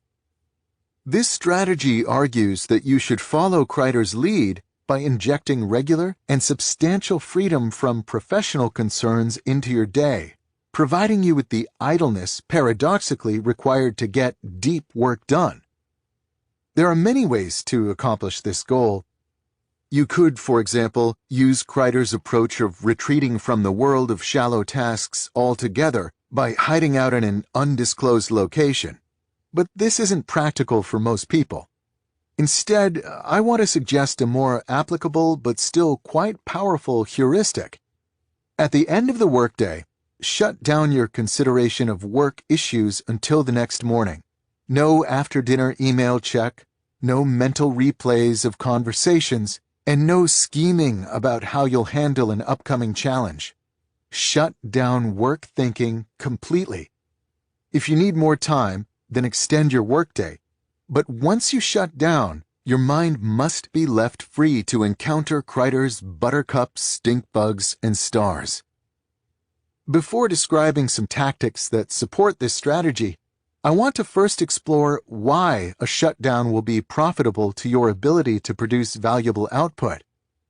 We have, of course, Tim Kreider's personal endorsement, but it's worth taking the time to also understand the science behind the value of downtime. A closer examination of this literature reveals the following three possible explanations for this value. Reason number 1. Downtime aids insights. Consider the following excerpt from a 2006 paper that appeared in the journal Science. The scientific literature has emphasized the benefits of conscious deliberation in decision-making for hundreds of years. The question addressed here is whether this view is justified. We hypothesize that it is not. Lurking in this bland statement is a bold claim. The authors of this study, led by the Dutch psychologist Ap Dijksterhuis, set out to prove that some decisions are better left to your unconscious mind to untangle. In other words, To actively try to work through these decisions will lead to a worse outcome than loading up the relevant information and then moving on to something else while letting the subconscious layers of your mind mull things over. Dexterhouse's team isolated this effect by giving subjects the information needed for a complex decision regarding a car purchase. Half the subjects were told to think through the information and then make the best decision. The other half were distracted by easy puzzles after they read the information and were then put on the spot to make a decision without having had time to consciously deliberate. The distracted group ended up performing better. Observations from experiments such as this one led Dexterhouse and his collaborators to introduce unconscious thought theory, UTT, an attempt to understand the different roles conscious and unconscious deliberation play in decision-making. At a high level, this theory proposes that for decisions that require the application of strict rules, the conscious mind must be involved. For example, if you need to do a math calculation, only your conscious mind is able to follow the precise arithmetic rules needed for correctness. On the other hand, for decisions that involve large amounts of information and multiple vague and perhaps even conflicting constraints, your unconscious mind is well suited to tackle the issue. UTT hypothesizes that this is due to the fact that these regions of your brain have more neuronal bandwidth available, allowing them to move around more information and sift through more potential solutions than your conscious centers of thinking. Your conscious mind, according to this theory, is like a home computer on which you can run carefully written programs that return correct answers to limited problems, whereas your unconscious mind is like Google's vast data centers, in which statistical algorithms sift through terabytes of unstructured information, teasing out surprising, useful solutions to difficult questions. The implication of this line of research is that providing your conscious brain time to rest enables your unconscious mind to take a shift sorting through your most challenging professional challenges. A shutdown habit, therefore, is not necessarily reducing the amount of time you're engaged in productive work, but is instead diversifying the type of work you deploy. Reason number 2. Downtime helps recharge the energy needed to work deeply. A frequently cited 2008 paper appearing in the journal Psychological Science describes a simple experiment. Subjects were split into 2 groups. One group was asked to take a walk on a wooded path in an arboretum near the Ann Arbor, Michigan campus where the study was conducted. The other group was sent on a walk through the bustling center of the city. Both groups were then given a concentration-sapping task called backward digit span. The core finding of the study is that the nature group performed up to 20% better on the task. The nature advantage still held the next week when the researchers brought back the same subjects and switched the locations. It wasn't the people who determined performance, but whether or not they got a chance to prepare by walking through the woods. This study, it turns out, is one of many that validate attention restoration theory, ART, which claims that spending time in nature can improve your ability to concentrate. This theory, which was first proposed in the 1980s by the University of Michigan psychologists Rachel Kaplan and Stephen Kaplan, the latter of which co-authored the 2008 study discussed here along with Mark Berman and John Ioannidis, is based on the concept of attention fatigue. To concentrate requires what ART calls directed attention. This resource is finite. If you exhaust it, you'll struggle to concentrate. For our purposes, we can think of this resource as the same thing as Baumeister's limited willpower reserves we discussed in the introduction to this rule. The 2008 study argues that walking on busy city streets requires you to use directed attention, as you must navigate complicated tasks like figuring out when to cross a street to not get run over or when to maneuver around the slow group of tourists blocking the sidewalk. After just 50 minutes of this focused navigation, the subject's store of directed attention was low. Walking through nature, by contrast, exposes you to what lead author Mark Berman calls inherently fascinating stimuli, using sunsets as an example. These stimuli invoke attention modestly, allowing focused attention mechanisms a chance to replenish. Put another way, when walking through nature, you're freed from having to direct your attention, as there are few challenges to navigate, like crowded street crossings, and experience enough interesting stimuli to keep your mind sufficiently occupied to avoid the need to actively aim your attention. This state allows your directed attention resources time to replenish. After 50 minutes of such replenishment, the subjects enjoyed a boost in their concentration. You might, of course, argue that perhaps being outside watching a sunset puts people in a good mood, and being in a good mood is what really helps performance on these tasks. But in a sadistic twist, the researchers debunked that hypothesis by repeating the experiment in the harsh Ann Arbor winter. Walking outside in brutal, cold conditions didn't put the subjects in a good mood, but they still ended up doing better on concentration tasks. What's important to our purpose is observing that the implications of ART expand beyond the benefits of nature. The core mechanism of this theory is the idea that you can restore your ability to direct your attention if you give this activity a rest. Walking in nature provides such a mental respite, but so too can any number of relaxing activities, so long as they provide similar, inherently fascinating stimuli and freedom from directed concentration.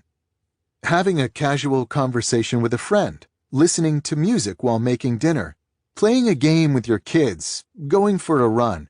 The types of activities that will fill your time in the evening if you enforce a work shutdown play the same attention-restoring role as walking in nature. On the other hand, if you keep interrupting your evening to check and respond to email, or put aside a few hours after dinner to catch up on an approaching deadline, you're robbing your directed attention centers of the uninterrupted rest they need for restoration.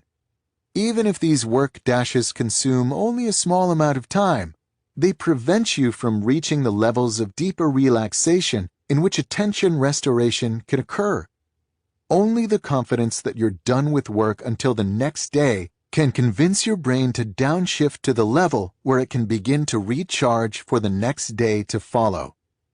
Put another way, trying to squeeze a little more work out of your evenings might reduce your effectiveness the next day enough that you end up getting less done than if you had instead respected a shutdown. Reason number 3.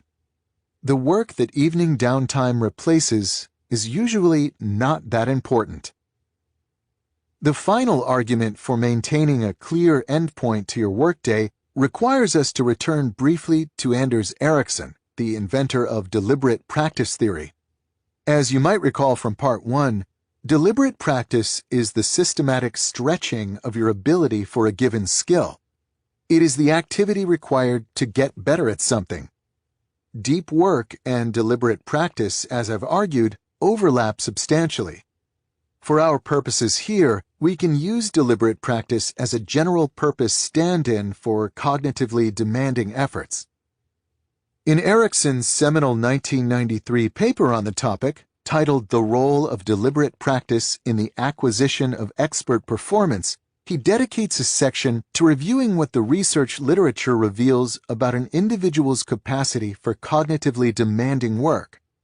Ericsson notes that for a novice, somewhere around an hour a day of intense concentration seems to be a limit, while for experts, this number can expand to as many as 4 hours, but rarely more. One of the studies cited, for example, catalogs the practice habits of a group of elite violin players training at Berlin's Universität der Kunst. This study found the elite players average around 3.5 hours per day in a state of deliberate practice, usually separated into 2 distinct periods. The less accomplished players spent less time in a state of depth. The implication of these results is that your capacity for deep work in a given day is limited. If you're careful about your schedule, using, for example, the type of productivity strategies described in rule number 4, you should hit your daily deep work capacity during your workday. It follows, therefore, that by evening, you're beyond the point where you can continue to effectively work deeply. Any work you do fit into the night, therefore, won't be the type of high-value activities that really advance your career. Your efforts will instead likely be confined to low-value, shallow tasks, executed at a slow, low-energy pace. By deferring evening work, in other words, you're not missing out on much of importance. The 3 reasons just described support the general strategy of maintaining a strict endpoint to your workday. Let's conclude by filling in some details concerning implementation. To succeed with this strategy, you must first accept the commitment that once your workday shuts down, you cannot allow even the smallest incursion of professional concerns into your field of attention. This includes, crucially, checking email, as well as browsing work-related websites. In both cases, even a brief intrusion of work can generate a self-reinforcing stream of distraction that impedes the shutdown advantages described earlier for a long time to follow. Most people are familiar, for example, with the experience of glancing at an alarming email on a Saturday morning, and then having its implications haunt your thoughts for the rest of the weekend. Another key commitment for succeeding with this strategy is to support your commitment by shutting down with a strict shutdown ritual that you use at the end of the workday to maximize the probability that you succeed. In more detail, this ritual should ensure that every incomplete task, goal, or project has been reviewed, and that for each you have confirmed that either 1. You have a plan you trust for its completion, or 2. It's captured in a place where it will be revisited when the time is right. The process should be an algorithm, a series of steps you always conduct one after another. When you're done, have a set phrase you say that indicates completion. To end my own ritual, I say, "Shut down complete." This final step sounds cheesy, but it provides a simple cue to your mind that it's safe to release work-related thoughts for the rest of the day. To make this suggestion more concrete, let me walk through the steps of my own shutdown ritual, which I first developed around the time I was writing my doctoral dissertation and have deployed in one form or another ever since. The first thing I do is take a final look at my email inbox to ensure that there's nothing requiring an urgent response before the day ends. The next thing I do is transfer any new tasks that are on my mind or were scribbled down earlier in the day into my official task lists. I use Google Docs for storing my task lists as I like the ability to access them from any computer, but the technology here isn't really relevant. Once I have these task lists open, I quickly skim every task in every list and then look at the next few days on my calendar. These 2 actions ensure that there's nothing urgent I'm forgetting or any important deadlines or appointments sneaking up on me. I have, at this point, reviewed everything that's on my professional plate. To end the ritual, I use this information to make a rough plan for the next day. Once the plan is created, I say, "Shut down complete," and my work thoughts are done for the day. The concept of a shutdown ritual might at first seem extreme, but there's a good reason for it. The Zeigarnik effect. This effect, which is named for the experimental work of the early 20th century psychologist Bluma Zeigarnik, describes the ability of incomplete tasks to dominate our attention. It tells us that if you simply stop whatever you're doing at 5 p.m. and declare, "I'm done with work until tomorrow," you'll likely struggle to keep your mind clear of professional issues, as the many obligations left unresolved in your mind will, as in Bluma Zeigarnik's experiments, keep battling for your attention throughout the evening, a battle that they'll often win. At first, this challenge might seem unresolvable. As any busy knowledge worker can attest, there are always tasks left incomplete. The idea that you can ever reach a point where all your obligations are handled is a fantasy. Fortunately, we don't need to complete a task to get it off our minds. Riding to our rescue in this matter is our friend from earlier in the rule, the psychologist Roy Baumeister, who wrote a paper with E.J. Masacampo playfully titled, "Consider It Done." In this study, the two researchers began by replicating the Zeigarnik effect in their subjects. In this case, the researchers assigned a task and then cruelly engineered interruptions, but then found that they could significantly reduce the effect's impact by asking the subjects soon after the interruption to make a plan for how they would later complete the incomplete task. To quote the paper, "Committing to a specific plan for a goal may therefore not only facilitate attainment of the goal, but may also free cognitive resources for other pursuits." The shutdown ritual described earlier leverages this tactic to battle the Zeigarnik effect. While it doesn't force you to explicitly identify a plan for every single task in your task list, a burdensome requirement, it does force you to capture every task in a common list, and then review these tasks before making a plan for the next day. This ritual ensures that no task will be forgotten. Each will be reviewed daily and tackled when the time is appropriate. Your mind, in other words, is released from its duty to keep track of these obligations at every moment. Your shutdown ritual has taken over that responsibility. Shutdown rituals can become annoying, as they add an extra 10 to 15 minutes to the end of your workday, and sometimes even more, but they're necessary for reaping the rewards of systematic idleness summarized previously. From my experience, it should take a week or two before the shutdown habit sticks. That is, until your mind trusts your ritual enough to actually begin to release work-related thoughts in the evening. But once it does stick, the ritual will become a permanent fixture in your life, to the point that skipping the routine will fill you with a sense of unease. Decades of work from multiple different subfields within psychology all point toward the conclusion that regularly resting your brain improves the quality of your deep work. When you work, work hard. When you're done, be done. Your average email response time might suffer some, but you'll more than make up for this with the sheer volume of truly important work produced during the day by your refreshed ability to dive deeper than your exhausted peers. Rule number 2. Embrace boredom. To better understand how one masters the art of deep work, I suggest visiting the Knesset Yisroel Synagogue in Spring Valley, New York at 6 a.m. on a weekday morning. If you do, you'll likely find at least 20 cars in the parking lot. Inside, you'll encounter a couple dozen members of the congregation working over texts. Some might be reading silently, mouthing the words of an ancient language, while others are paired together, debating. At one end of the room, a rabbi will be leading a larger group in a discussion.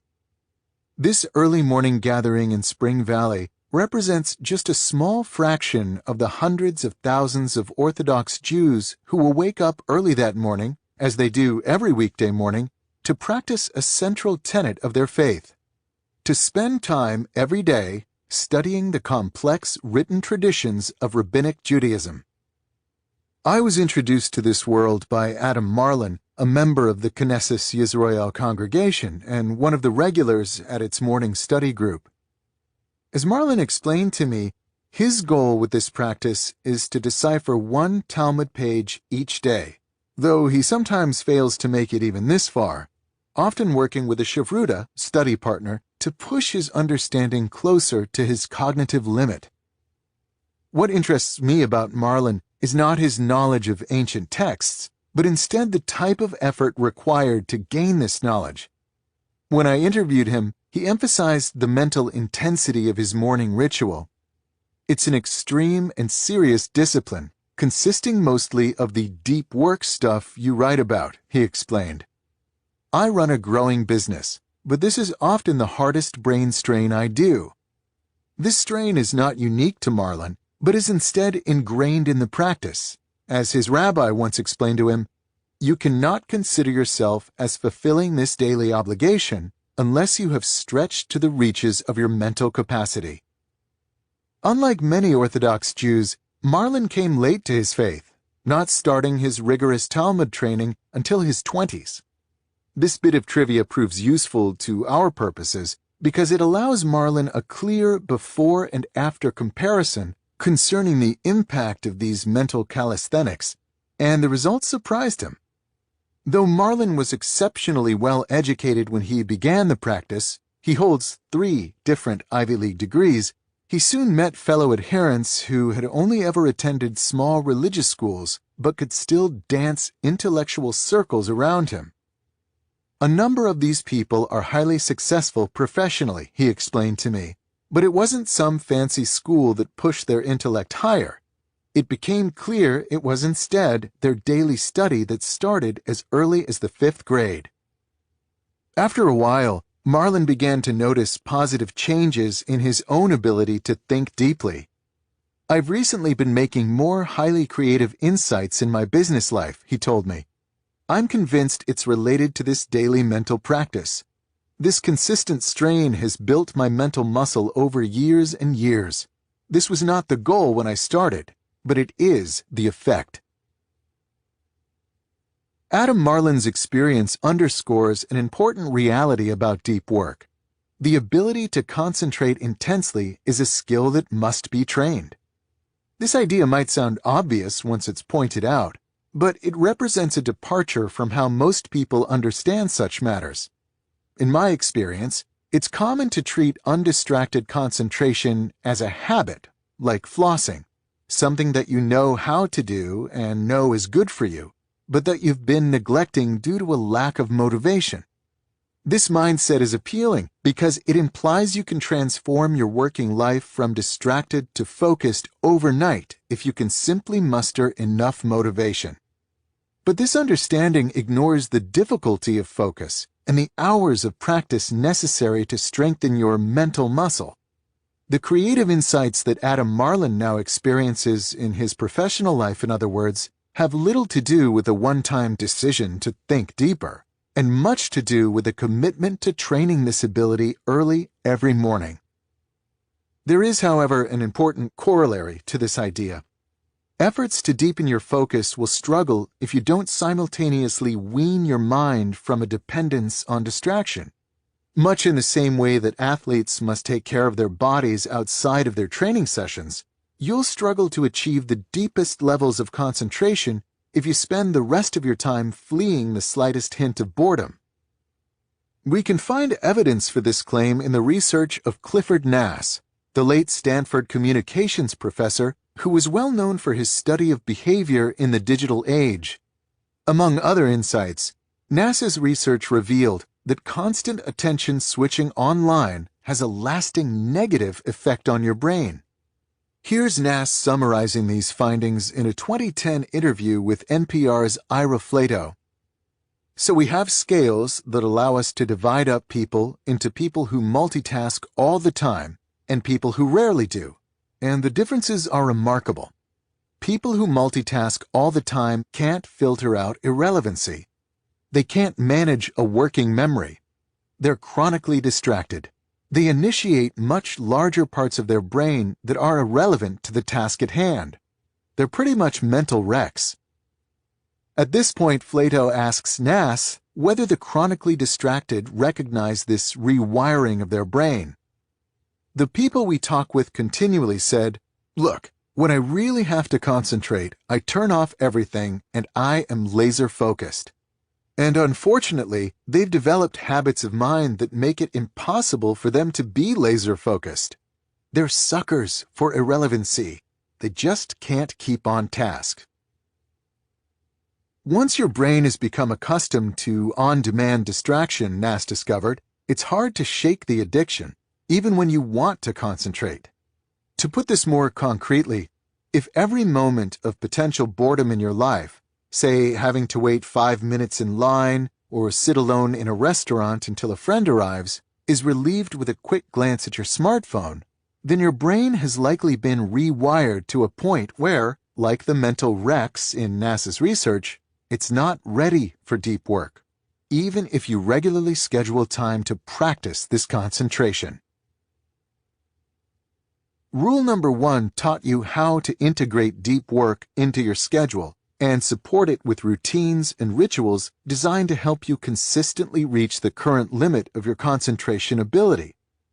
Rule number 2 will help you significantly improve this limit. The strategies that follow are motivated by the key idea that getting the most out of your deep work habit requires training. And as clarified previously, this training must address 2 goals: improving your ability to concentrate intensely and overcoming your desire for distraction. These strategies cover a variety of approaches, from quarantining distraction to mastering a special form of meditation that combine to provide a practical roadmap for your journey from a mind wrecked by constant distraction and unfamiliar with concentration to an instrument that truly does deliver laser-like focus. Don't take breaks from distraction. Instead, take breaks from focus. Many assume that they can switch between a state of distraction and one of concentration as needed, but as I just argued, this assumption is optimistic. Once you're wired for distraction, you crave it.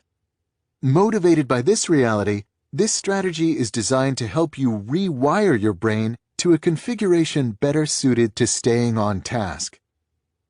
Before diving into the details, let's start by considering a popular suggestion for distraction addiction that doesn't quite solve our problem: the Internet Sabbath, sometimes called a digital detox.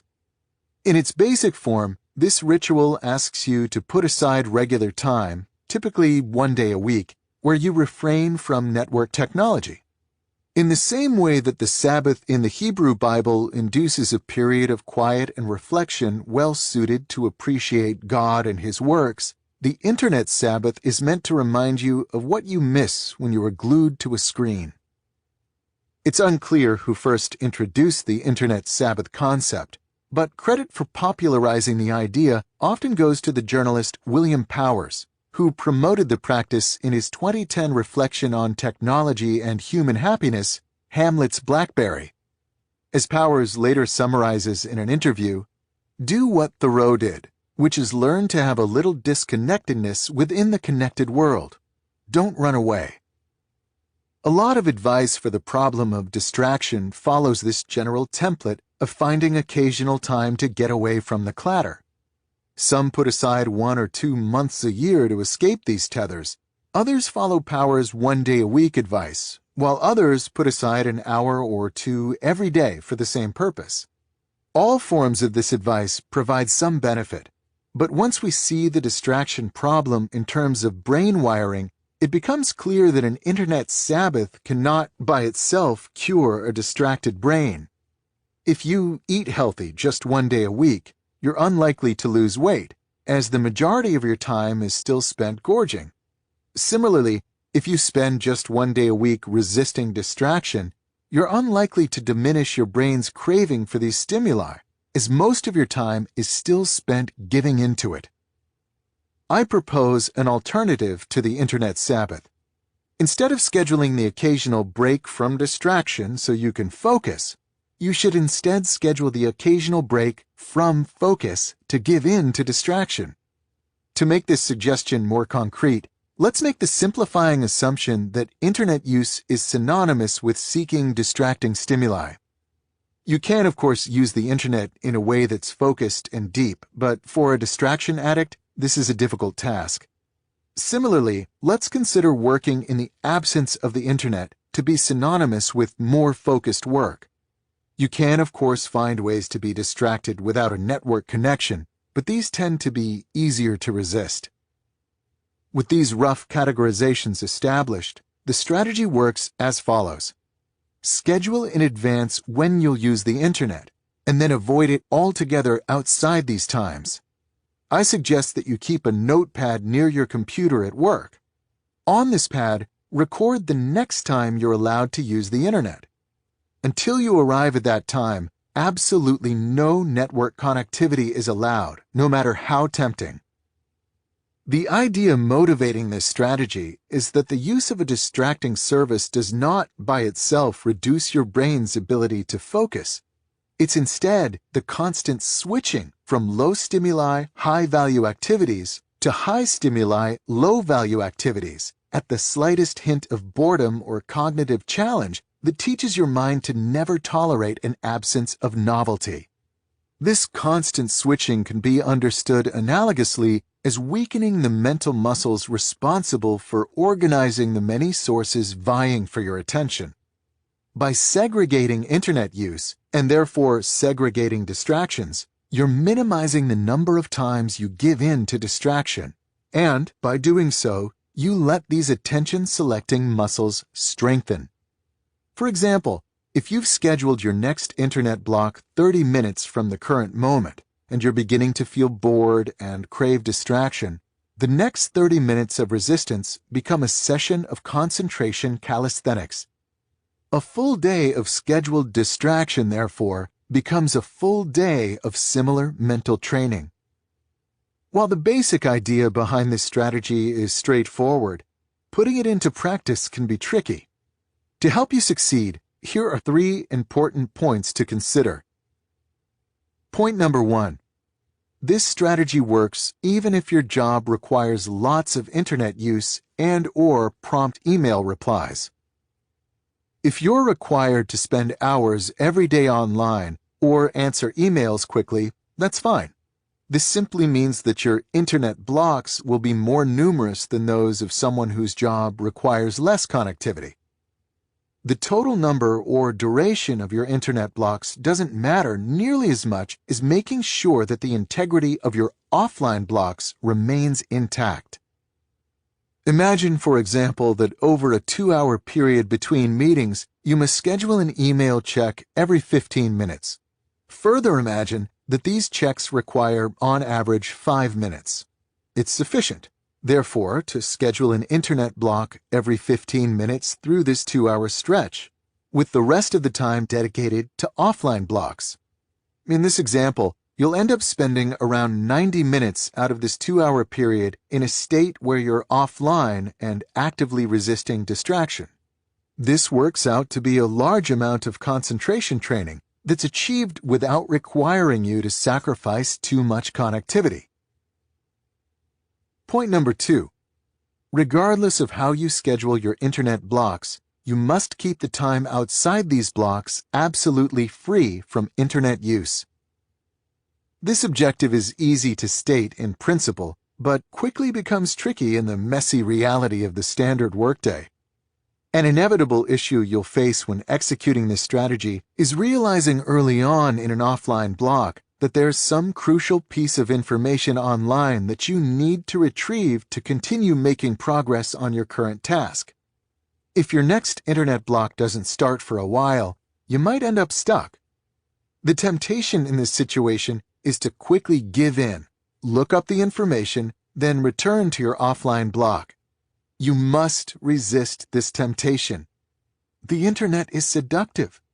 You may think you're just retrieving a single key email from your inbox, but you'll find it hard not to glance at the other urgent messages that have recently arrived.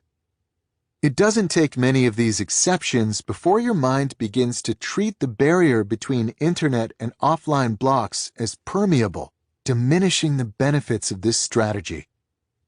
It's crucial in this situation, therefore, that you don't immediately abandon an offline block, even when stuck.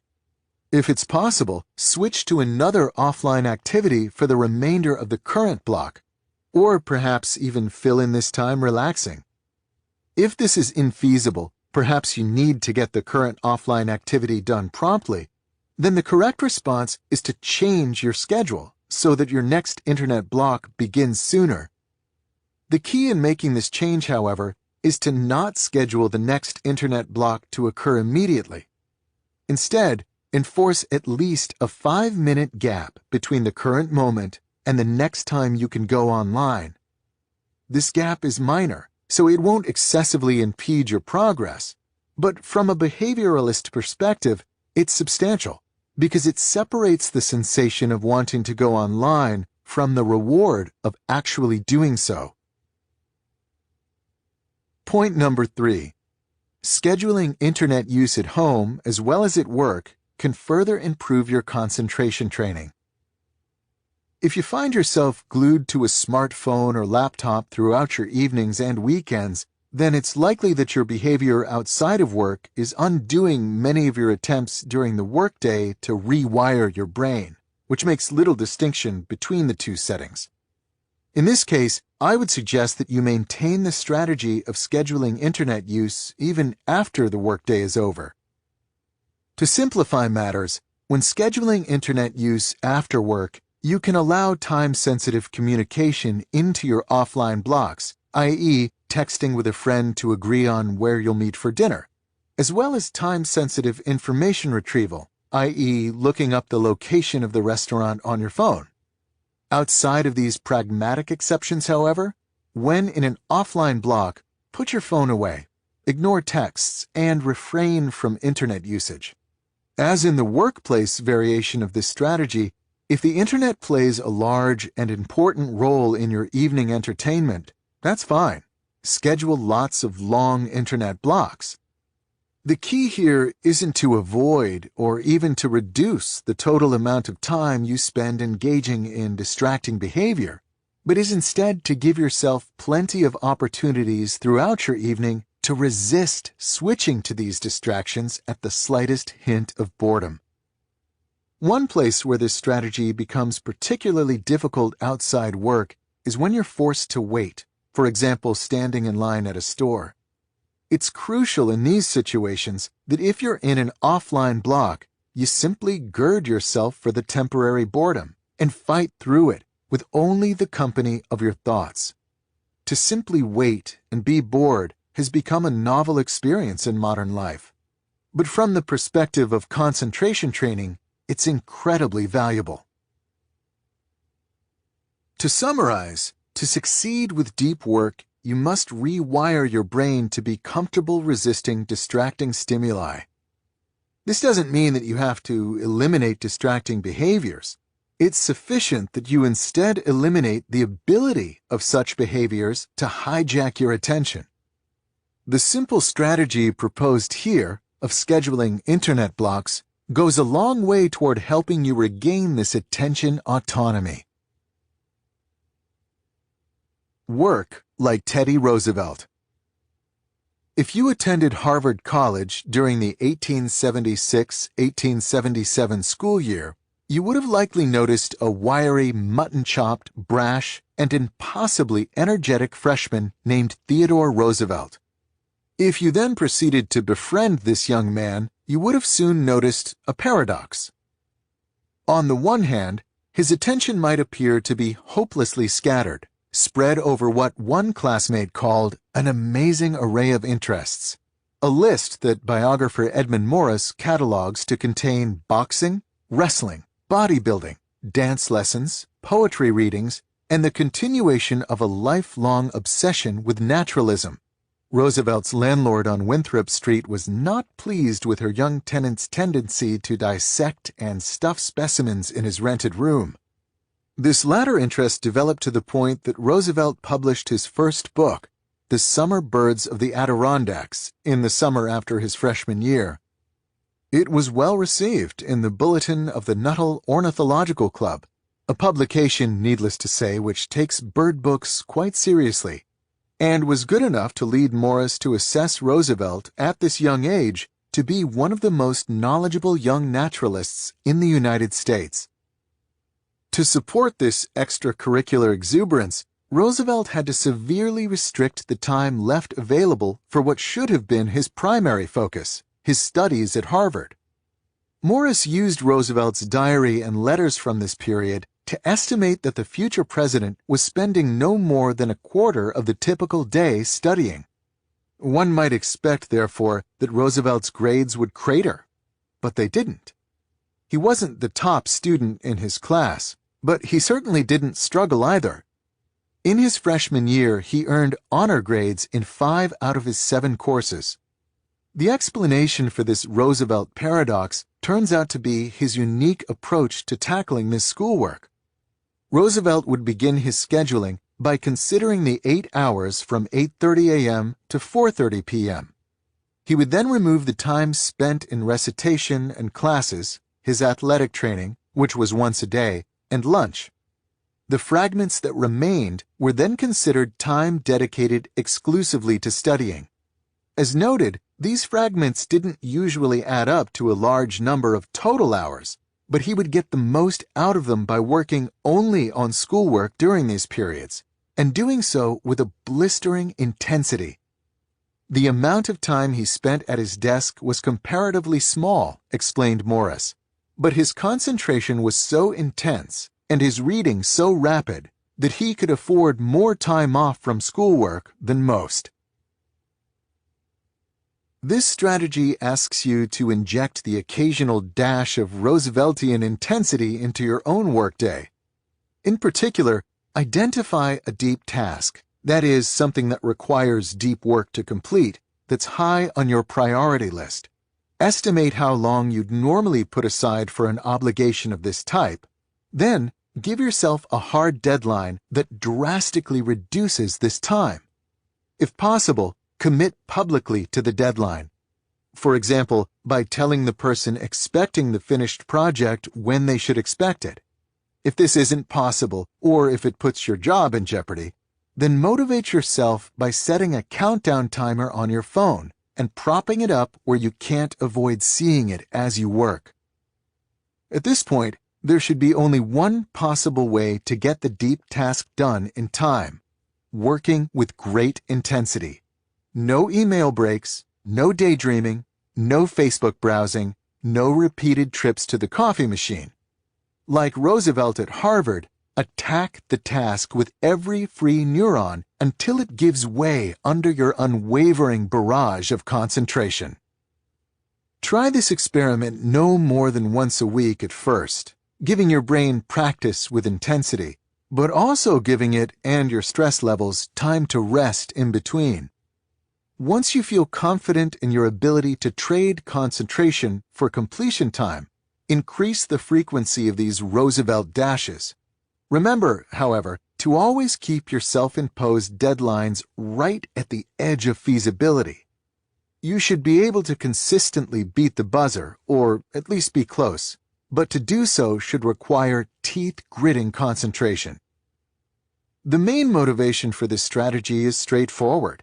Deep work requires levels of concentration well beyond where most knowledge workers are comfortable.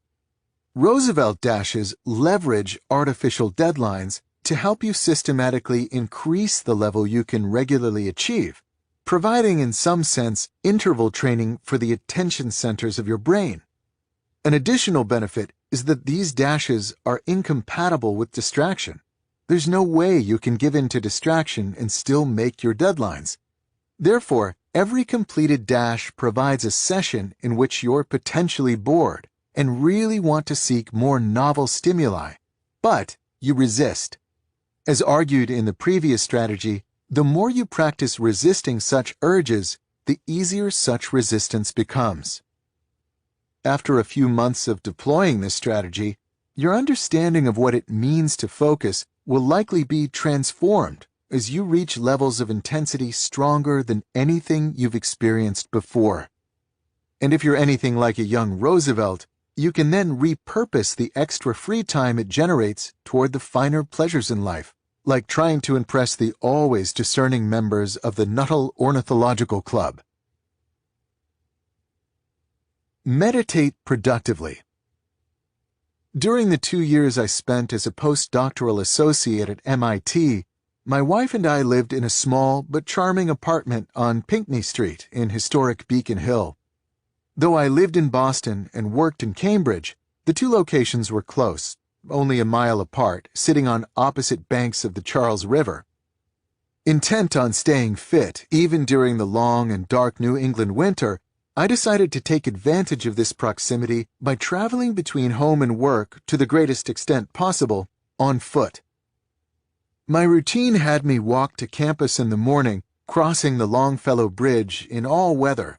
The city, it turns out to my dismay, is often slow to shovel the pedestrian path after snowstorms. Around lunch, I would change into running gear and run back home on a longer path that followed the banks of the Charles, crossing at the Massachusetts Avenue Bridge. After a quick lunch and shower at home, I would typically take the subway across the river on the way back to campus, saving perhaps a third of a mile on the trek, and then walk home when the workday was done. In other words, I spent a lot of time on my feet during this period.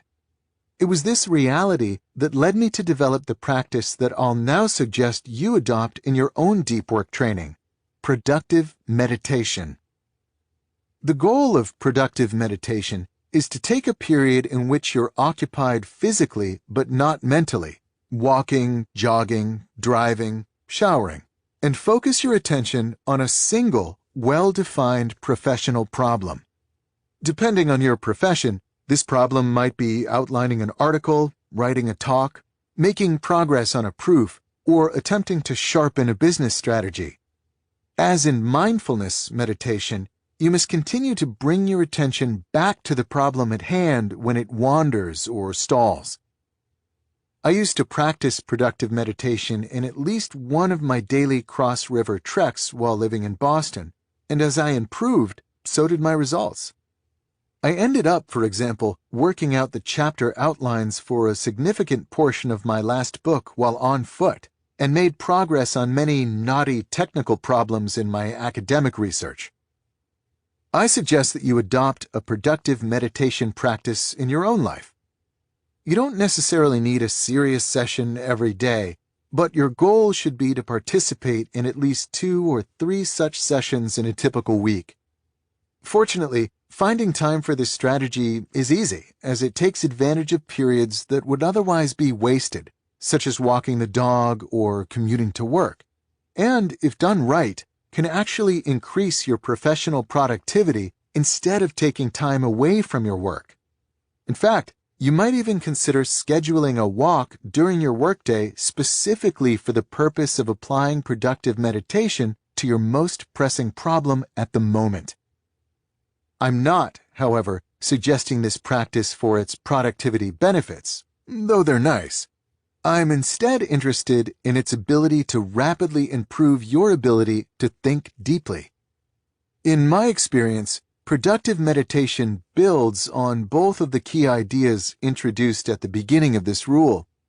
By forcing you to resist distraction and return your attention repeatedly to a well-defined problem, it helps strengthen your distraction-resisting muscles, and by forcing you to push your focus deeper and deeper on a single problem, it sharpens your concentration. To succeed with productive meditation, it's important to recognize that, like any form of meditation, it requires practice to do well. When I first attempted this strategy back in the early weeks of my postdoc, I found myself hopelessly distracted, ending long stretches of thinking with little new to show for my efforts. It took me a dozen or so sessions before I began to experience real results. You should expect something similar, so patience will be necessary. To help accelerate this ramp-up process, however, I have 2 specific suggestions to offer. Suggestion number 1. Be wary of distractions and looping. As a novice, when you begin a productive meditation session, your mind's first act of rebellion will be to offer unrelated but seemingly more interesting thoughts. My mind, for example, was often successful at derailing my attention by beginning to compose an email that I knew I needed to write. Objectively speaking, this train of thought sounds exceedingly dull, but in the moment it can become impossibly tantalizing.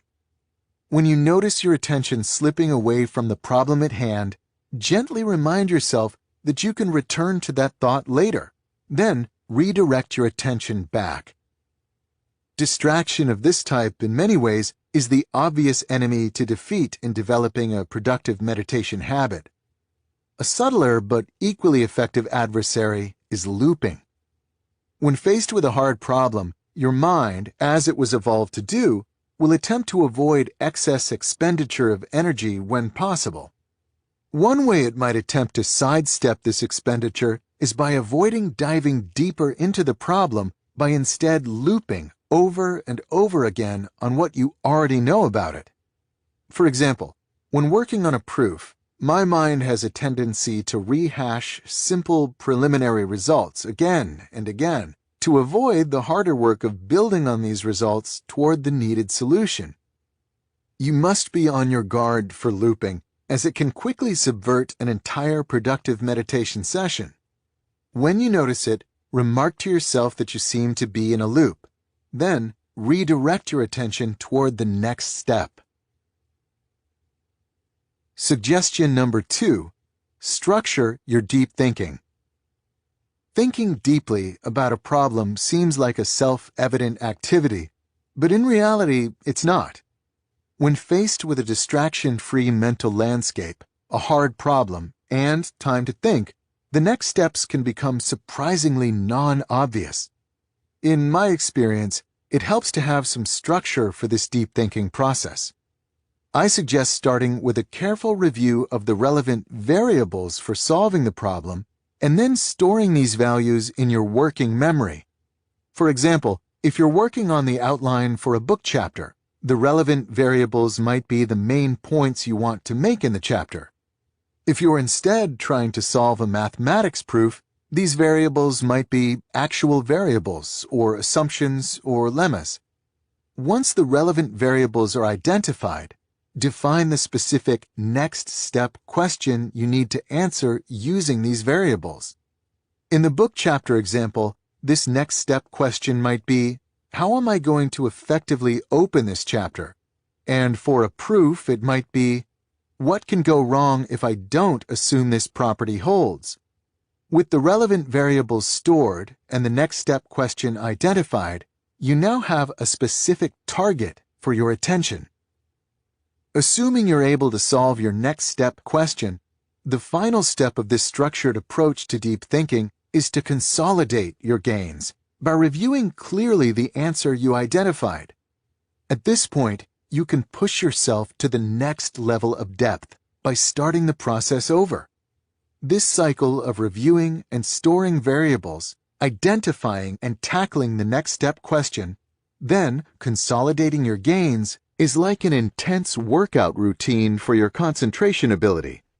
It will help you get more out of your productive meditation sessions and accelerate the pace at which you improve your ability to go deep. Memorize a deck of cards. Given just 5 minutes, Daniel Kilov can memorize any of the following: a shuffled deck of cards, a string of 100 random digits, or 115 abstract shapes, this last feat establishing an Australian national record. It shouldn't be surprising, therefore, that Kilov recently won back-to-back silver medals in the Australian Memory Championships. What is perhaps surprising, given Kilov's history, is that he ended up a mental athlete at all. I wasn't born with an exceptional memory, Kilov told me. Indeed, during high school, he considered himself forgetful and disorganized. He also struggled academically and was eventually diagnosed with attention deficit disorder. It was after a chance encounter with Tansal Ali, one of the country's most successful and visible memory champions, that Kilov began to seriously train his memory. By the time he earned his college degree, he had won his first national competition medal. This transformation into a world-class mental athlete was rapid, but not unprecedented. In 2006, the American science writer Joshua Foer won the USA Memory Championship after only a year of intense training, a journey he chronicled in his 2011 bestseller, Moonwalking with Einstein. But what's important to us about Kilov's story is what happened to his academic performance during this period of intensive memory development. While training his brain, he went from a struggling student with attention deficit disorder to graduating from a demanding Australian university with first-class honors. He was soon accepted into the PhD program at one of the country's top universities, where he currently studies under a renowned philosopher. One explanation for this transformation comes from research led by Henry Roediger, who runs the Memory Lab at the University of Washington at St. Louis. In 2014, Roediger and his collaborators sent a team equipped with a battery of cognitive tests to the Extreme Memory Tournament held in San Diego. They wanted to understand what differentiated these elite memorizers from the population at large. We found that one of the biggest differences between memory athletes and the rest of us is in a cognitive ability that's not a direct measure of memory at all, but of attention, explained Roediger in a New York Times blog post. The ability in question is called attentional control, and it measures the subject's ability to maintain their focus on essential information. A side effect of memory training, in other words, is an improvement in your general ability to concentrate. This ability can then be fruitfully applied to any task demanding deep work. Daniel Kilov, we can therefore conjecture, didn't become a star student because of his award-winning memory. It was instead his quest to improve this memory that, incidentally, gave him the deep work edge needed to thrive academically. The strategy described here asks you to replicate a key piece of Kilov's training, and therefore gain some of the same improvements to your concentration. In particular, it asks you to learn a standard but quite impressive skill in the repertoire of most mental athletes: the ability to memorize a shuffled deck of cards.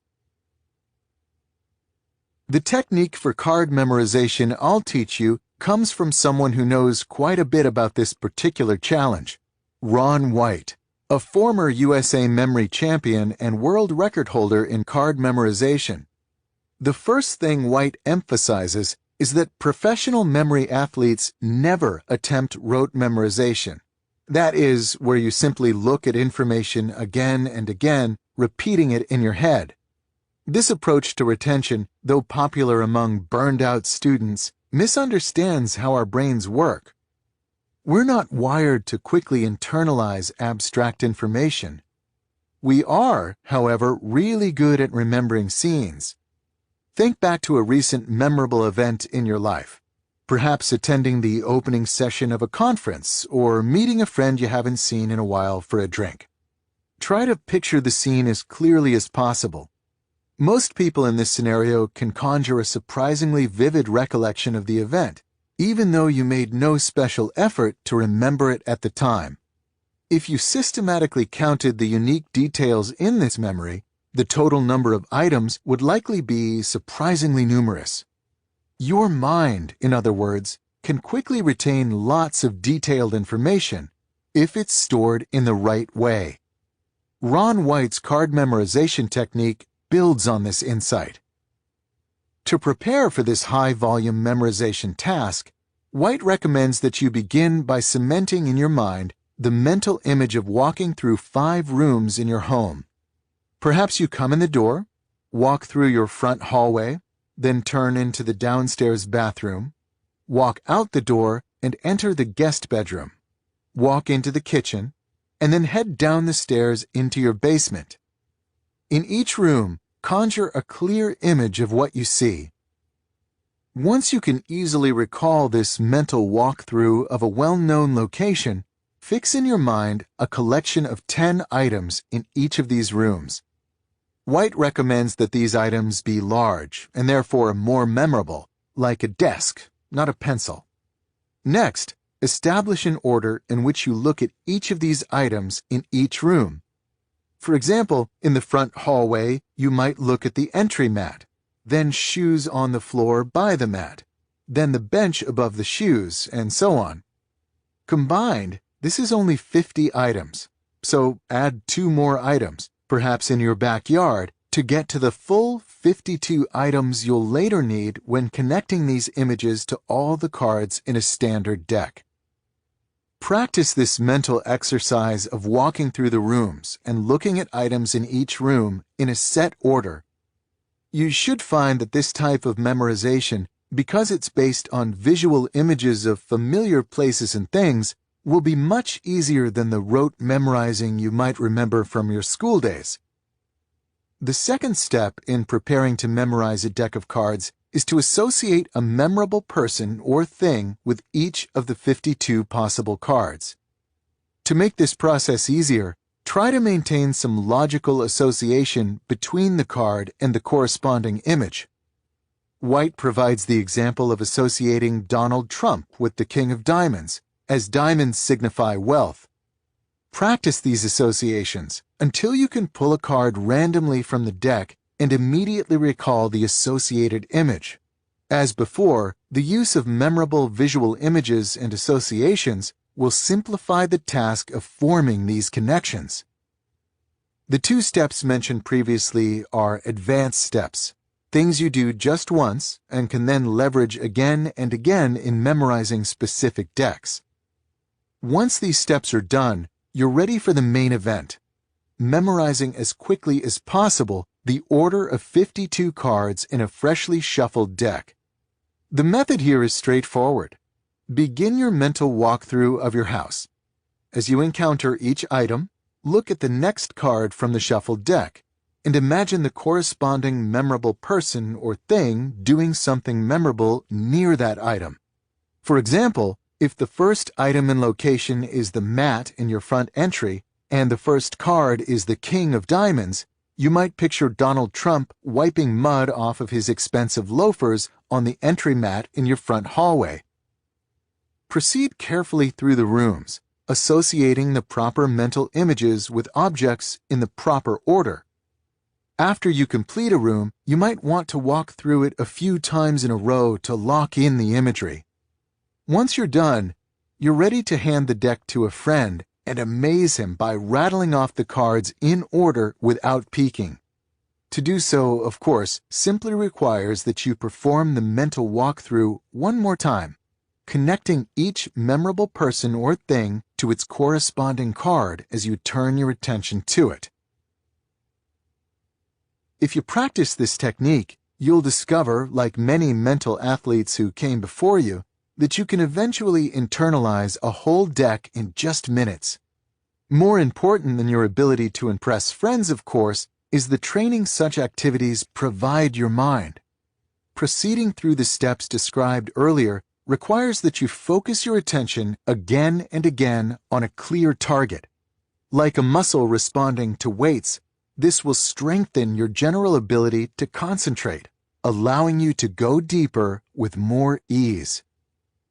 It's worth emphasizing, however, the obvious point that there's nothing special about card memorization. Any structured thought process that requires unwavering attention can have a similar effect. Be it studying the Talmud, like Adam Marlin from Rule Number 2's introduction, or practicing productive meditation, or trying to learn the guitar part of a song by ear, a past favorite of mine. If card memorization seems weird to you, in other words, then choose a replacement that makes similar cognitive requirements. The key to this strategy is not the specifics, but instead the motivating idea that your ability to concentrate is only as strong as your commitment to train it. Rule number 3. Quit social media. In 2013, author and digital media consultant Baratunde Thurston launched an experiment. He decided to disconnect from his online life for 25 days. No Facebook, no Twitter, no Foursquare, a service that awarded him Mayor of the Year in 2011. Not even email. He needed the break. Thurston, who is described by friends as the most connected man in the world, had, by his own count, participated in more than 59,000 Gmail conversations and posted 1,500 times on his Facebook wall in the year leading up to his experiment. "I was burnt out, fried, done, toast," he explained. We know about Thurston's experiment because he wrote about it in a cover article for Fast Company magazine, ironically titled #Unplug. As Thurston reveals in the article, it didn't take long to adjust to a disconnected life. By the end of that first week, the quiet rhythm of my days seemed far less strange, he said. I was less stressed about not knowing new things. I felt that I still existed despite not having shared documentary evidence of said existence on the internet. Thurston struck up conversations with strangers. He enjoyed food without Instagramming the experience. He bought a bike. Turns out it's easier to ride the thing when you're not trying to simultaneously check your Twitter. The end came too soon, Thurston lamented. But he had startups to run and books to market. So after the 25 days passed, he reluctantly reactivated his online presence. Baratunde Thurston's experiment neatly summarizes two important points about our culture's current relationship with social networks like Facebook, Twitter, and Instagram, and infotainment sites like Business Insider and BuzzFeed, two categories of online distraction that I will collectively call network tools in the sections ahead. The first point is that we increasingly recognize that these tools fragment our time and reduce our ability to concentrate. This reality no longer generates much debate. We all feel it. This is a real problem for many different people, but the problem is especially dire if you're attempting to improve your ability to work deeply. In the preceding rule, for example, I described several strategies to help you sharpen your focus. These efforts will become significantly more difficult if you simultaneously behave like a pre-experiment Baratunde Thurston, allowing your life outside such training to remain a distracted blur of apps and browser tabs. Willpower is limited, and therefore, the more enticing tools you have pulling at your attention, the harder it'll be to maintain focus on something important. To master the art of deep work, therefore, you must take back control of your time and attention from the many diversions that attempt to steal them. Before we begin fighting back against these distractions, however, we must better understand the battlefield. This brings me to the second important point summarized by Baratunde Thurston's story: the impotence with which knowledge workers currently discuss this problem of network tools and attention. Overwhelmed by these tools' demands on his time, Thurston felt that his only option was to, temporarily, quit the internet altogether. This idea that a drastic internet sabbatical is the only alternative to the distraction generated by social media and infotainment has increasingly pervaded our cultural conversation. The problem with this binary response to this issue is that these two choices are much too crude to be useful. The notion that you would quit the internet is, of course, an overstuffed straw man, infeasible for most, unless you're a journalist writing a piece about distraction. No one is meant to actually follow Baratunde Thurston's lead, and this reality provides justification for remaining with the only offered alternative: accepting our current distracted state as inevitable.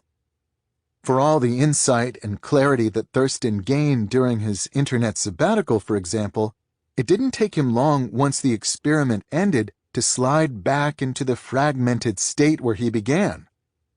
On the day when I first started writing this chapter, which fell only 6 months after Thurston's article originally appeared in Fast Company, the reformed connector had already sent a dozen tweets in the few hours since he woke up. This rule attempts to break us out of this rut by proposing a third option: accepting that these tools are not inherently evil, and that some of them might be quite vital to your success and happiness.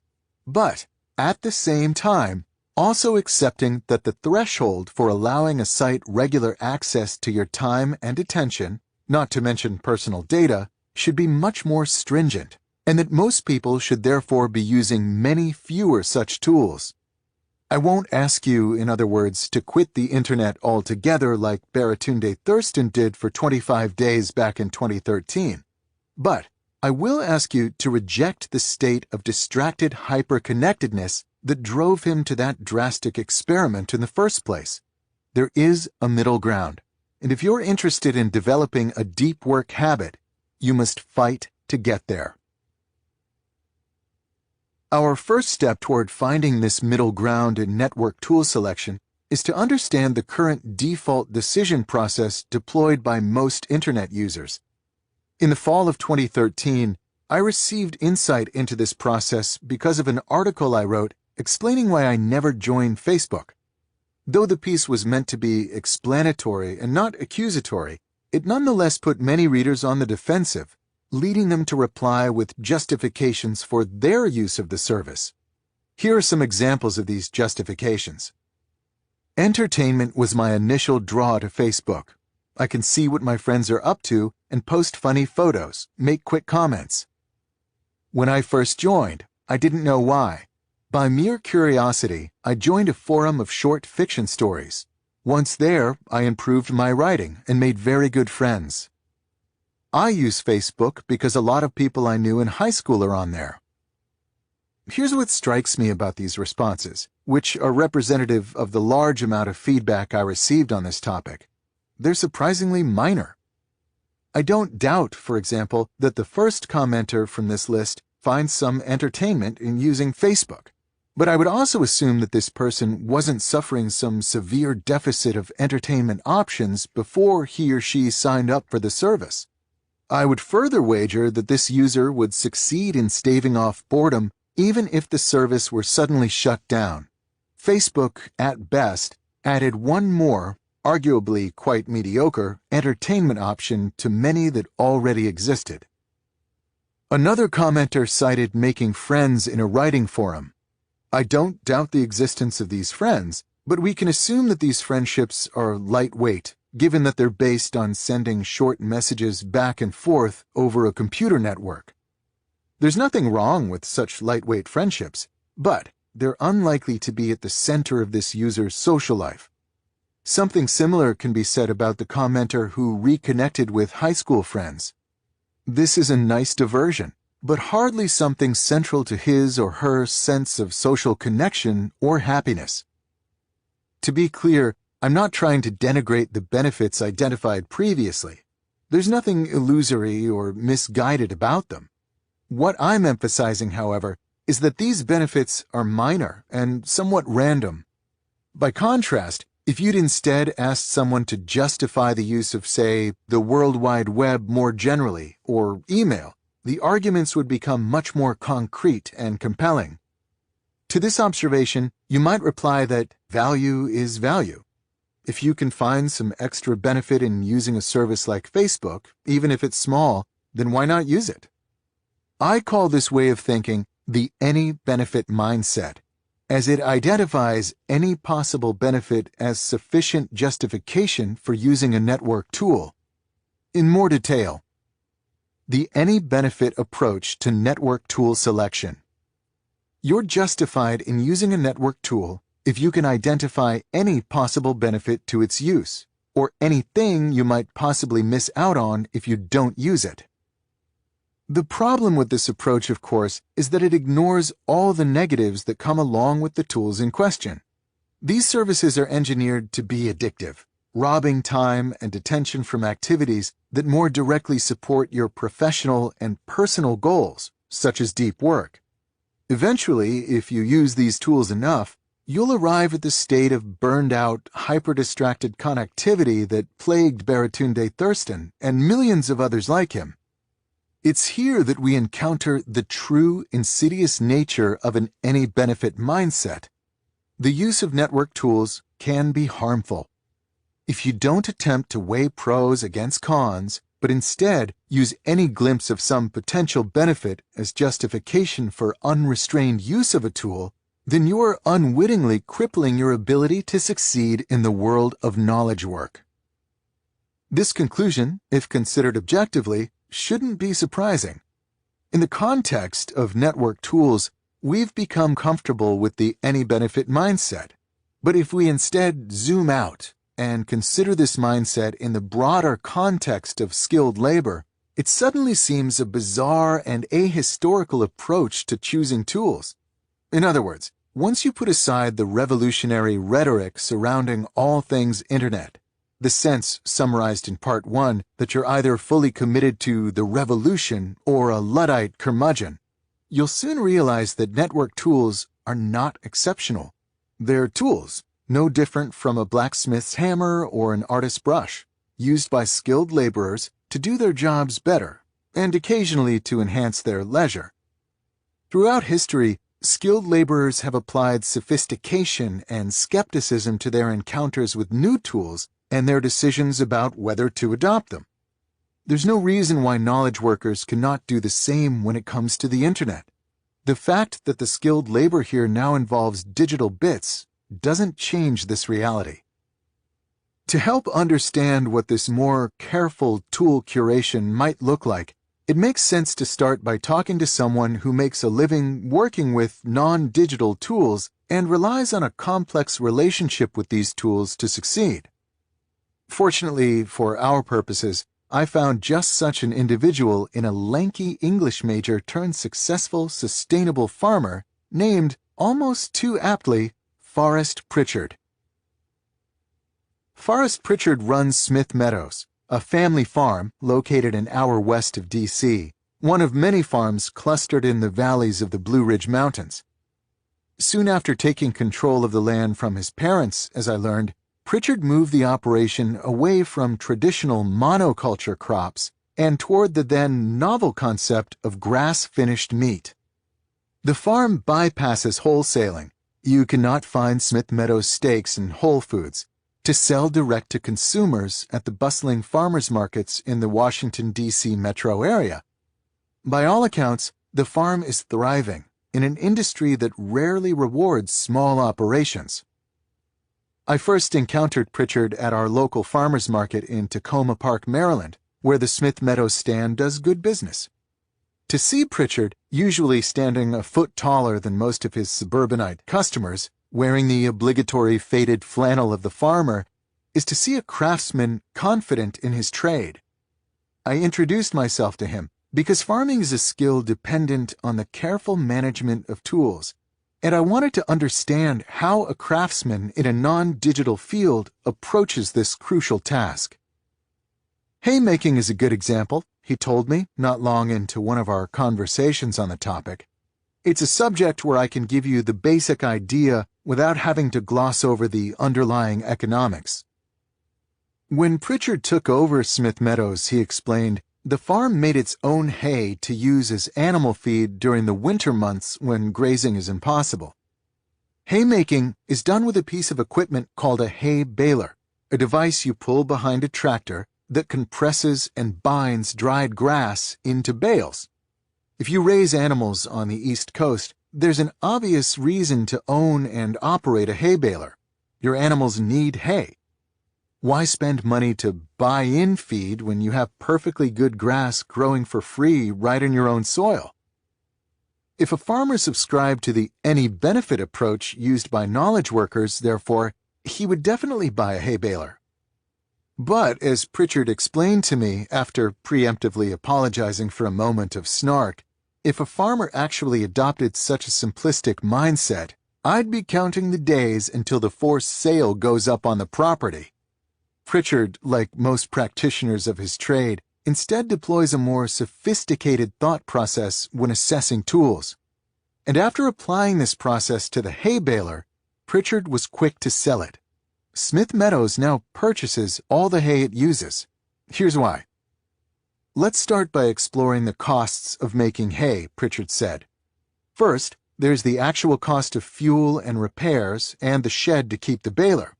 You also have to pay taxes on it. These directly measurable costs, however, were the easy part of his decision. It was instead the opportunity costs that required more attention. As he elaborated, if I make hay all summer, I can't be doing something else. For example, I now use that time instead to raise boilers, chickens meant for eating.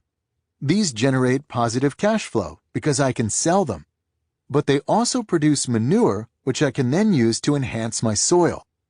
Then there's the equally subtle issue of assessing the secondary value of a purchased bale of hay.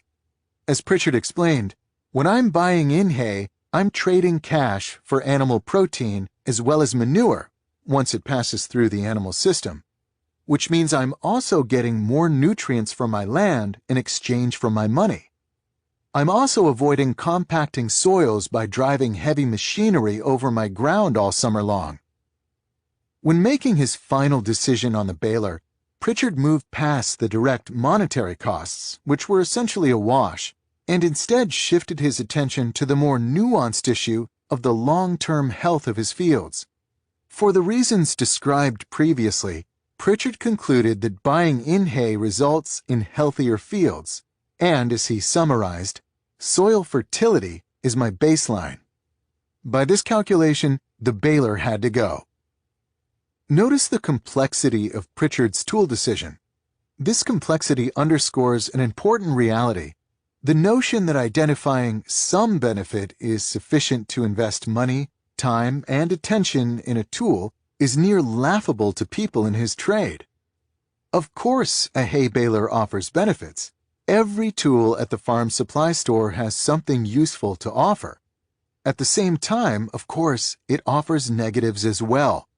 Pritchard expected this decision to be nuanced. He began with a clear baseline, in his case that soil health is of fundamental importance to his professional success, and then built off this foundation toward a final call on whether to use a particular tool. I propose that if you're a knowledge worker, especially one interested in cultivating a deep work habit, you should treat your tool selection with the same level of care as other skilled workers, such as farmers. Following is my attempt to generalize this assessment strategy.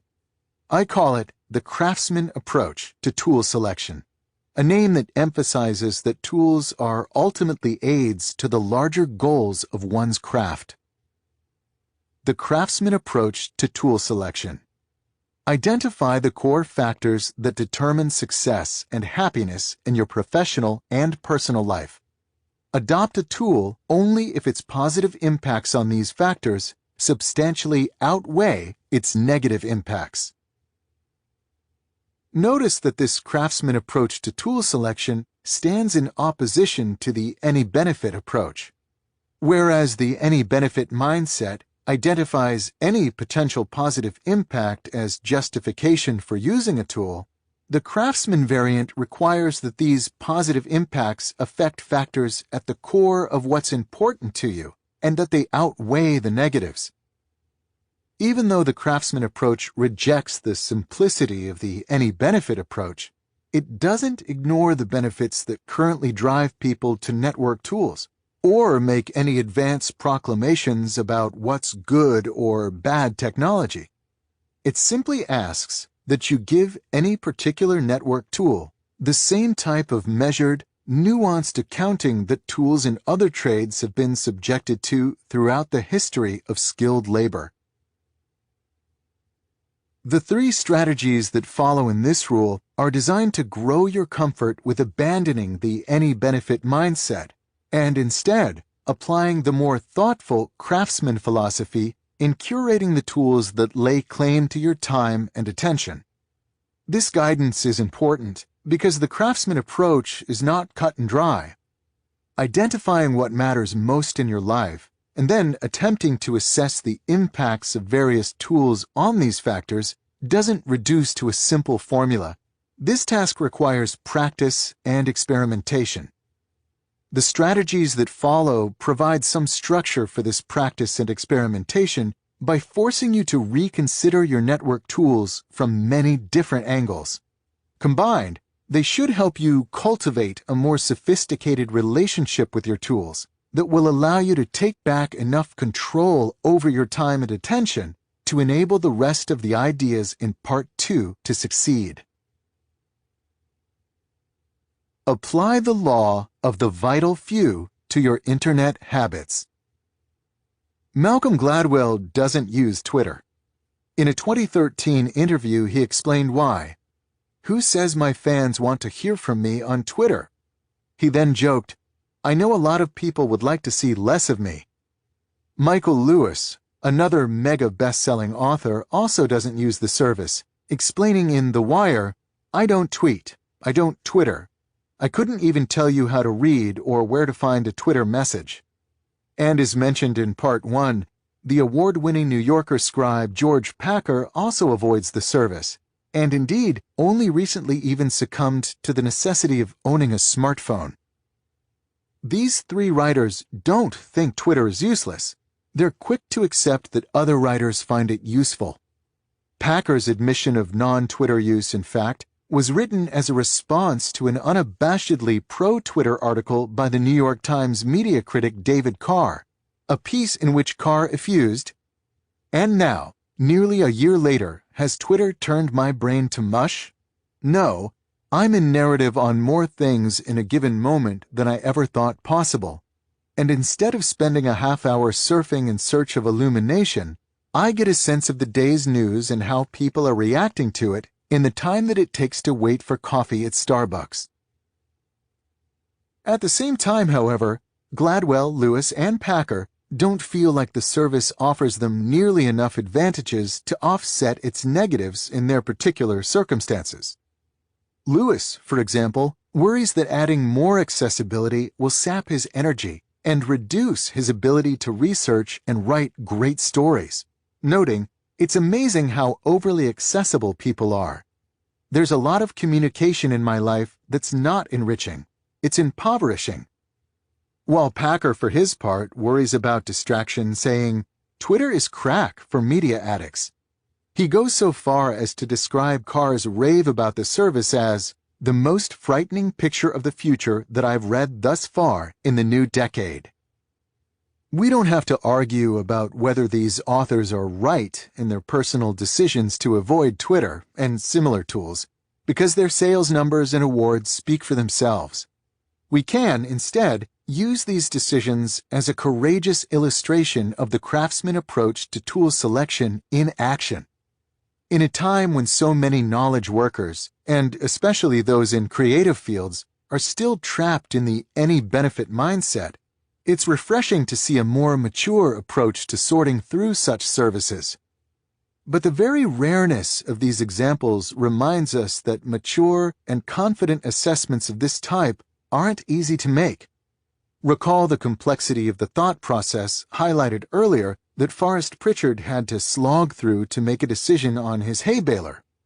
For many knowledge workers and many of the tools in their lives, these decisions will be equally complex.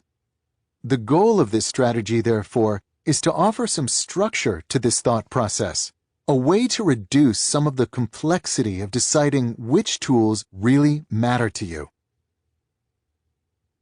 The first step of this strategy is to identify the main high-level goals in both your professional and your personal life. If you have a family, for example, then your personal goals might involve parenting well and running an organized household.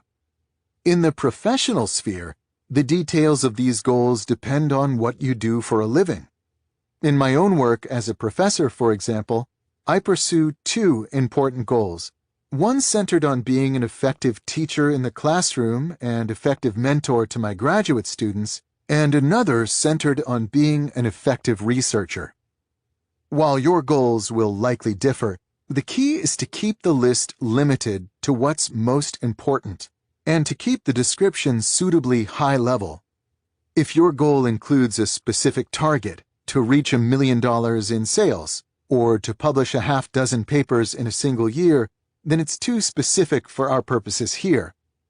When you're done, you should have a small number of goals for both the personal and professional areas of your life.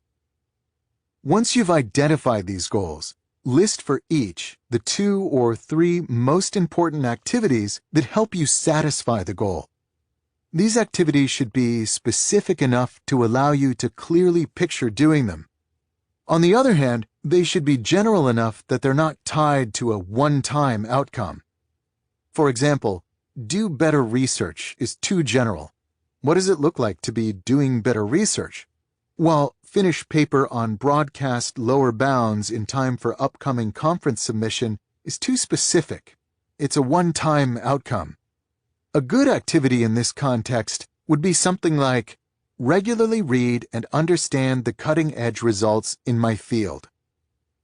The next step in this strategy is to consider the network tools you currently use. For each such tool, go through the key activities you identified and ask whether the use of the tool has a substantially positive impact, a substantially negative impact, or little impact on your regular and successful participation in the activity. Now comes the important decision. Keep using this tool only if you concluded that it has substantial positive impacts and that these outweigh the negative impacts. To help illustrate this strategy in action, let's consider a case study.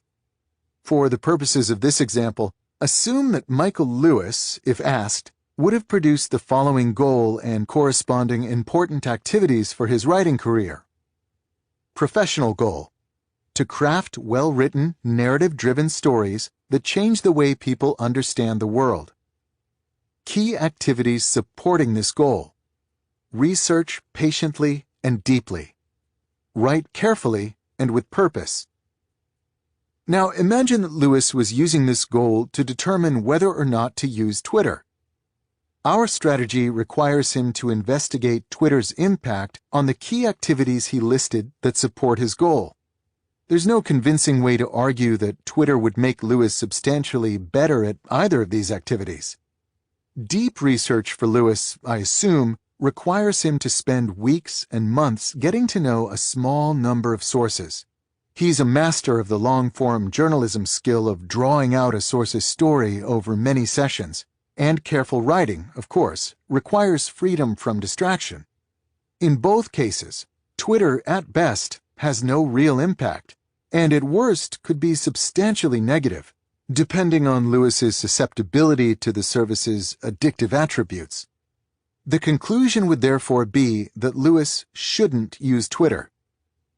You might argue at this point that confining our example to this single goal is artificial, as it ignores the areas where a service like Twitter has its best chance of contributing. For writers, in particular, Twitter is often presented as a tool to establish connections with your audience that ultimately lead to more sales. For a writer like Michael Lewis, however, marketing doesn't likely merit its own goal when he assesses what's important in his professional life. This follows because his reputation guarantees that he will receive massive coverage in massively influential media channels if the book is really good. His focus, therefore, is much more productively applied to the goal of writing the best possible book than instead trying to squeeze out a few extra sales through inefficient author-driven means. In other words, the question is not whether Twitter has some conceivable benefit to Lewis. It's instead whether Twitter use significantly and positively affects the most important activities in his professional life. What about a less famous writer? In this case, book marketing might play a more primary role in his or her goals. But when forced to identify the 2 or 3 most important activities supporting this goal, it's unlikely that the type of lightweight, one-on-one contact enabled by Twitter would make the list. This is the result of simple math. Imagine that our hypothetical author diligently sends 10 individualized tweets a day, 5 days a week, each of which connects one-on-one with a new potential reader. Now imagine that 50% of the people contacted in this manner become loyal fans who will definitely buy the author's next book. Over the 2-year period it might take to write this book, this yields 2,000 sales, a modest boost at best in a marketplace where bestseller status requires 2 or 3 times more sales per week. The question, once again, is not whether Twitter offers some benefits, but instead whether it offers enough benefits to offset its drag on your time and attention, 2 resources that are especially valuable to a writer. Having seen an example of this approach applied to a professional context, let's next consider the potentially more disruptive setting of personal goals. In particular, let's apply this approach to one of our culture's most ubiquitous and fiercely defended tools, Facebook. When justifying the use of Facebook or similar social networks, most people cite its importance to their social lives. With this in mind, let's apply our strategy to understand whether Facebook makes the cut due to its positive impact on this aspect of our personal goals. To do so, we'll once again work with a hypothetical goal and key supporting activities. Personal goal: to maintain close and rewarding friendships with a group of people who are important to me. Key activities supporting this goal: 1. Regularly take the time for meaningful connection with those who are most important to me, e.g., a long talk, a meal, joint activity. 2. Give of myself to those who are most important to me, e.g., making non-trivial sacrifices that improve their lives. Not everyone will share this exact goal or supporting activities, but hopefully you'll stipulate that they apply to many people. Let's now step back and apply our strategy's filtering logic to the example of Facebook in the context of this personal goal. This service, of course, offers any number of benefits to your social life. To name a few that are often mentioned, it allows you to catch up with people you haven't seen in a while. It allows you to maintain lightweight contact with people you know but don't run into regularly. It allows you to more easily monitor important events in people's lives, such as whether or not they're married or what their new baby looks like. And it allows you to stumble onto online communities or groups that match your interests. These are real benefits that Facebook undeniably offers, but none of these benefits provide a significant positive impact to the two key activities we listed, both of which are offline and effort-intensive. Our strategy, therefore, would return a perhaps surprising but clear conclusion. Of course, Facebook offers benefits to your social life, but none are important enough to what really matters to you in this area to justify giving it access to your time and attention. To be clear, I'm not arguing that everyone should stop using Facebook. I'm instead showing that for this specific representative case study, the strategy proposed here would suggest dropping this service. I can imagine, however, other plausible scenarios that would lead to the opposite conclusion. Consider, for example, a college freshman. For someone in this situation, it might be more important to establish new friendships than to support existing relationships. The activities this student identifies for supporting his goal of a thriving social life, therefore, might include something like attend lots of events and socialize with lots of different people. If this is a key activity and you're on a college campus, then a tool like Facebook would have a substantially positive impact and should be used. To give another example, consider someone in the military who's deployed overseas. For this hypothetical soldier, keeping in frequent, lightweight touch with friends and family left back home is a plausible priority, and one that might once again be best supported through social networks. What should be clear from these examples is that this strategy, if applied as described, will lead many people who currently use tools like Facebook or Twitter to abandon them, but not everyone. You might at this point complain about the arbitrariness of allowing only a small number of activities to dominate your decisions about such tools. As we established previously, for example, Facebook has many benefits to your social life. Why would one abandon it just because it doesn't happen to help the small number of activities that we judged most important?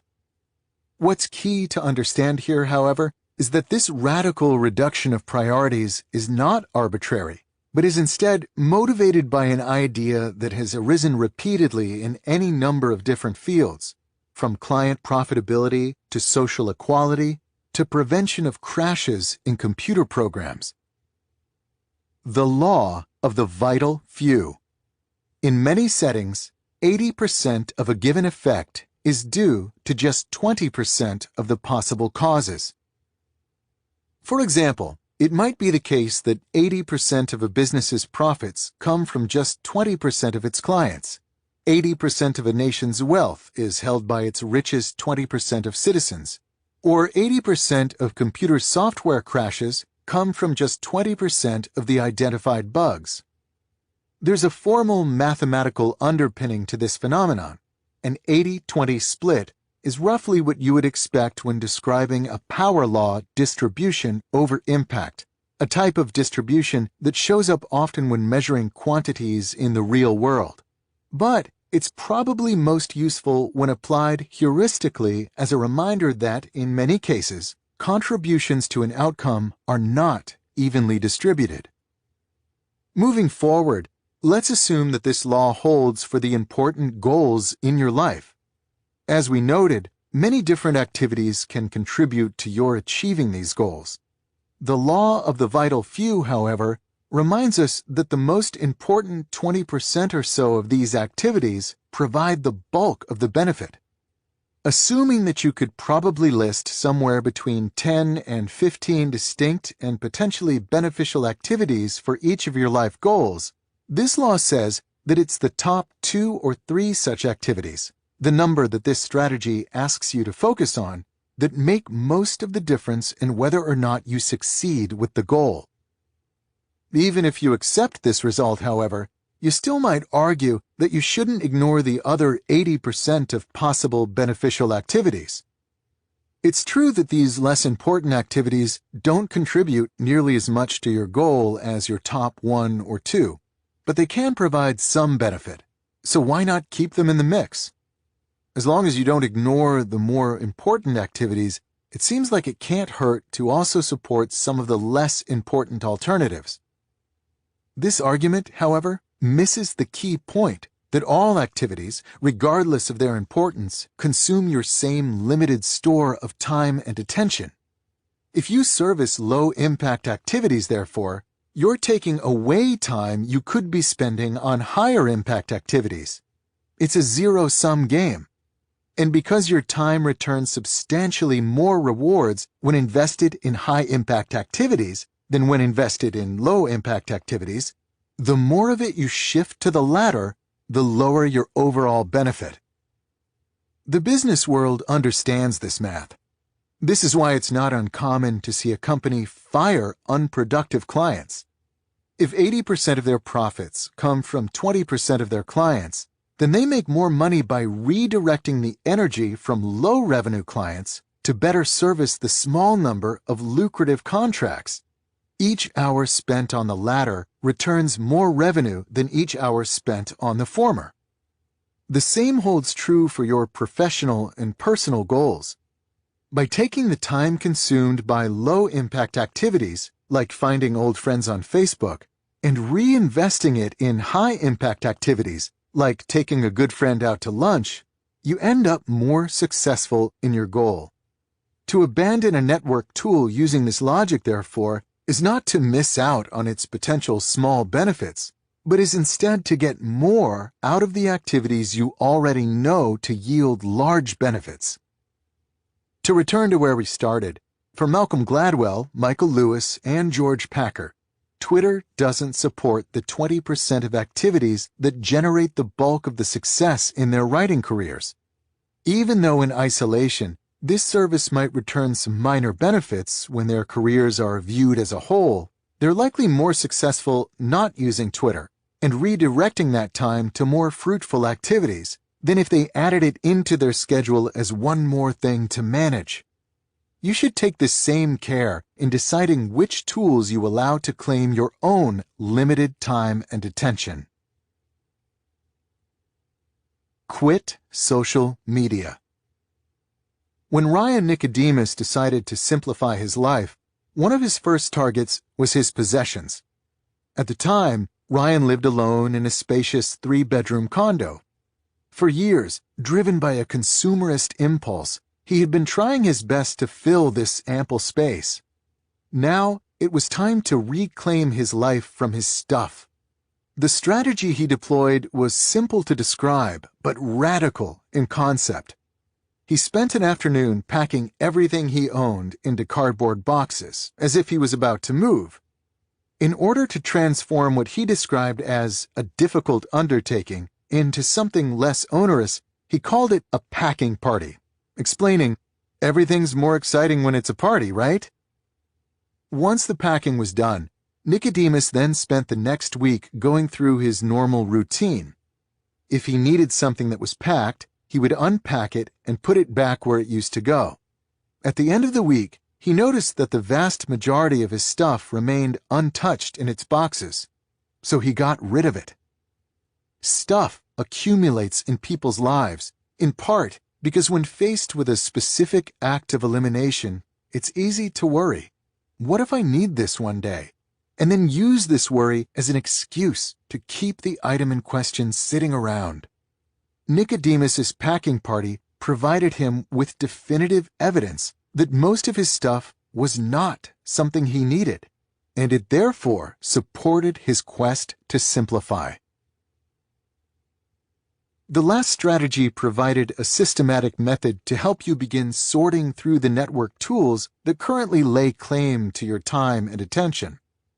This strategy offers you a different but complementary approach to these same issues, and it's inspired by Ryan Nicodemus's approach to getting rid of his useless stuff. In more detail, this strategy asks that you perform the equivalent of a packing party on the social media services that you currently use. Instead of packing, however, you'll instead ban yourself from using them for 30 days. All of them. Facebook, Instagram, Google+, Twitter, Snapchat, Vine, or whatever other services have risen to popularity since I first wrote these words. Don't formally deactivate these services, and this is important. Don't mention online that you'll be signing off. Just stop using them, cold turkey. If someone reaches out to you by other means and asks why your activity on a particular service has fallen off, you can explain, but don't go out of your way to tell people. After 30 days of this self-imposed network isolation, ask yourself the following 2 questions about each of the services you temporarily quit. 1.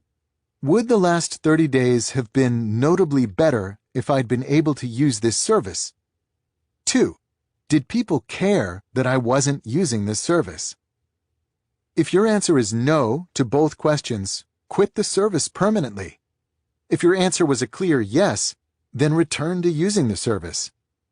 If your answers are qualified or ambiguous, it's up to you whether you return to the service, though I would encourage you to lean toward quitting. You can always rejoin later. This strategy picks specifically on social media because among the different network tools that can claim your time and attention, these services, if used without limit, can be particularly devastating to your quest to work deeper. They offer personalized information arriving on an unpredictable, intermittent schedule, making them massively addictive, and therefore capable of severely damaging your attempts to schedule and succeed with any act of concentration. Given these dangers, you might expect that more knowledge workers would avoid these tools altogether, especially those like computer programmers or writers whose livelihood explicitly depends on the outcome of deep work. But part of what makes social media insidious is that the companies that profit from your attention have succeeded with a masterful marketing coup, convincing our culture that if you don't use their products, you might miss out. This fear that you might miss out has obvious parallels to Nicodemus's fear that the voluminous stuff in his closets might one day prove useful, which is why I'm suggesting a corrective strategy that parallels his packing party. By spending a month without these services, you can replace your fear that you might miss out on events, on conversations, on shared cultural experience with a dose of reality. For most people, this reality will confirm something that seems obvious only once you've done the hard work of freeing yourself from the marketing messages surrounding these tools. They're not really all that important in your life. The reason why I ask you to not announce your 30-day experiment is because, for some people, another part of the delusion that binds them to social media is the idea that people want to hear what you have to say, and that they might be disappointed if you suddenly leave them bereft of your commentary. I'm being somewhat facetious here in my wording, but this underlying sentiment is nonetheless common and important to tackle. As of this writing, for example, the average number of followers for a Twitter user is 208. When you know that more than 200 people volunteered to hear what you have to say, it's easy to begin to believe that your activities on these services are important. Speaking from experience, as someone who makes a living trying to sell my ideas to people, this is a powerfully addictive feeling. But here's the reality of audiences in a social media era. Before these services existed, building an audience of any size beyond your immediate friends and family required hard, competitive work. In the early 2000s, for example, anyone could start a blog, but to gain even just a handful of unique visitors per month required that you actually put in the work to deliver information that's valuable enough to capture someone's attention. I know this difficulty well. My first blog was started in the fall of 2003. It was called, cleverly enough, Inspiring Moniker. I used it to muse on my life as a 21-year-old college student. There were, I'm embarrassed to admit, long stretches where no one read it, a term I'm using literally. As I learned in the decade that followed, a period in which I patiently and painstakingly built an audience for my current blog, Study Hacks, from a handful of readers to hundreds of thousands per month, is that earning people's attention online is hard, hard work. Except now it's not. Part of what fueled social media's rapid ascent, I contend, is its ability to short-circuit this connection between the hard work of producing real value and the positive reward of having people pay attention to you. It has instead replaced this timeless capitalist exchange with a shallow collectivist alternative. I'll pay attention to what you say if you pay attention to what I say, regardless of its value. A blog or magazine or television program that contain the content that typically populates a Facebook wall or Twitter feed, for example, would attract, on average, no audience. But when captured within the social conventions of these services, that same content will attract attention in the form of likes and comments.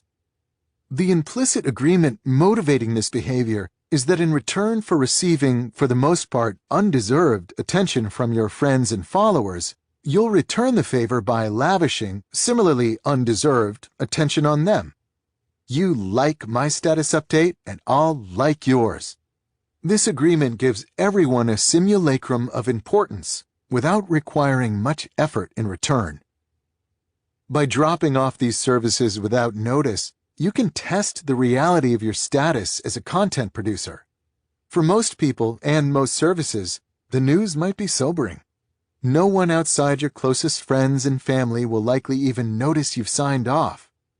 I recognize that I come across as curmudgeonly when talking about this issue. Is there any other way to tackle it? But it's important to discuss, because this quest for self-importance plays an important role in convincing people to continue to thoughtlessly fragment their time and attention. For some people, of course, this 30-day experiment will be difficult and generate lots of issues. If you're a college student or online personality, for example, the abstention will complicate your life and will be noted.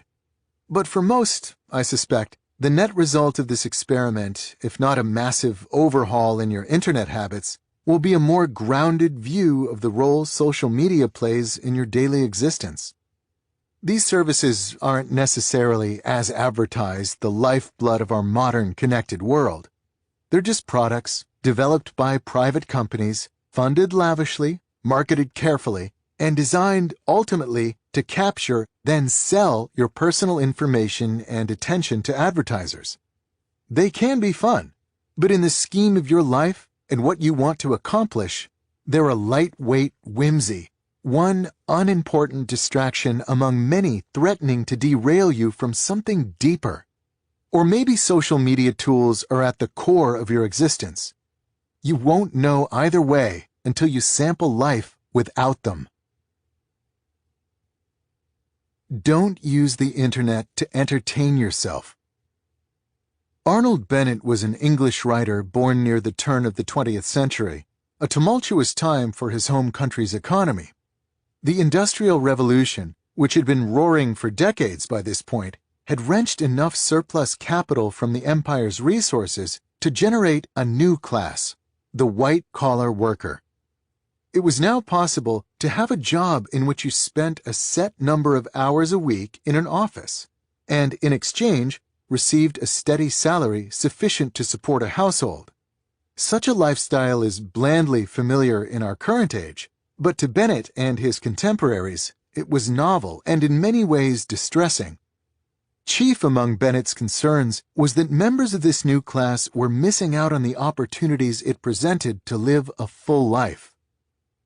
Take the case of a Londoner who works in an office, whose office hours are from 10 to 6, and who spends 50 minutes morning and night in traveling between his house door and his office door, Bennett writes in his 1910 self-help classic, How to Live on 24 Hours a Day. This hypothetical London salaryman, he notes, has a little more than 16 hours left in the day beyond these work-related hours. To Bennett, this is a lot of time, but most people in this situation tragically don't realize its potential. The great and profound mistake which my typical man makes in regard to his day, he elaborates, is that even though he doesn't particularly enjoy his work, seeing it as something to get through, he persists in looking upon those hours from 10 to 6 as the day, to which the 10 hours preceding them and the 6 hours following them are nothing but a prologue and epilogue. This is an attitude that Bennett condemns as utterly illogical and unhealthy. What's the alternative to this state of affairs?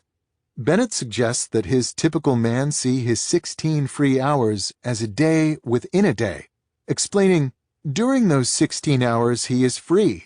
He is not a wage earner. He is not preoccupied with monetary cares. He is just as good as a man with a private income. Accordingly, the typical man should instead use this time as an aristocrat would, to perform rigorous self-improvement, a task that, according to Bennett, involves primarily reading great literature and poetry. Bennett wrote about these issues more than a century ago.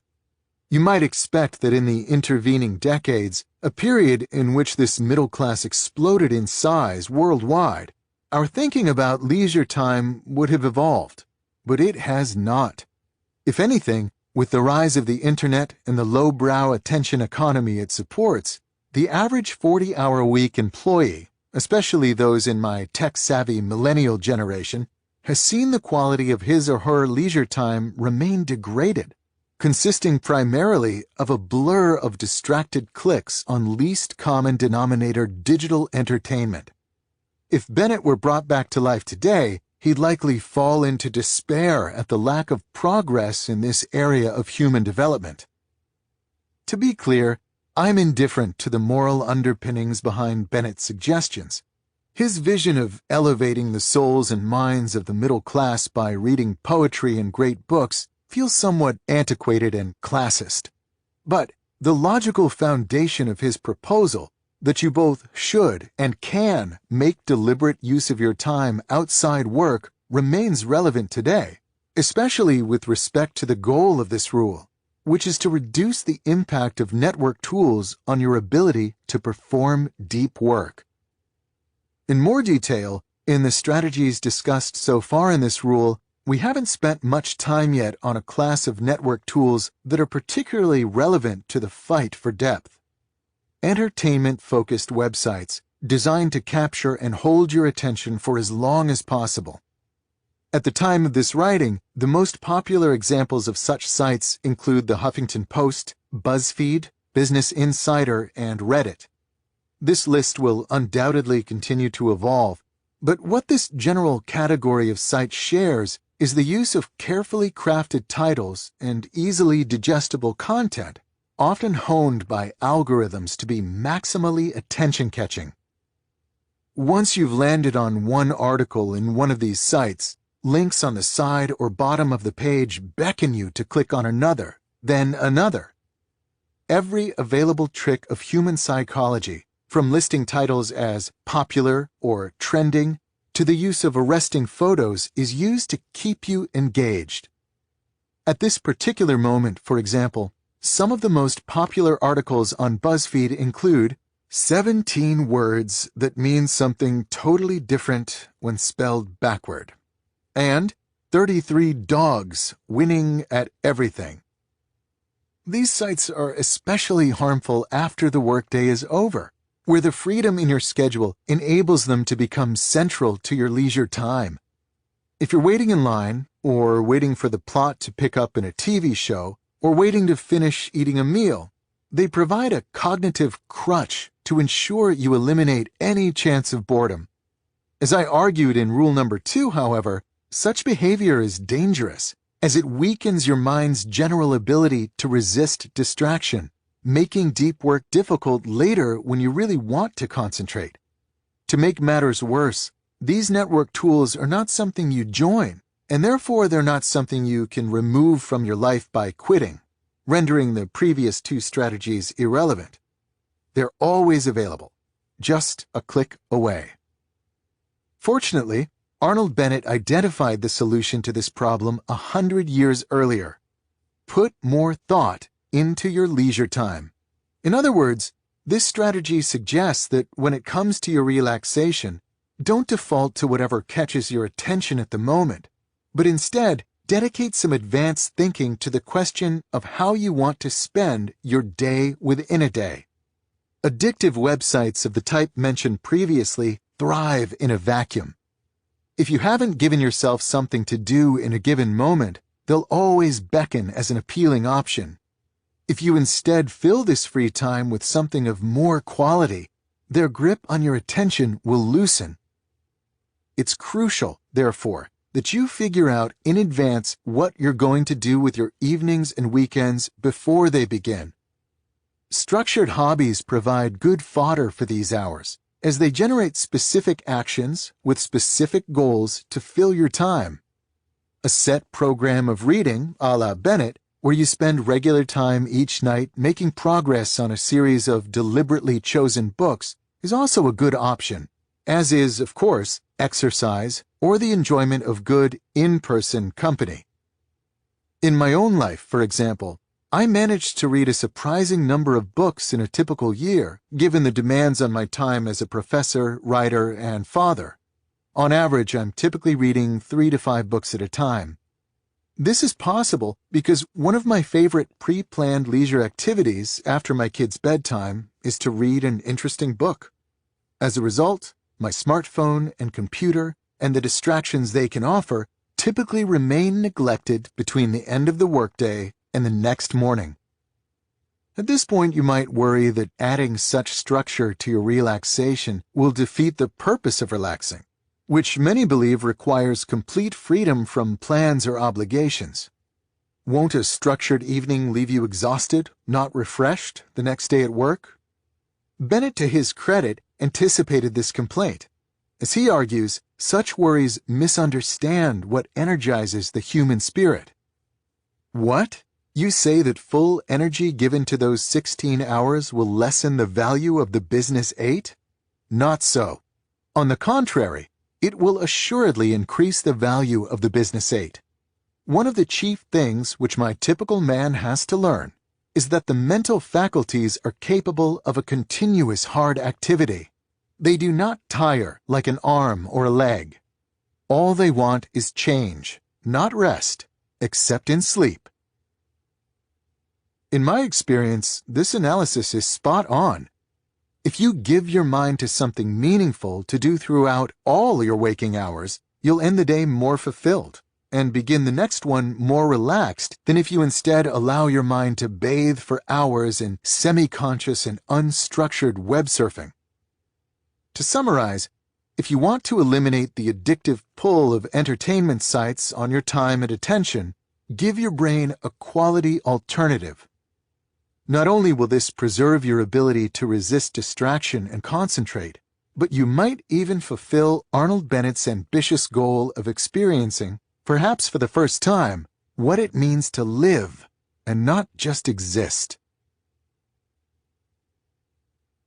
Rule number 4. Drain the shallows. In the summer of 2007, the software company 37 Signals, now called Basecamp, launched an experiment. They shortened their work week from 5 days to 4. Their employees seemed to accomplish the same amount of work with one less day, so they made this change permanent. Every year, from May through October, 37 Signals employees work only Monday to Thursday, with the exception of customer support, which still operates the full week. As company co-founder Jason Fried quipped in a blog post about the decision, people should enjoy the weather in the summer. It didn't take long before the grumbles began in the business press. A few months after Fried announced his company's decision to make 4-day weeks permanent, journalist Tara Weiss wrote a critical piece for Forbes titled, "Why a 4-Day Workweek Doesn't Work." She summarized her problem with this strategy as follows. Packing 40 hours into 4 days isn't necessarily an efficient way to work. Many people find that 8 hours are tough enough. Requiring them to stay for an extra 2 could cause morale and productivity to decrease. Fried was quick to respond. In a blog post titled, "Forbes Misses the Point of the 4-Day Workweek," he begins by agreeing with Weiss's premise that it would be stressful for employees to cram 40 hours of effort into 4 days. But, as he clarifies, that's not what he's suggesting. The point of the 4-day workweek is about doing less work, he writes. It's not about 4 10-hour days, it's about 4 normalish 8-hour days. This might seem confusing at first. Fried earlier claimed that his employees get just as much done in 4 days as in 5 days. Now, however, he's claiming that his employees are working fewer hours. How can both be true?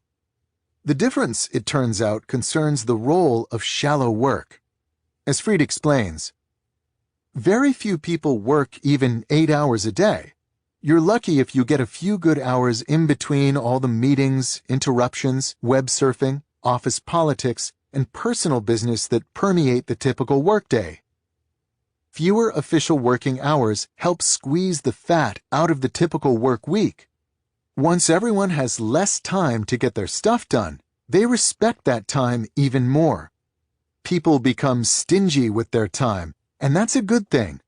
They don't waste it on things that just don't matter. When you have fewer hours, you usually spend them more wisely.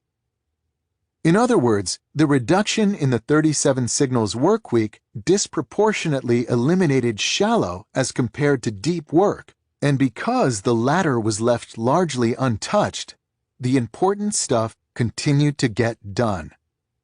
The shallow stuff that can seem so urgent in the moment turned out to be unexpectedly dispensable. A natural reaction to this experiment is to wonder what would happen if 37 Signals had gone one step further. If eliminating hours of shallow work had little impact on the results produced, what would happen if they not only eliminated shallow work, but then replaced this newly recovered time with more deep work? Fortunately for our curiosity, the company soon put this bolder idea to the test as well. Fried had always been interested in the policies of technology companies like Google that gave their employees 20% of their time to work on self-directed projects.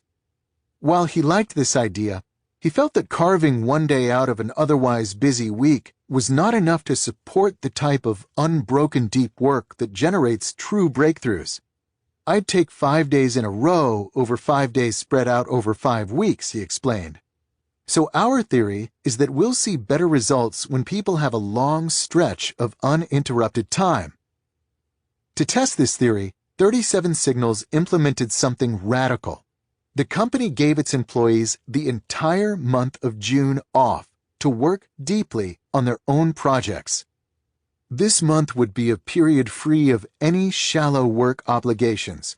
No status meetings, no memos, and, blessedly, no PowerPoint. At the end of the month, the company held a pitch day, in which employees pitched the ideas they'd been working on. Summarizing the experiment in an Inc. magazine article, Fried dubbed it a success. The pitch day produced 2 projects that were soon put into production: a better suite of tools for handling customer support, and a data visualization system that helps the company understand how their customers use their products. These projects are predicted to bring substantial value to the company, but they almost certainly would not have been produced in the absence of the unobstructed deep work time provided to the employees. To tease out their potential required dozens of hours of unimpeded effort. How can we afford to put our business on hold for a month to mess around with new ideas? Fried asked rhetorically. How can we afford not to? 37 Signals experiments highlight an important reality. The shallow work that increasingly dominates the time and attention of knowledge workers is less vital than it often seems in the moment.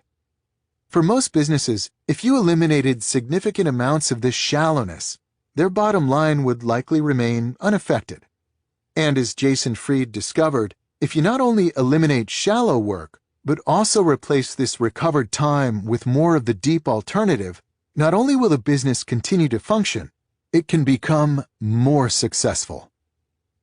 This rule asks you to apply these insights to your personal work life. The strategies that follow are designed to help you ruthlessly identify the shallowness in your current schedule, then cull it down to minimum levels, leaving more time for the deep efforts that ultimately matter most. Before diving into the details of these strategies, however, we should first confront the reality that there's a limit to this anti-shallow thinking. The value of deep work vastly outweighs the value of shallow. But this doesn't mean that you must quixotically pursue a schedule in which all of your time is invested in depth. For one thing, a non-trivial amount of shallow work is needed to maintain most knowledge work jobs. You might be able to avoid checking your email every 10 minutes, but you won't likely last long if you never respond to important messages. In this sense, we should see the goal of this rule as taming shallow work's footprint in your schedule, not eliminating it. Then there's the issue of cognitive capacity.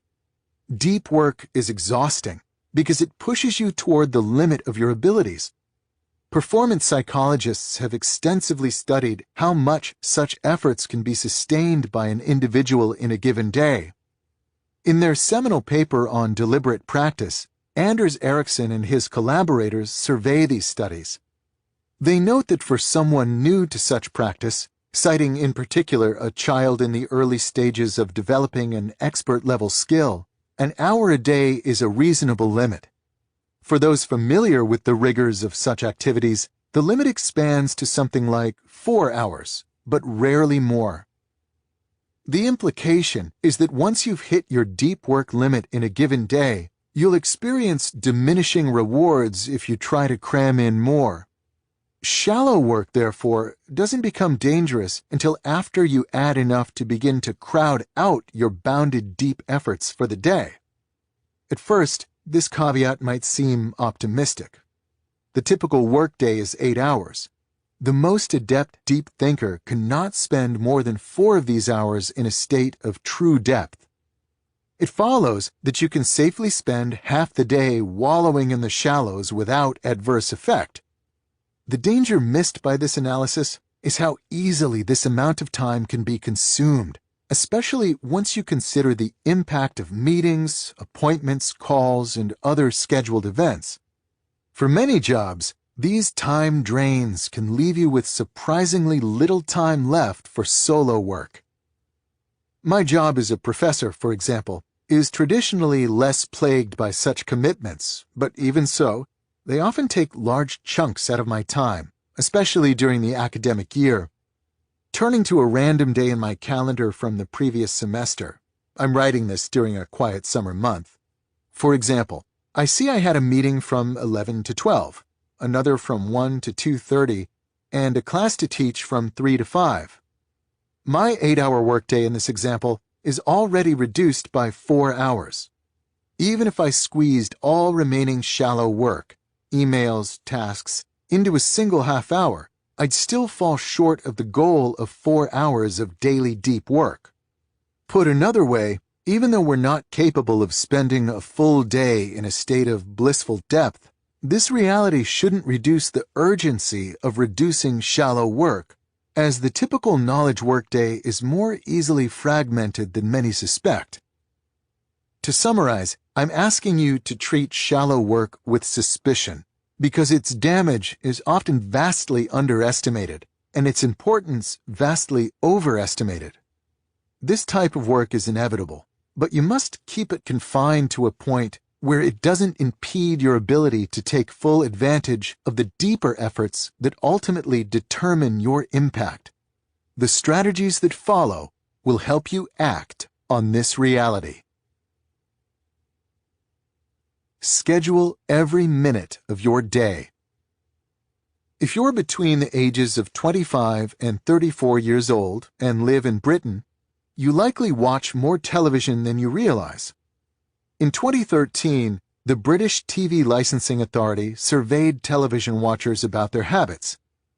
The 25 to 34-year-olds taking the survey estimated that they spend somewhere between 15 and 16 hours per week watching TV. This sounds like a lot, but it's actually a significant underestimate. We know this because when it comes to television watching habits, we have access to the ground truth.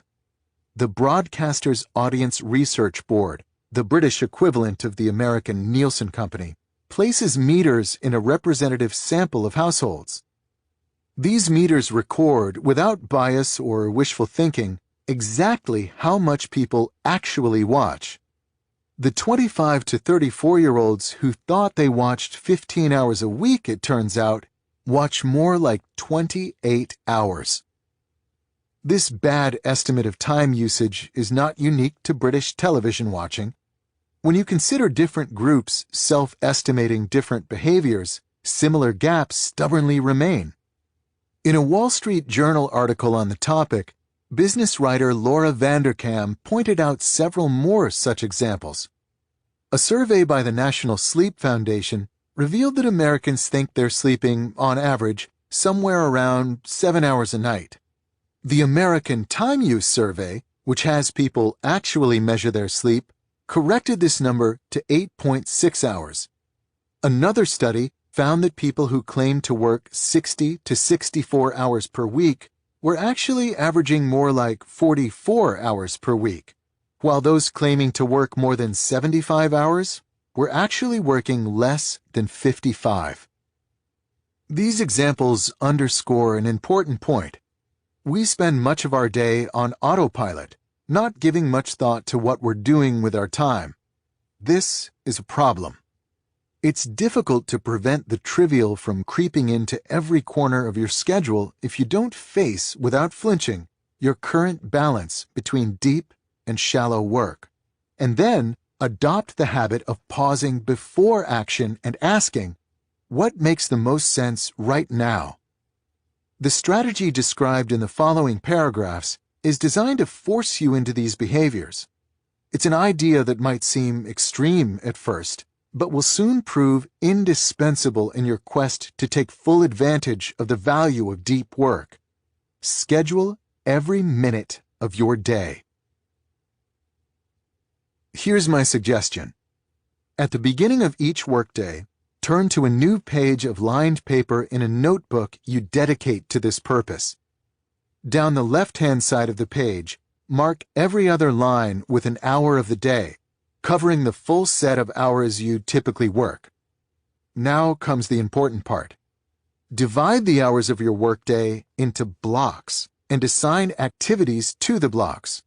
For example, you might block off 9 a.m. to 11 a.m. for writing a client's press release. To do so, actually draw a box that covers the lines corresponding to these hours. Then, write press release inside the box.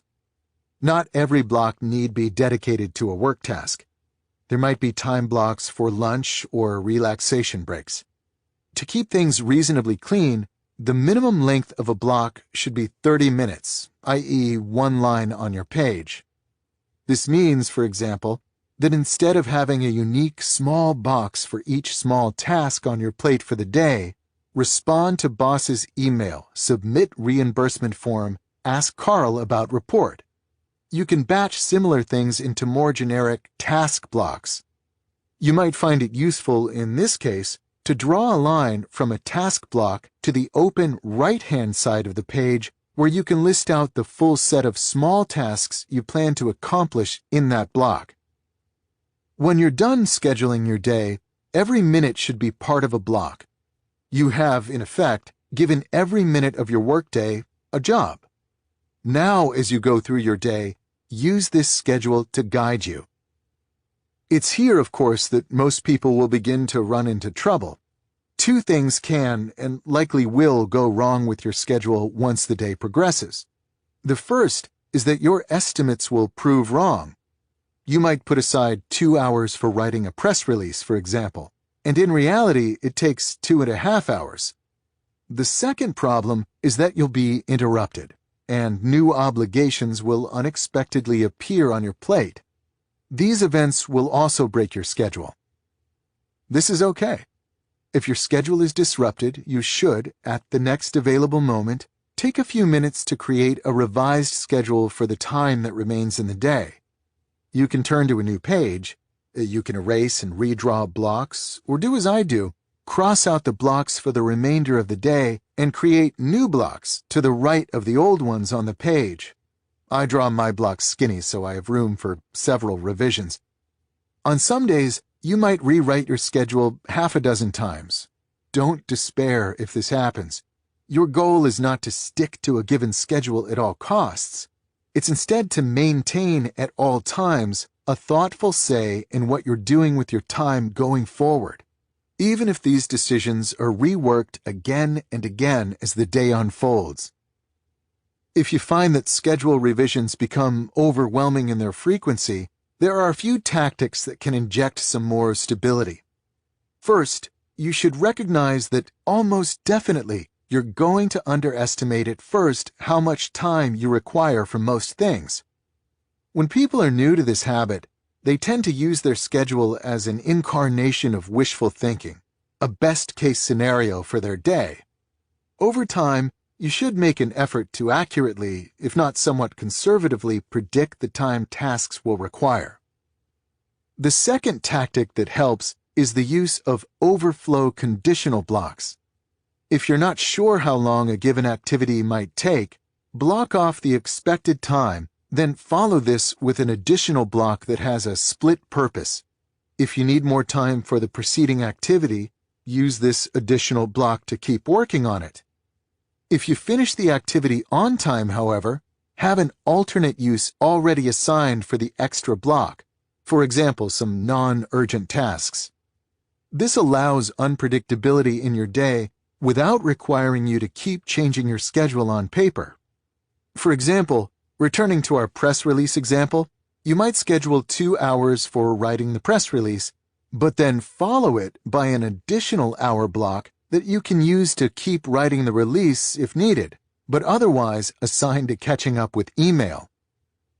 The third tactic I suggest is to be liberal with your use of task blocks. Deploy many throughout your day and make them longer than required to handle the tasks you plan in the morning. Lots of things come up during the typical knowledge worker's day. Having regularly occurring blocks of time to address these surprises keeps things running smoothly. Before leaving you to put this strategy in practice, I should address a common objection. In my experience pitching the values of daily schedules, I found that many people worry that this level of planning will become burdensomely restrictive. Here, for example, is part of a comment from a reader named Joseph on a blog post I wrote on this topic. I think you far understate the role of uncertainty. I worry about readers applying these observations too seriously, to the point of an obsessive and unhealthy relationship with one's schedule that seems to exaggerate the importance of minute counting over getting lost in activities, which, if we're talking about artists, is often the only really sensible course of action. I understand these concerns, and Joseph is certainly not the first to raise them. Fortunately, however, they're also easily addressed. In my own daily scheduling discipline, in addition to regularly scheduling significant blocks of time for speculative thinking and discussion, I maintain a rule that if I stumble onto an important insight, then this is a perfectly valid reason to ignore the rest of my schedule for the day, with the exception, of course, of things that cannot be skipped. I can then stick with this unexpected insight until it loses steam. At this point, I'll step back and rebuild my schedule for any time that remains in the day. In other words, I not only allow spontaneity in my schedule, I encourage it. Joseph's critique is driven by the mistaken idea that the goal of a schedule is to force your behavior into a rigid plan. This type of scheduling, however, isn't about constraint. It's instead about thoughtfulness. It's a simple habit that forces you to continually take a moment throughout your day and ask, what makes sense for me to do with the time that remains? It's the habit of asking that returns results, not your unyielding fidelity to the answer. I would go so far as to argue that someone following this combination of comprehensive scheduling and a willingness to adapt or modify the plan as needed will likely experience more creative insights than someone who adopts a more traditionally spontaneous approach, where the day is left open and unstructured. Without structure, it's easy to allow your time to devolve into the shallow: email, social media, web surfing. This type of shallow behavior, though satisfying in the moment, is not conducive to creativity.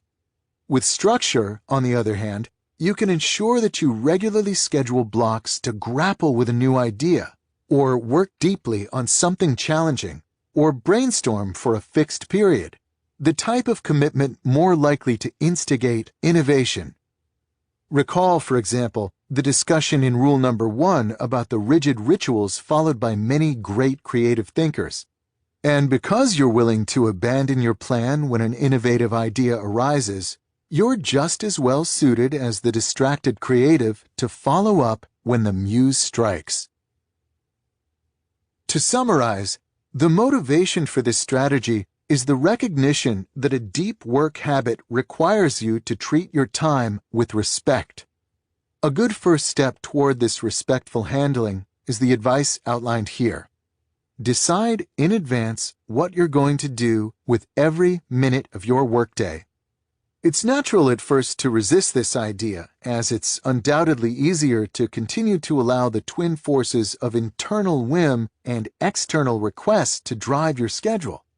But you must overcome this distrust of structure if you want to approach your true potential as someone who creates things that matter. Quantify the depth of every activity. An advantage of scheduling your day is that you can determine how much time you're actually spending in shallow activities. Extracting this insight from your schedules, however, can become tricky in practice, as it's not always clear exactly how shallow you should consider a given task. To expand on this challenge, let's start by reminding ourselves of the formal definition of shallow work that I introduced in the introduction. Shallow work: non-cognitively demanding, logistical-style tasks, often performed while distracted. These efforts tend not to create much new value in the world and are easy to replicate. Some activities clearly satisfy this definition. Checking email, for example, or scheduling a conference call is unquestionably shallow in nature. But the classification of other activities can be more ambiguous. Consider the following tasks. Example number 1.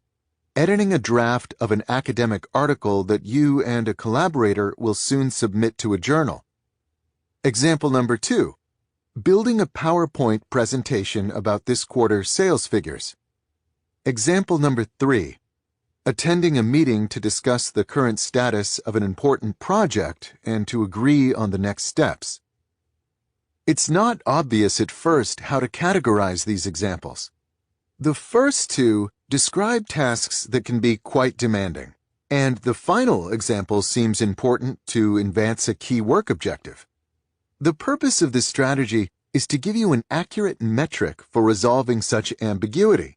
providing you with a way to make clear and consistent decisions about where given work tasks fall on the shallow to deep scale. To do so, it asks that you evaluate activities by asking a simple but surprisingly illuminating question. How long would it take, in months, to train a smart, recent college graduate with no specialized training in my field to complete this task? To illustrate this approach, let's apply this question to our examples of ambiguous tasks. Analyzing example number 1. To properly edit an academic paper requires that you understand the nuances of the work, so you can make sure it's being described precisely, and the nuances of the broader literature, so you can make sure it's being cited properly. These requirements require cutting-edge knowledge of an academic field, a task that in the age of specialization takes years of diligent study at the graduate level and beyond. When it comes to this example, the answer to our question would therefore be quite large, perhaps on the scale of 50 to 75 months. Analyzing example number 2. The second example doesn't fare so well by this analysis. To create a PowerPoint presentation that describes your quarterly sales requires 3 things. First, knowledge of how to make a PowerPoint presentation. Second, an understanding of the standard format of these quarterly performance presentations within your organization. And third, an understanding of what sales metrics your organization tracks and how to convert them into the right graphs. The hypothetical college graduate imagined by our question, we can assume, would already know how to use PowerPoint. And learning the standard format for your organization's presentations shouldn't require more than a week. The real question, therefore, is how long it takes a bright college graduate to understand the metrics you track, where to find the results, and how to clean those up and translate them into graphs and charts that are appropriate for a slide presentation. This isn't a trivial task, but for a bright college grad, it wouldn't require more than an additional month or so of training, so we can use 2 months as our conservative answer. Analyzing example number 3. Meetings can be tricky to analyze. They can seem tedious at times, but they're often also presented as playing a key role in your organization's most important activities. The method presented here helps cut through this veneer. How long would it take to train a bright, recent college graduate to take your place in a planning meeting? He or she would have to understand the project well enough to know its milestones and the skills of its participants. Our hypothetical grad might also need some insight into the interpersonal dynamics and the reality of how such projects are executed at the organization. At this point, you might wonder if this college grad would also need a deep expertise in the topic tackled by the project. For a planning meeting, probably not. Such meetings rarely dive into substantive content and tend to feature a lot of small talk and posturing, in which participants try to make it seem like they're committing to a lot without actually having to commit. Give a bright recent graduate 3 months to learn the ropes, and he or she could take your place without issue in such a gabfest. So we'll use 3 months as our answer. This question is meant as a thought experiment. I'm not going to ask you to actually hire a recent college graduate to take over tasks that score low. But the answers it provides will help you objectively quantify the shallowness or depth of various activities. If our hypothetical college graduate requires many months of training to replicate a task, then this indicates that the task leverages hard-won expertise.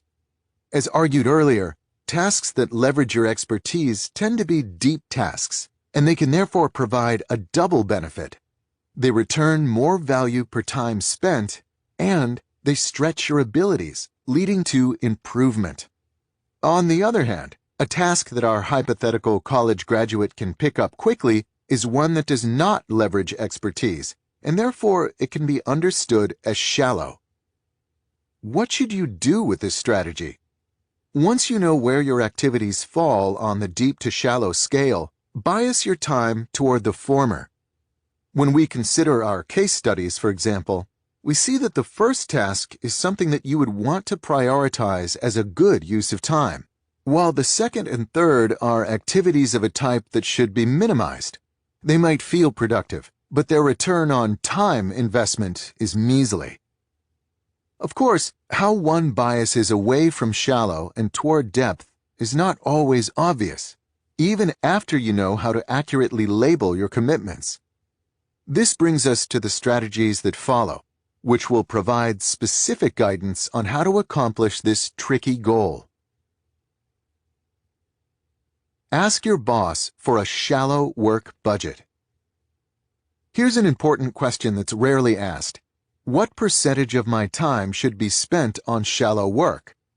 This strategy suggests that you ask it. If you have a boss, in other words, have a conversation about this question. You'll probably have to first define for him or her what shallow and deep work means. If you work for yourself, ask yourself this question. In both cases, settle on a specific answer. Then, and this is the important part, try to stick to this budget. The strategies that precede and follow this one will help you achieve this goal. For most people in most non-entry-level knowledge work jobs, the answer to the question will be somewhere in the 30 to 50% range.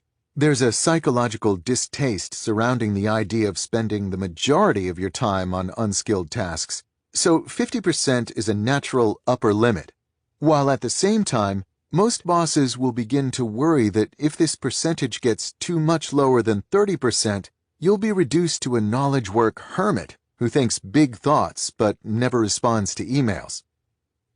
Obeying this budget will likely require changes to your behavior. You'll almost certainly end up forced into saying no to projects that seem infused with shallowness, while also more aggressively reducing the amount of shallowness in your existing projects. This budget might lead you to drop the need for a weekly status meeting in preference for results-driven reporting. Let me know when you've made significant progress, then we'll talk. It might also lead you to start spending more mornings in communication isolation, or decide it's not as important as you once thought to respond quickly and in detail to every CC'd email that crosses your inbox. These changes are all positive for your quest to make deep work central to your working life. On the one hand, they don't ask you to abandon your core shallow obligations, a move that would cause problems and resentment, as you're still spending a lot of time on such efforts. On the other hand, they do force you to place a hard limit on the amount of less urgent obligations you allow to slip insidiously into your schedule. This limit frees up space for significant amounts of deep effort on a consistent basis. The reason why these decisions should start with a conversation with your boss is that this agreement establishes implicit support from your workplace. If you work for someone else, this strategy provides cover when you turn down an obligation or restructure a project to minimize shallowness. You can justify the move because it's necessary for you to hit your prescribed target mix of work types. As I discussed in Chapter 2, part of the reason shallow work persists in large quantities in knowledge work is that we rarely see the total impact of such efforts on our schedules. We instead tend to evaluate these behaviors one by one in the moment, a perspective from which each task can seem quite reasonable and convenient. The tools from earlier in this rule, however, allow you to make this impact explicit. You can now confidently say to your boss, "This is the exact percentage of my time spent last week on shallow work," and force him or her to give explicit approval for that ratio. Faced with these numbers and the economic reality they clarify, it's incredibly wasteful, for example, to pay a highly trained professional to send email messages and attend meetings for 30 hours a week. A boss will be led to the natural conclusion that you need to say no to some things and to streamline others, even if this makes life less convenient for the boss or for you or for your coworkers. Because, of course, in the end, a business's goal is to generate value, not to make sure its employees' lives are as easy as possible. If you work for yourself, this exercise will force you to confront the reality of how little time in your busy schedule you're actually producing value. These hard numbers will provide you the confidence needed to start scaling back on the shallow activities that are sapping your time. Without these numbers, it's difficult for an entrepreneur to say no to any opportunity that might generate some positive return. I have to be on Twitter. I have to maintain an active Facebook presence. I have to tweak the widgets on my blog, you tell yourself, because when considered in isolation, to say no to any one of these activities seems like you're being lazy. By instead picking and sticking with a shallow to deep ratio, you can replace this guilt-driven unconditional acceptance with the more healthy habit of trying to get the most out of the time you put aside for shallow work, therefore still exposing yourself to many opportunities, but keeping these efforts constrained to a small enough fraction of your time and attention to enable the deep work that ultimately drives your business forward. Of course, there's always the possibility that when you ask this question, the answer is stark. No boss will explicitly answer, 100% of your time should be shallow, unless you're entry level, at which point you need to delay this exercise until you've built enough skills to add deep efforts to your official work responsibilities. But a boss might reply in so many words, as much shallow work is needed for you to promptly do whatever we need from you at the moment. In this case, the answer is still useful, as it tells you that this isn't a job that supports deep work, and a job that doesn't support deep work is not a job that can help you succeed in our current information economy. You should, in this case, thank the boss for the feedback and then promptly start planning how you can transition into a new position that values depth. Finish your work by 5:30. In the 7 days preceding my first writing these words, I participated in 65 different email conversations. Among these 65 conversations, I sent exactly 5 emails after 5:30 p.m. The immediate story told by these statistics is that, with few exceptions, I don't send emails after 5:30. But given how intertwined email has become with work in general, there's a more surprising reality hinted by this behavior. I don't work after 5:30 p.m. I call this commitment fixed schedule productivity, as I fix the firm goal of not working past a certain time, then work backward to find productivity strategies that allow me to satisfy this declaration. I've practiced fixed schedule productivity happily for more than half a decade now, and it's been crucial to my efforts to build a productive professional life centered on deep work. In the sections ahead, I will try to convince you to adopt this strategy as well. Let me start my pitch for fixed schedule productivity by first noting that, according to conventional wisdom, in the academic world I inhabit, this tactic should fail. Professors, especially junior professors, are notorious for adopting grueling schedules that extend into the night and through weekends. Consider, for example, a blog post published by a young computer science professor whom I'll call Tom. In this post, which Tom wrote in the winter of 2014, he replicates his schedule for a recent day in which he spent 12 hours at his office. This schedule includes 5 different meetings and 3 hours of administrative tasks, which he describes as tending to bushels of emails, filling out bureaucratic forms, organizing meeting notes, planning future meetings. By his estimation, he spent only 1.5 out of 12 total hours sitting in his office tackling real work, which he defines as efforts that make progress toward a research deliverable. It's no wonder that Tom feels coerced into working well beyond the standard workday. I've already accepted the reality that I'll be working on weekends, he concludes in another post. Very few junior faculty can avoid such a fate. And yet, I have. Even though I don't work at night and rarely work on weekends, between arriving at Georgetown in the fall of 2011 and beginning work on this chapter in the fall of 2014, I've published somewhere around 20 peer-reviewed articles.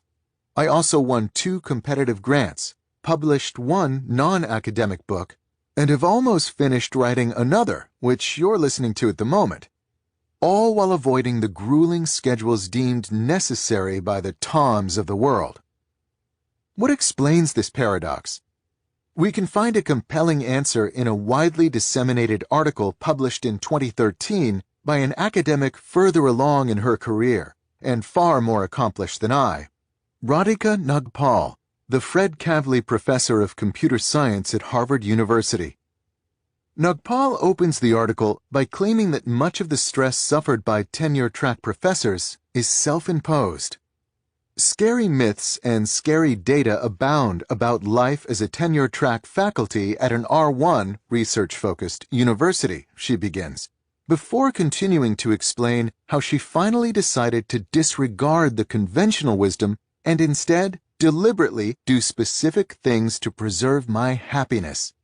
This deliberate effort led Nagpal to enjoy her pre-tenure time tremendously. Nagpal goes on to detail several examples of these efforts, but there's one tactic in particular that should sound familiar. As Nagpal admits, early in her academic career, she found herself trying to cram work into every free hour between 7 a.m. and midnight. Because she has kids, this time, especially in the evening, was often severely fractured. It didn't take long before she decided this strategy was unsustainable. So, she set a limit of 50 hours a week and worked backward to determine what rules and habits were needed to satisfy this constraint. Nagpal, in other words, deployed fixed schedule productivity. We know this strategy didn't hurt her academic career, as she ended up earning tenure on schedule and then jumping to the full professor level after only 3 additional years, an impressive ascent. How did she pull this off? According to her article, one of the main techniques for respecting her hour limit was to set drastic quotas on the major sources of shallow endeavors in her academic life. For example, she decided she would travel only 5 times per year for any purpose, as trips can generate a surprisingly large load of urgent, shallow obligations, from making lodging arrangements to writing talks. 5 trips a year may still sound like a lot, but for an academic, it's light. To emphasize this point, note that Matt Welsh, a former colleague of Nagpal in the Harvard Computer Science Department, he now works for Google, once wrote a blog post in which he claimed it was typical for junior faculty to travel 12 to 24 times a year. Imagine the shallow efforts Nagpal avoided in sidestepping an extra 10 to 15 trips. The travel quota is just one of several tactics that Nagpal used to control her workday. She also, for example, placed limits on the number of papers she would review per year. But what all her tactics shared was a commitment to ruthlessly capping the shallow while protecting the deep efforts, that is, original research, that ultimately determined her professional fate. Returning to my own example, it's a similar commitment that enables me to succeed with fixed scheduling. I, too, am incredibly cautious about my use of the most dangerous word in one's productivity vocabulary: yes. It takes a lot to convince me to agree to something that yields shallow work. If you ask for my involvement in university business that's not absolutely necessary, I might respond with a defense I learned from the department chair who hired me. Talk to me after tenure. Another tactic that works well for me is to be clear in my refusal, but ambiguous in my explanation for the refusal. The key is to avoid providing enough specificity about the excuse that the requester has the opportunity to diffuse it. If, for example, I turn down a time-consuming speaking invitation with the excuse that I have other trips scheduled for around the same time, I don't provide details, which might leave the requester the ability to suggest a way to fit his or her event into my existing obligations, but instead just say, "Sounds interesting. but I can't make it due to schedule conflicts. In turning down obligations, I also resist the urge to offer a consolation prize that ends up devouring almost as much of my schedule, e.g., sorry I can't join your committee, but I'm happy to take a look at some of your proposals as they come together and offer my thoughts. A clean break is best. In addition to carefully guarding my obligations, I'm incredibly conscientious about managing my time. Because my time is limited each day, I cannot afford to allow a large deadline to creep up on me, or a morning to be wasted on something trivial, because I didn't take a moment to craft a smart plan. The Damoclean cap on the workday enforced by fixed schedule productivity has a way of keeping my organization efforts sharp. Without this looming cutoff, I'd likely end up more lax in my habits. To summarize these observations, Nagpal and I can both succeed in academia without Tom-style overload due to two reasons. First, we're asymmetric in the culling forced by our fixed schedule commitment. By ruthlessly reducing the shallow while preserving the depth, this strategy frees up our time without diminishing the amount of new value we generate. Indeed, I would go so far as to argue that the reduction in shallow frees up more energy for the deep alternative, allowing us to produce more than if we had defaulted to a more typical crowded schedule. Second, the limits to our time necessitate more careful thinking about our organizational habits, also leading to more value produced as compared to longer but less organized schedules. The key claim of this strategy is that these same benefits hold for most knowledge work fields. That is, even if you're not a professor, fixed schedule productivity can yield powerful benefits. In most knowledge work jobs, it can be difficult in the moment to turn down a shallow commitment that seems harmless in isolation, be it accepting an invitation to get coffee or agreeing to jump on a call. A commitment to fixed schedule productivity, however, shifts you into a scarcity mindset. Suddenly, an obligation beyond your deepest efforts is suspect and seen as potentially disruptive. Your default answer becomes no. The bar for gaining access to your time and attention rises precipitously, and you begin to organize the efforts that pass these obstacles with a ruthless efficiency. It might also lead you to test assumptions about your company's work culture that you thought were ironclad but turn out to be malleable. It's common, for example, to receive emails from your boss after hours. Fixed schedule productivity would have you ignore these messages until the next morning. Many suspect that this would cause problems, as such responses are expected. But in many cases, the fact that your boss happens to be clearing her inbox at night doesn't mean that she expects an immediate response. A lesson this strategy would soon help you discover. Fixed schedule productivity, in other words, is a meta-habit that's simple to adopt but broad in its impact. If you have to choose just one behavior that reorients your focus toward the deep, this one should be high on your list of possibilities. If you're still not sure, however, about the idea that artificial limits on your workday can make you more successful, I urge you to once again turn your attention to the career of fixed schedule advocate Radhika Nagpal. In a satisfying coincidence, at almost the exact same time that Tom was lamenting online about his unavoidably intense workload as a young professor, Nagpal was celebrating the latest of the many professional triumphs she has experienced despite her fixed schedule. Her research was featured on the cover of the journal Science. Become hard to reach. No discussion of shallow work is complete without considering email. This quintessential shallow activity is particularly insidious in its grip on most knowledge workers' attention, as it delivers a steady stream of distractions addressed specifically to you.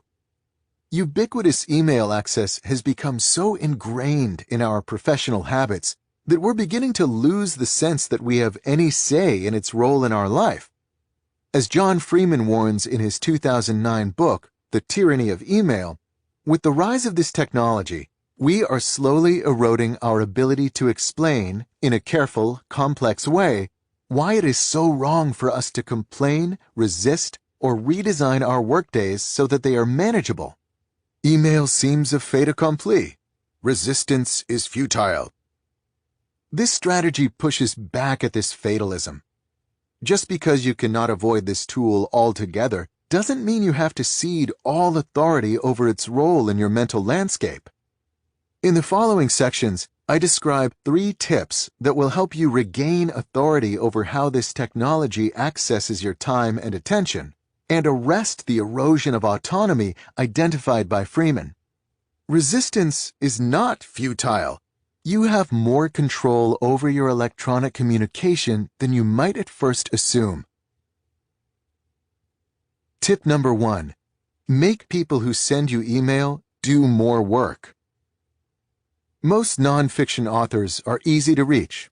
They include an email address on their author websites, along with an open invitation to send them any request or suggestion that comes to mind.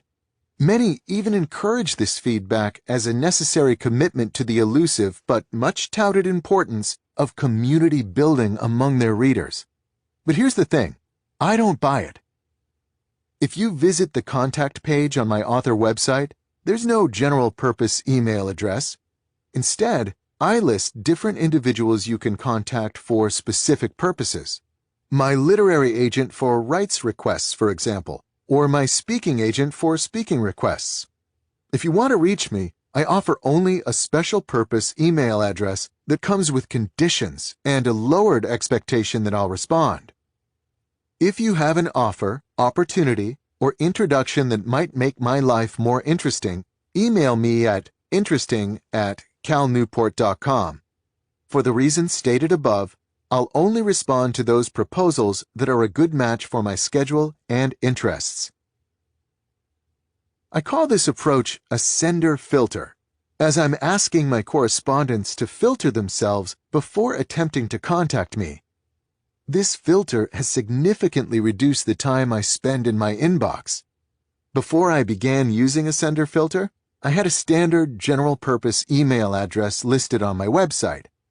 Not surprisingly, I used to receive a large volume of long emails asking for advice on specific and often quite complicated student or career questions. I like to help individuals, but these requests became overwhelming. They didn't take the senders long to craft, but they would require a lot of explanation and writing on my part to respond. My sender filter has eliminated most such communication, and in doing so, has drastically reduced the number of messages I encounter in my writing inbox.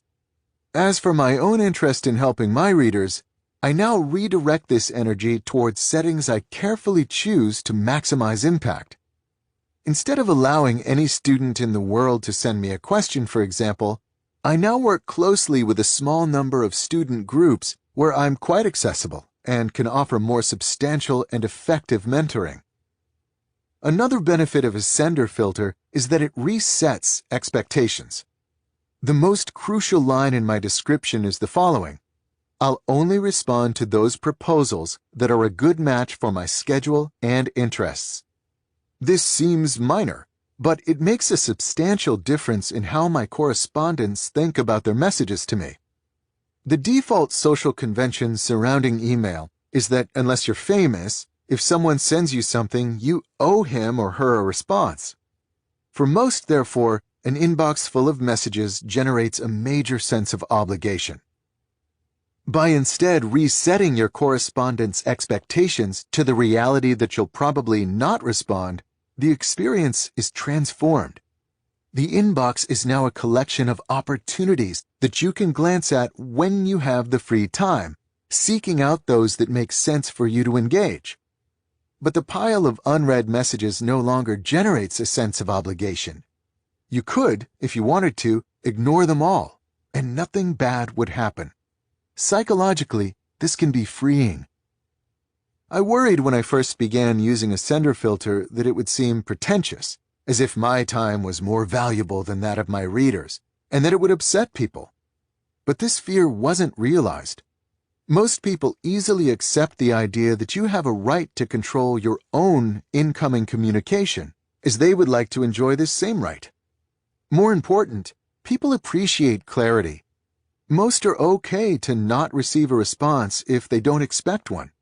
In general, those with a minor public presence, such as authors, overestimate how much people really care about your replies to their messages. In some cases, this expectation reset might even earn you more credit when you do respond. For example, an editor of an online publication once sent me a guest post opportunity with the assumption, set by my filter, that I would likely not respond. When I did, it proved a happy surprise. Here's her summary of the interaction. So when I emailed Cal to ask if he wanted to contribute to the publication, my expectations were set. He didn't have anything on his sender filter about wanting to guest blog, so there wouldn't have been any hard feelings if I'd never heard a peep. Then when he did respond, I was thrilled. My particular sender filter is just one example of this general strategy. Consider consultant Clay Herbert, who is an expert in running crowdfunding campaigns for technology startups, a specialty that attracts a lot of correspondents hoping to glean some helpful advice. As a Forbes.com article on sender filters reports, at some point, the number of people reaching out exceeded Herbert's capacity, so he created filters that put the onus on the person asking for help. Though he started from a similar motivation as me, Herbert's filters ended up taking a different form. To contact him, you must first consult an FAQ to make sure your question has not already been answered, which was the case for a lot of the messages Herbert was processing before his filters were in place. If you make it through this FAQ sieve, he then asks you to fill out a survey that allows him to further screen for connections that seem particularly relevant to his expertise. For those who make it past this step, Herbert enforces a small fee you must pay before communicating with him. This fee is not about making extra money, but is instead about selecting individuals who are serious about receiving and acting on advice. Herbert's filters still enable him to help people and encounter interesting opportunities, but at the same time, they have reduced his incoming communication to a level he can easily handle. To give another example, consider Antonio Centeno, who runs the popular Real Man Style blog. Centeno's sender filter lays out a two-step process. If you have a question, he diverts you to a public location to post it. Centeno thinks it's wasteful to answer the same questions again and again in private one-on-one conversations. If you make it past this step, he then makes you commit to, by clicking checkboxes, the following 3 promises. I am not asking Antonio a style question I could find searching Google for 10 minutes. I am not spamming Antonio with a cut and pasting generic request to promote my unrelated business. I will do a good deed for some random stranger if Antonio responds within 23 hours. The message box in which you can type your message doesn't appear on the contact page until after you've clicked the box by all 3 promises. To summarize, the technologies underlying email are transformative, but the current social conventions guiding how we apply this technology are underdeveloped. The notion that all messages, regardless of purpose or sender, arrive in the same undifferentiated inbox, and that there's an expectation that every message deserves a timely response, is absurdly unproductive.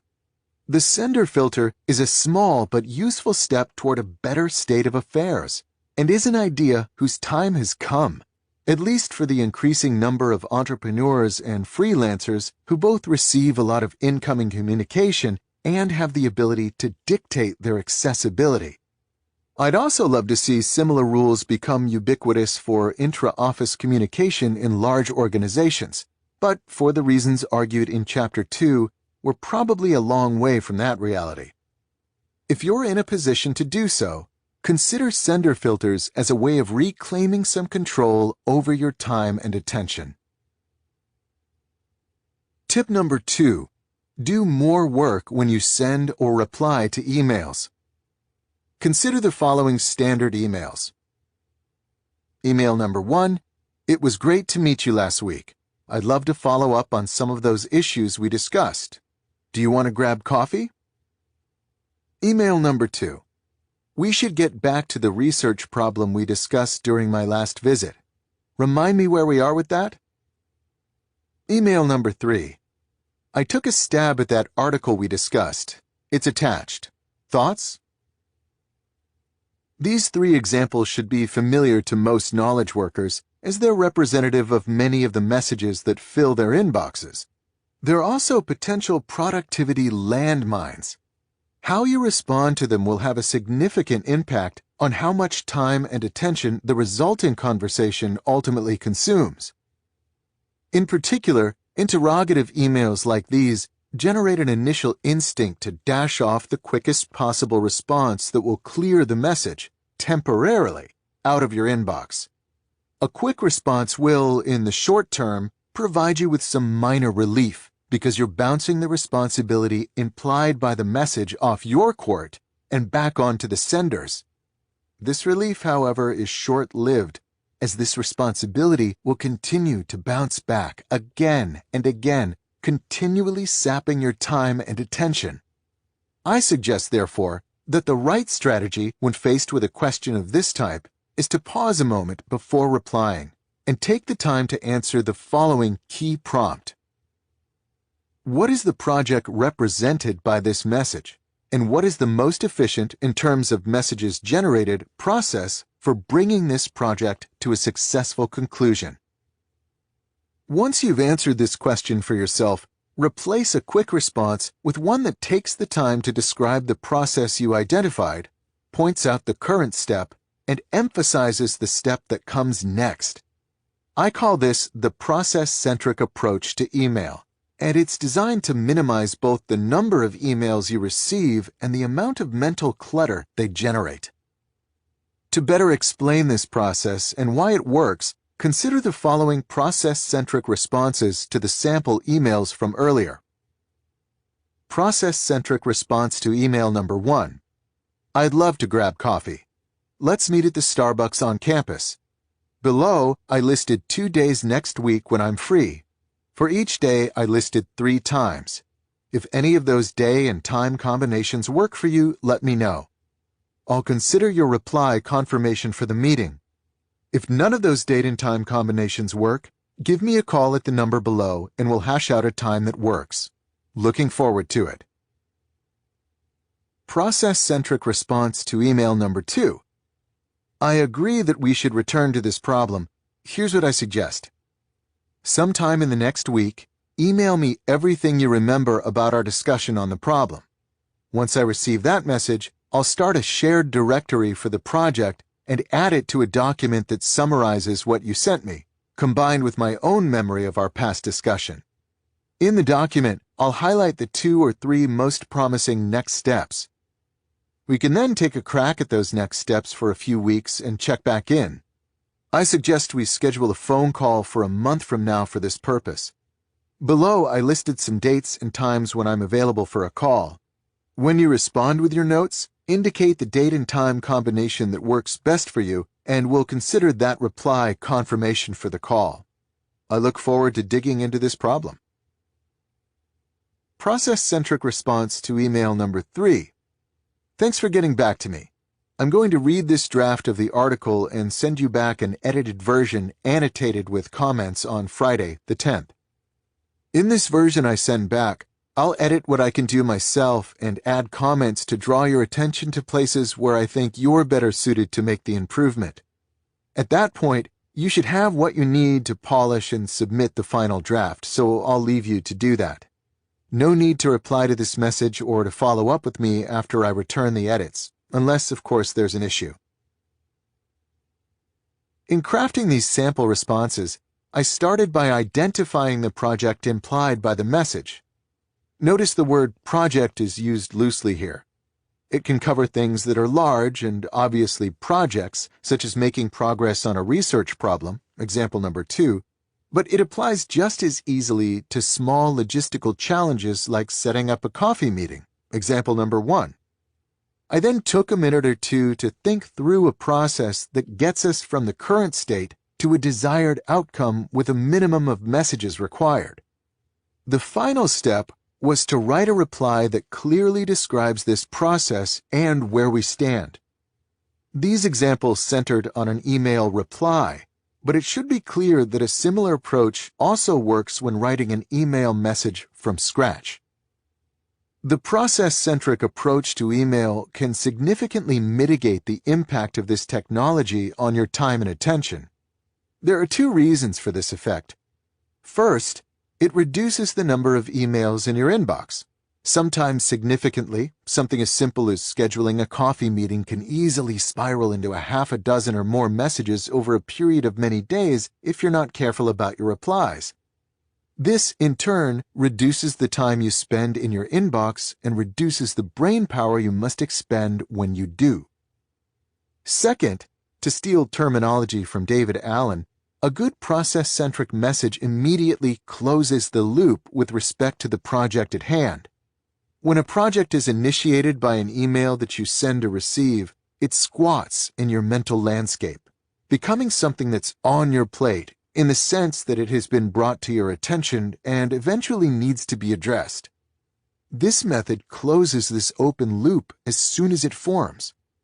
By working through the whole process, adding to your task lists and calendar any relevant commitments on your part, and bringing the other party up to speed, your mind can reclaim the mental real estate the project once demanded. Less mental clutter means more mental resources available for deep thinking. Process-centric emails might not seem natural at first. For one thing, they require that you spend more time thinking about your messages before you compose them. In the moment, this might seem like you're spending more time on email, but the important point to remember is that the extra 2 to 3 minutes you spend at this point will save you many more minutes reading and responding to unnecessary extra messages later. The other issue is that process-centric messages can seem stilted and overly technical. The current social conventions surrounding email promote a conversational tone that clashes with the more systematic schedules or decision trees commonly used in process-centric communication.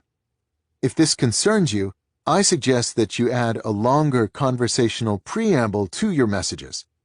You can even separate the process-centric portion of the message from the conversational opening with a divider line, or label it Proposed Next Steps, so that its technical tone seems more appropriate in context. In the end, these minor hassles are worth it. By putting more thought up front into what's really being proposed by the email messages that flit in and out of your inbox, you'll greatly reduce the negative impact of this technology on your ability to do work that actually matters. Tip number 3, don't respond. As a graduate student at MIT, I had the opportunity to interact with famous academics.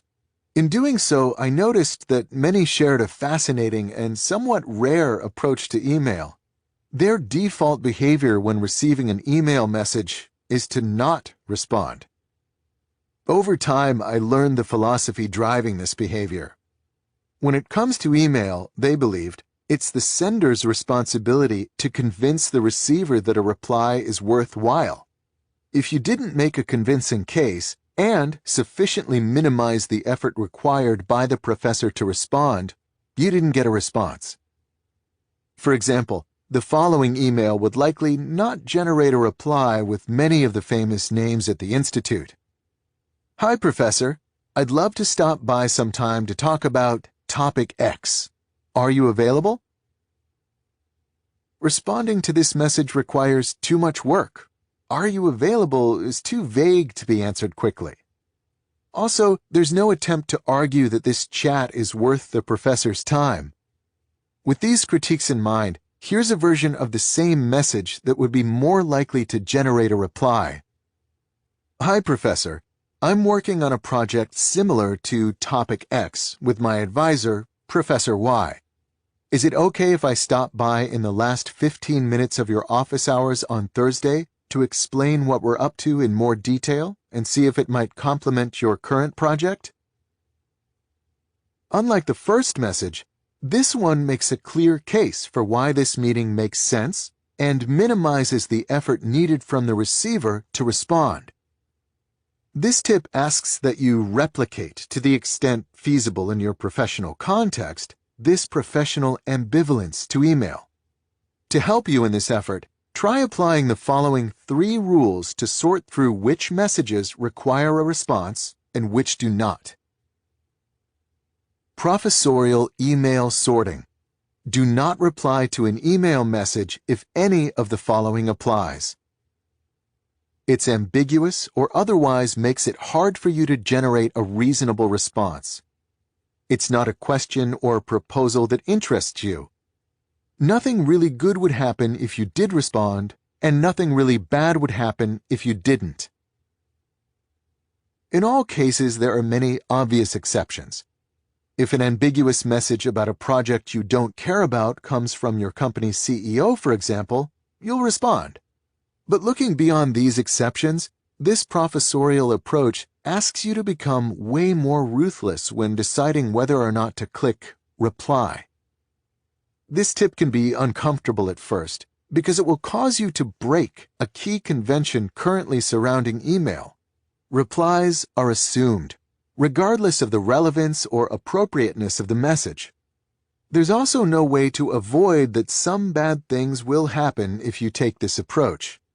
At the minimum, some people might get confused or upset, especially if they've never seen standard email conventions questioned or ignored. Here's the thing. This is okay. As the author Tim Ferriss once wrote, "Develop the habit of letting small bad things happen. If you don't, you'll never find time for the life-changing big things." It should comfort you to realize that, as the professors at MIT discovered, people are quick to adjust their expectations to the specifics of your communication habits. The fact that you didn't respond to their hastily scribed messages is probably not a central event in their lives.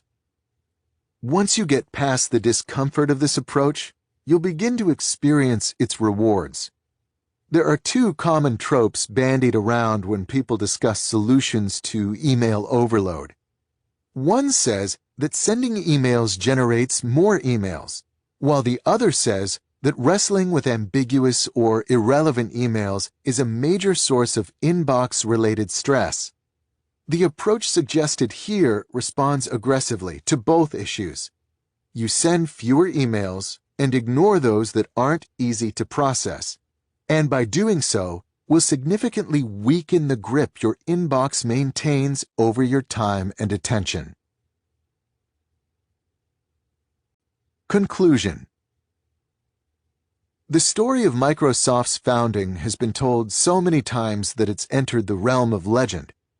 In the winter of 1974, a young Harvard student named Bill Gates sees the Altair, the world's first personal computer, on the cover of Popular Electronics. Gates realizes that there's an opportunity to design software for the machine, so he drops everything, and with the help of Paul Allen and Monty Davidoff, spends the next 8 weeks hacking together a version of the basic programming language for the Altair.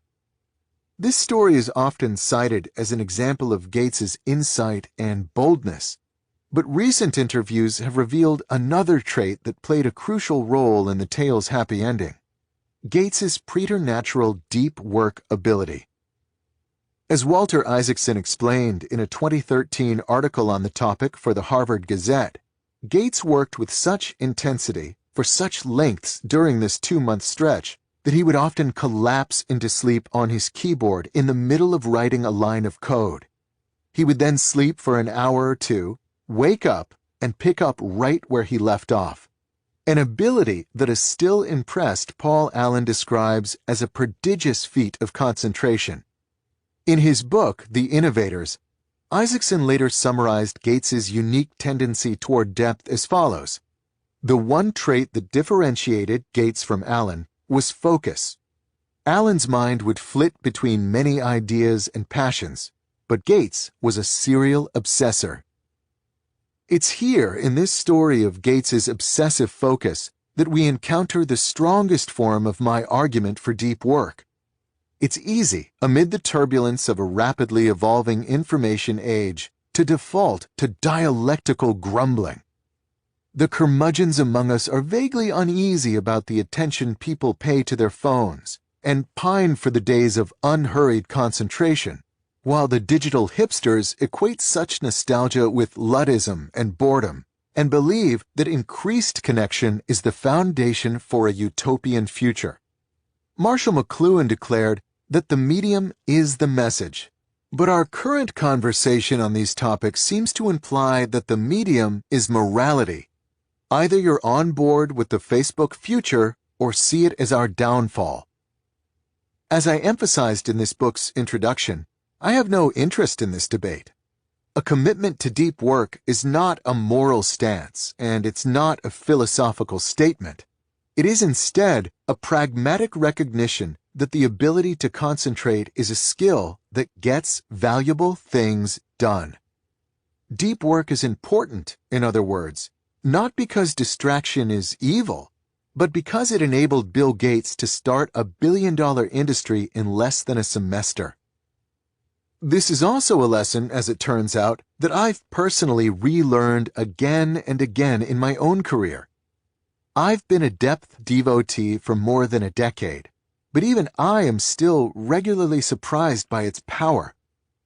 When I was in graduate school, the period when I first encountered and started prioritizing this skill, I found that deep work allowed me to write a pair of quality peer-reviewed papers each year, a respectable rate for a student, while rarely having to work past 5 on weekdays or work at all on weekends, a rarity among my peers. As I neared my transition to professorship, however, I began to worry. As a student and a postdoc, my time commitments were minimal, leaving me most of my day to shape as I desired. I knew I would lose this luxury in the next phase of my career, and I wasn't confident in my ability to integrate enough deep work into this more demanding schedule to maintain my productivity. Instead of just stewing in my anxiety, I decided to do something about it. I created a plan to bolster my deep work muscles. These training efforts were deployed during my last 2 years at MIT, while I was a postdoc starting to look for professor positions. My main tactic was to introduce artificial constraints on my schedule so as to better approximate the more limited free time I expected as a professor. In addition to my rule about not working at night, I started to take extended lunch breaks in the middle of the day to go for a run and then eat lunch back at my apartment. I also signed a deal to write my 4th book, So Good They Can't Ignore You, during this period. A project, of course, that soon levied its own intense demands on my time. To compensate for these new constraints, I refined my ability to work deeply. Among other methods, I began to more carefully block out deep work hours and preserve them against incursion. I also developed an ability to carefully work through thoughts during the many hours I spent on foot each week, a boon to my productivity, and became obsessive about finding disconnected locations conducive to focus. During the summer, for example, I would often work under the dome in Barker Engineering Library, a pleasingly cavernous location that becomes too crowded when class is in session, and during the winter, I sought more obscure locations for some silence, eventually developing a preference for the small but well-appointed Lewis Music Library. At some point, I even bought a $50 high-end grid-lined lab notebook to work on mathematical proofs, believing that its expense would induce more care in my thinking. I ended up surprised by how well this recommitment to depth ended up working. After I'd taken a job as a computer science professor at Georgetown University in the fall of 2011, my obligations did, in fact, drastically increase. But I had been training for this moment. Not only did I preserve my research productivity, it actually improved. My previous rate of 2 good papers a year, which I maintained as an unencumbered graduate student, leapt to 4 good papers a year on average once I became a much more encumbered professor. Impressive as this was to me, however, I was soon to learn that I had not yet reached the limits of what deep work could produce. This lesson would come during my third year as a professor. During my third year at Georgetown, which spanned the fall of 2013 through the summer of 2014, I turned my attention back to my deep work habits, searching for more opportunities to improve.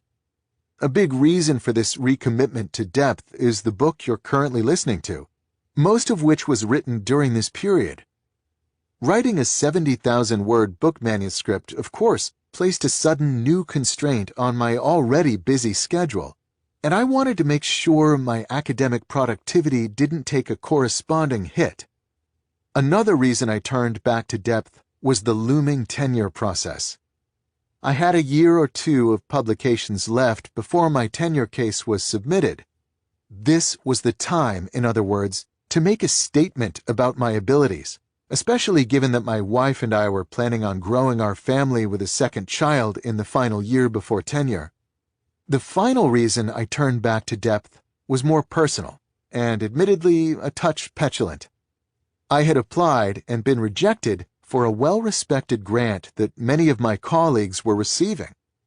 I was upset and embarrassed, so I decided that instead of just complaining or wallowing in self-doubt, I would compensate for losing the grant by increasing the rate and impressiveness of my publications, allowing them to declare on my behalf that I actually did know what I was doing, even if this one particular grant application didn't go my way. I was already an adept deep worker, but these three forces drove me to push this habit to an extreme. I became ruthless in turning down time-consuming commitments and began to work more in isolated locations outside my office. I placed a tally of my deep work hours in a prominent position near my desk and got upset when it failed to grow at a fast enough rate. Perhaps most impactful, I returned to my MIT habit of working on problems in my head whenever a good time presented itself, be it walking the dog or commuting. Whereas earlier, I tended to increase my deep work only as a deadline approached, this year I was relentless. Most every day of most every week, I was pushing my mind to grapple with results of consequence, regardless of whether or not a specific deadline was near. I solved proofs on subway rides and while shoveling snow. When my son napped on the weekend, I would pace the yard thinking, and when stuck in traffic, I would methodically work through problems that were stymieing me. As this year progressed, I became a deep work machine, and the result of this transformation caught me off guard. During the same year that I wrote a book and my oldest son entered the terrible twos, I managed to more than double my average academic productivity, publishing 9 peer-reviewed papers, all the while maintaining my prohibition on work in the evenings. I'm the first to admit that my year of extreme depth was, perhaps, a bit too extreme. It proved cognitively exhausting, and going forward, I'll likely moderate this intensity. But this experience reinforces the point that opened this conclusion. Deep work is way more powerful than most people understand. It's a commitment to this skill that allowed Bill Gates to make the most of an unexpected opportunity to create a new industry, and that allowed me to double my academic productivity the same year I decided to concurrently write a book. To leave the distracted masses to join the focused few, I'm arguing, is a transformative experience. The deep life, of course, is not for everybody. It requires hard work and drastic changes to your habits. For many, there's a comfort in the artificial busyness of rapid email messaging and social media posturing, while the deep life demands that you leave much of that behind. There's also an uneasiness that surrounds any effort to produce the best things you're capable of producing, as this forces you to confront the possibility that your best is not, yet, that good. It's safer to comment on our culture than to step into the Rooseveltian ring and attempt to wrestle it into something better. But if you're willing to sidestep these comforts and fears and instead struggle to deploy your mind to its fullest capacity to create things that matter, then you'll discover, as others have before you, that depth generates a life rich with productivity and meaning. In Part 1, I quoted writer Winifred Gallagher saying, "I'll live the focused life because it's the best kind there is." I agree. So does Bill Gates. And hopefully, now that you've finished this book, you agree too.